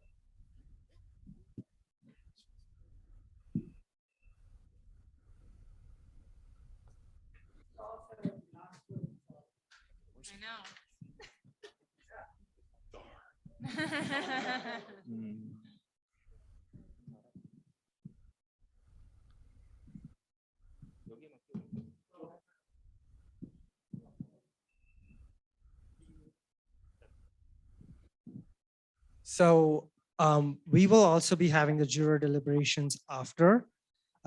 So I leave the option to the jurors. We could either stay here and we could request all the on-site attendees to leave and we'll mute the mic, or we could go into a separate room if we can find one. Janice, yes, so we'll find, Yes. we'll you stay here and we'll ask people. could take me with you. Oh, sorry.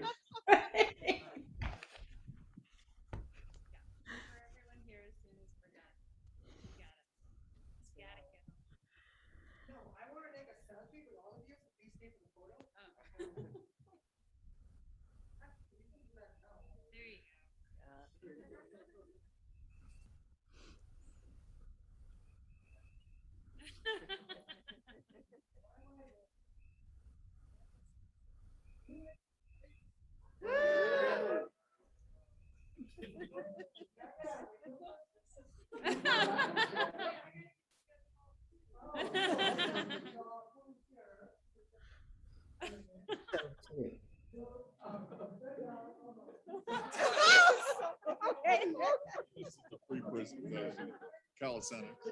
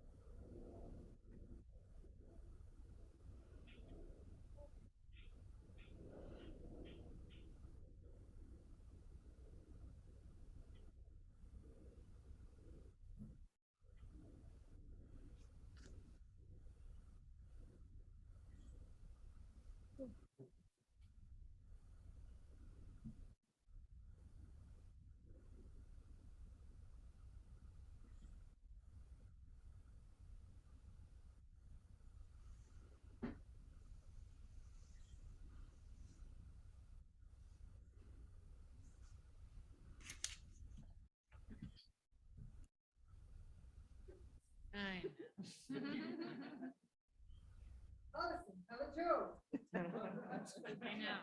Put you on the spot. I don't have one of those brains that remembers jokes. In HQ?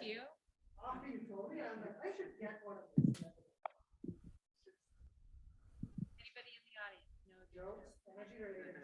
Energy related jokes?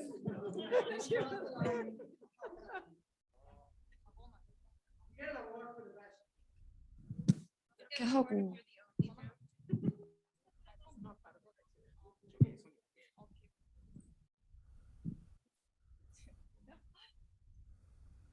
Oh, and as soon as you guys start talking, basically we'll start. Okay.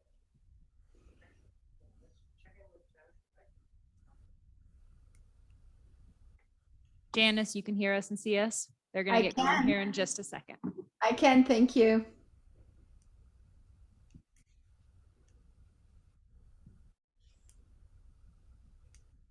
guys can go. Okay, can we start now? Yeah. Okay. Hello, we're the team from the College of Architecture, Myongji University, South Korea, and we are presenting Hybrid Hanok for Business Incubator Center. Hanok is the Korean traditional architecture that has a long history since 14th century. Hanok has its own structures, spatial construction uniqueness made of Korean timber structures. And the Korean government forces all buildings, including Hanok, to prove zero energy performance by 2030. However, Hanok encounters the critical weakness of energy performance to meet the requirements of zero energy building. The site is close to Sajik-Shirin, which is a historical site, and the site strategies are how to link the past and the present by fading out the physical boundary between the site and surrounding context.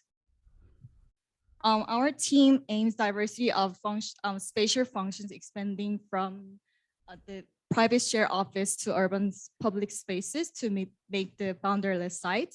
And we found out the increasing trend of share office location due to industry ecosystems. We make a vision business incubator center using hybrid tunnel, which advanced the traditional Korean architecture style to survive in the carbon neutral society. We propose a partial retrofitting of the existing reinforced concrete community center built in 1970. Our design goals are described 5 strategies. First, how to blend the past and the present in the design, and how to incubate startup businesses, and how to make boundary-less community, and how to spread the modular hybrid tunnel to other areas. First floor mainly makes up the atrium for a public sitting area, retail, community center, as the existing administrative service space, office, Anyangcheong, the historical site for visitors, and several urban open spaces for social interactions.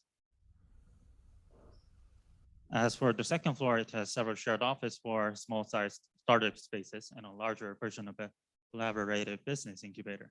Individual spaces are connected through the open terraces. As a result, historical site Anyangcheong is open to the public. The proposed hybrid hanok is designed to adapt to diverse climate conditions during the intermediate seasons.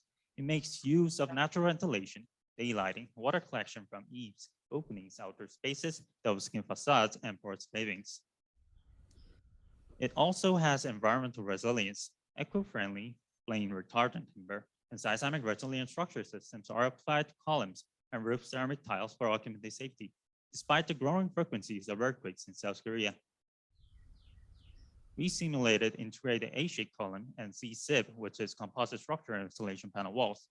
The proposed envelope design resulted in hard bending performance by 21% and better thermal performance. The modular design of structural components, joint envelope materials is the key for improved constructability and marketability. Mobilization of hybrid hanok is the vital requirement for zero energy hanok. These modular CLT and GLT materials for columns, beams, roof, and walls are supplied from local manufacturers that minimize the emission of CO2. Based on a study, timber structure and local supply can reduce CO2 emission by about 25% and 13% respectively. The proposed hybrid hanok is applied with integrated MEP systems, geothermal heat pumps, and heat exchangers for heating, cooling, and hot water. UFAD systems and window ventilation systems are used to minimize the exposure of air ducts and electrical cables. The air cavity with 6 mm single pane and 24 mm double pane glass of double skin facade improves the stag effect and thermal buffer depending on outdoor weather conditions.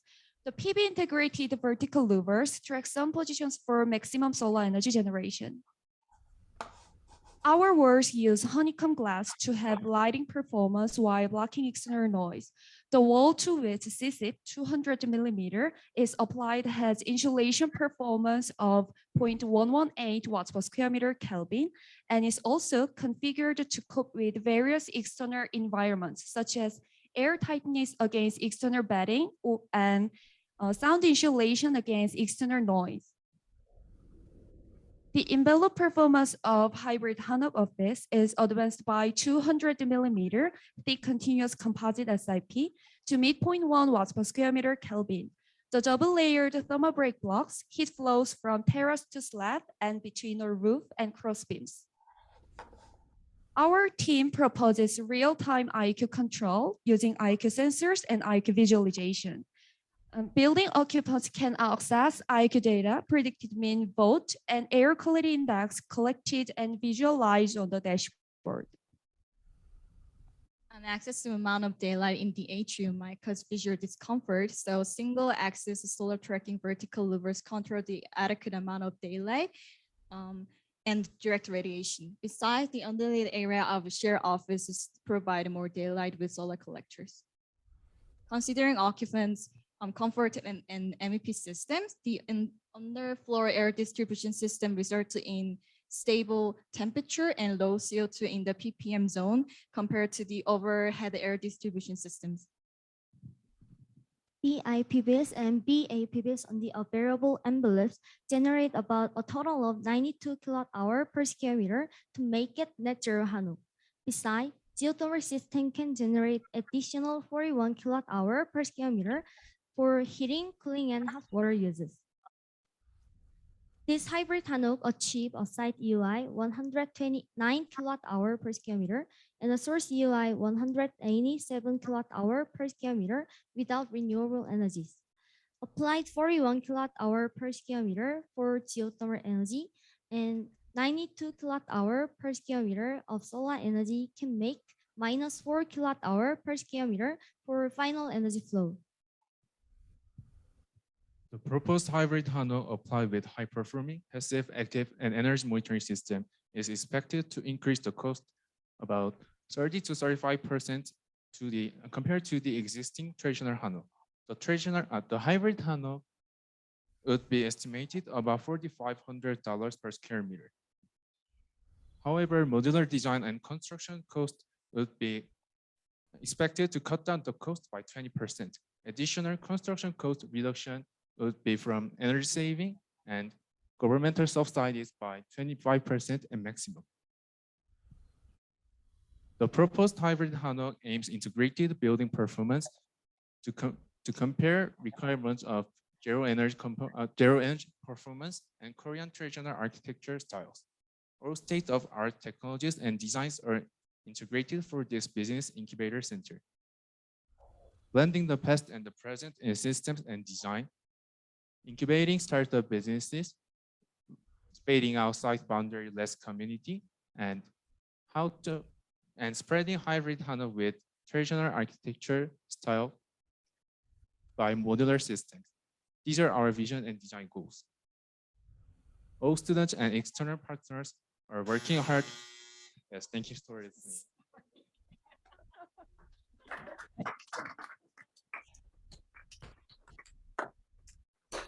Thank you, Myongji. That was a great presentation.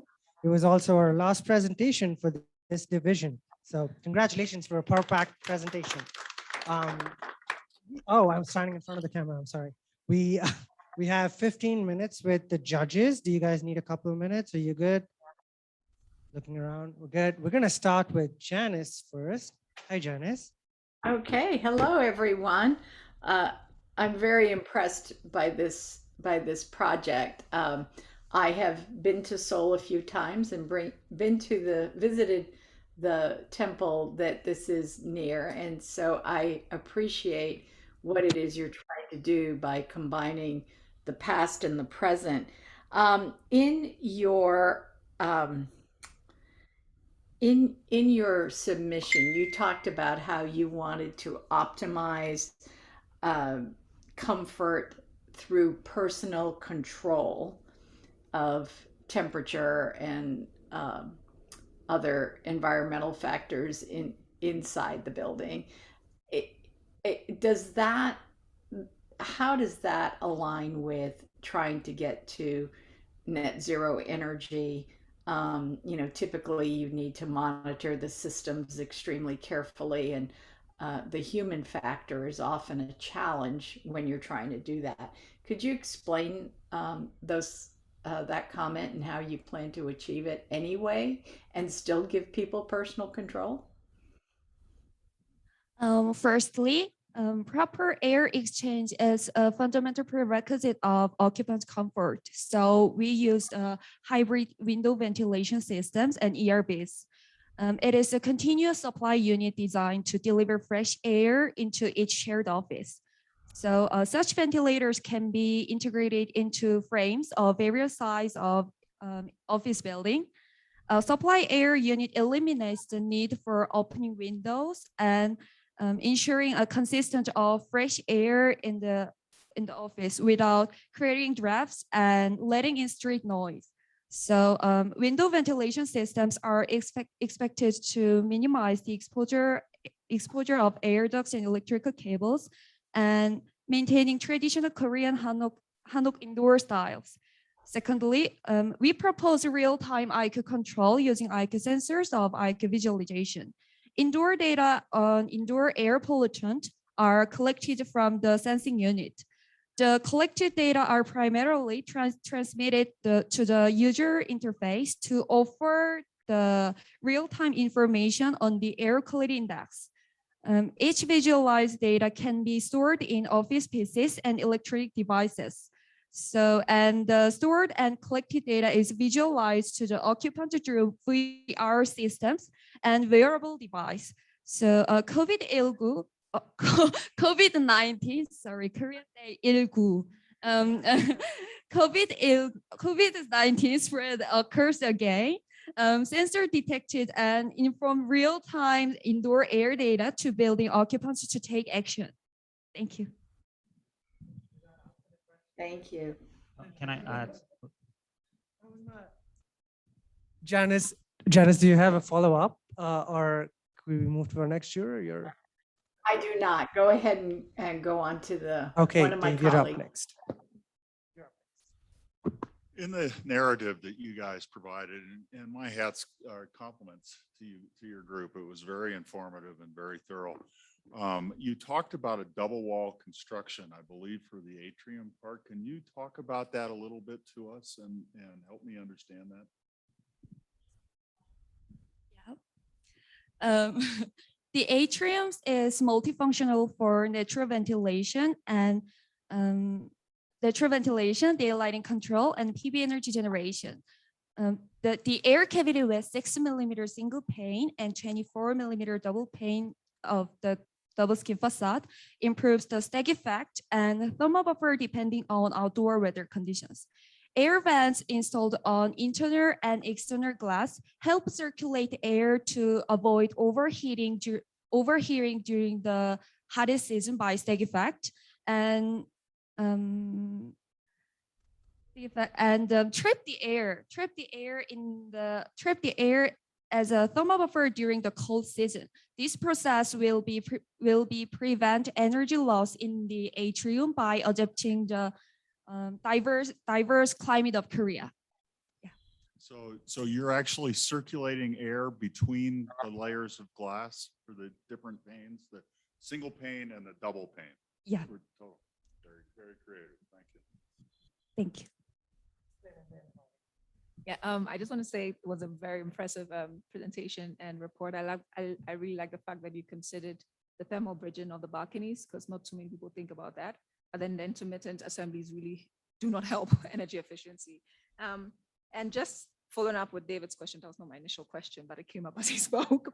In terms of the double skin facade, one of the challenges is fire, because there's this air cavity that's been created. Did you think about that for your project? And then I'll ask my actual question.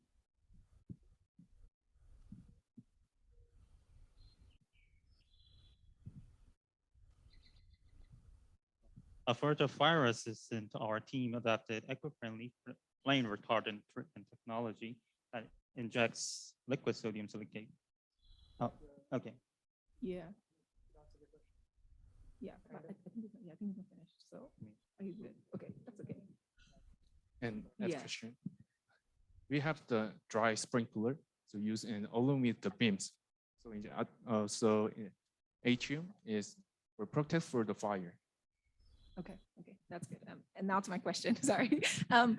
I realized that you're using the aerogel glass. Can you speak a little bit about that? And because I believe it's still kind of new and it's not all the way readily available. I just want to understand what the plan was for this to work.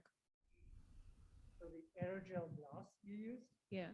What was it's not readily available here. Yeah, Oh, could you please use the microphone?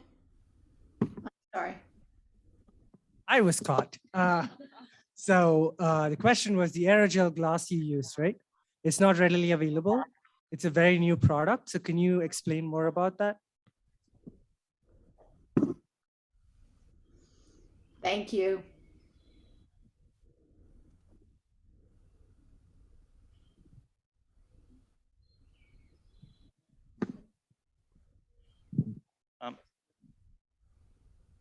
We use panel light acoustic panel using honeycomb glass for visual light transmitting as well.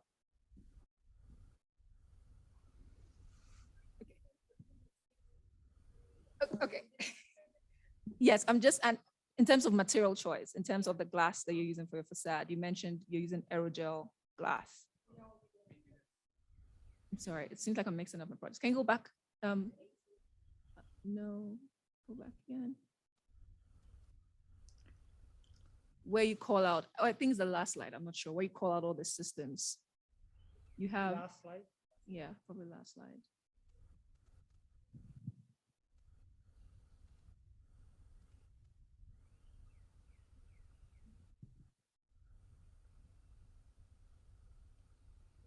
Okay, yeah, right there. That's fine. So you mentioned aerogel glass facades right there. Do you see it?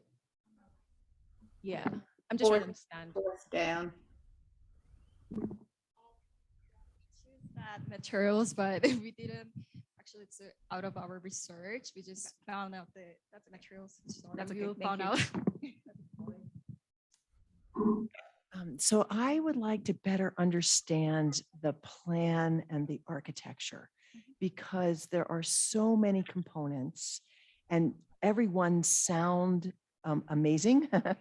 but so for example, it feels like a very porous building inside out. You can sort of move through it, which then to me implies conditioning it gets more complicated because you have doors, you have spaces that are open, and so the outside air is coming inside, and I don't know much about the climate in Seoul, but I imagine it to be somewhat humid and very hot in the summer. So I'd love, so it's in this plan, is the dark box the original building? Like just, and all, I just want you to kind of describe what the different pieces are, and then maybe look at where they look in an axo. Does that make sense? Yes, Just explain the parts to us This- and what materials are where.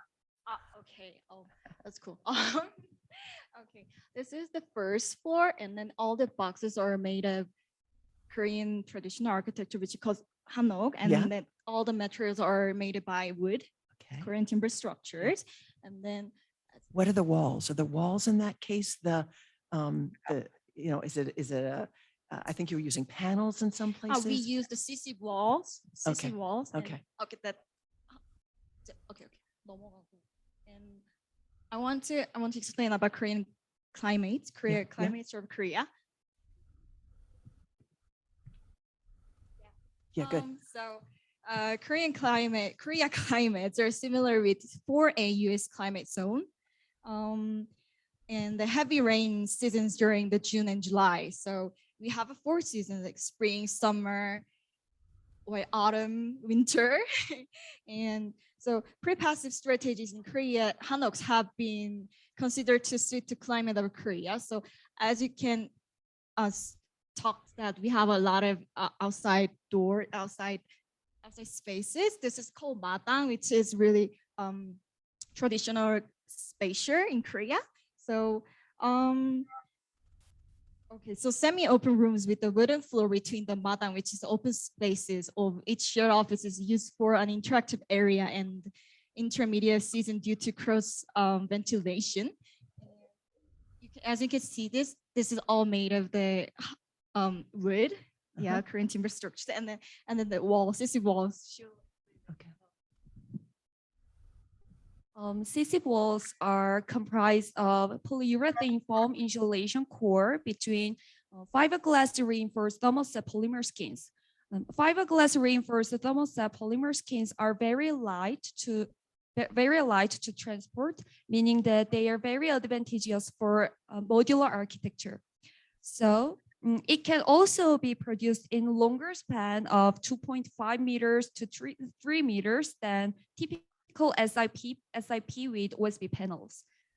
If a long span is possible, it performs continuous insulation by improving air tightness performance, water resistive barrier with grade A, and vapor retarder with 0.94 perms, and R26 per 100 millimeter.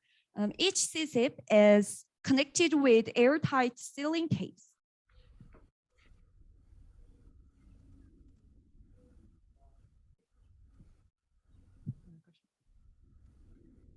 Can you talk a little bit about the window ventilation and the ERVs for me, and how you distribute that air to interior spaces?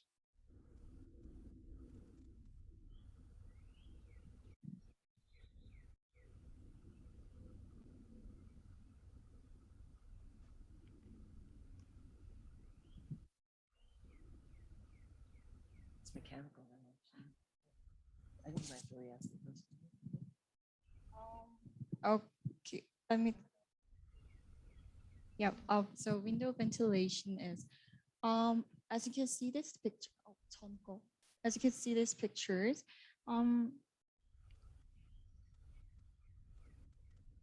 yeah, so I just talked the Korean house has 4 seasons and then, I think he's interested in the mechanical system. mechanical system. Yeah, the Okay. ERV Oh, system. So Yeah.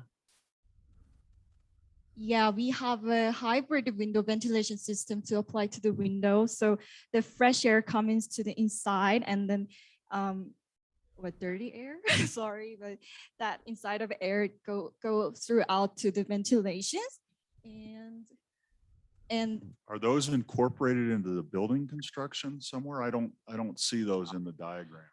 we didn't draw, but maybe it's in the walls right now, right here. So that might so we apply to this building, and then we have a underfloor air distribution system, which is UFAD system, and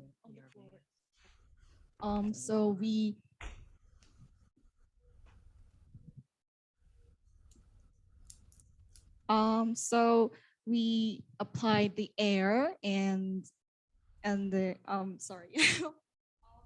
So in the UFAD system, the air directly supplied to the base of the occupied zone, which causes temperature stratification from the lower to upper layer of the zone. And so underfloor distribution system ventilation efficiency is better than the OHAD system. So it is possible to minimize to the exposure of cooling and heating system in terms of energy saving and also air ducts. So UFAD system can also efficiently respond to layout changes according to the transformation of users' organization and the use of the room. Yeah. In addition, besides task ambient conditioning systems can help optimizing individual thermal conditions by controlling and monitoring indoor temperature, air volumes, and air velocity integrated into the UFID system. Air handling units with ERVs deliver fresh air through raised access flow to individual workstations. Thank you so much. Thank you so much. That brings us to the end of the presentations and juror questions. So what did we decide? We're gonna take a 10-minute break. first 10-minute break, and then we'll have the juror deliberations. If we decide the juror deliberations are happening in this room, I request everyone on site to leave the room. If we decide, we'll let you know what's happening. You're welcome to stay otherwise, but we're done. Yeah, congratulations everyone. Winners will be announced. No, Allison, when are winners going to be announced? Tomorrow? Tomorrow. Cool. Right. Thank you guys. Yes. Yeah, thank you. Thank you. Yeah. Thank you so much. Thank you.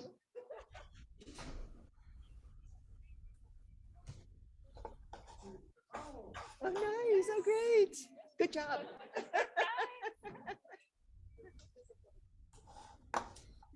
Nice. Wait, you would want the. No. We are in a different division. You want to mute yourself, right? What category?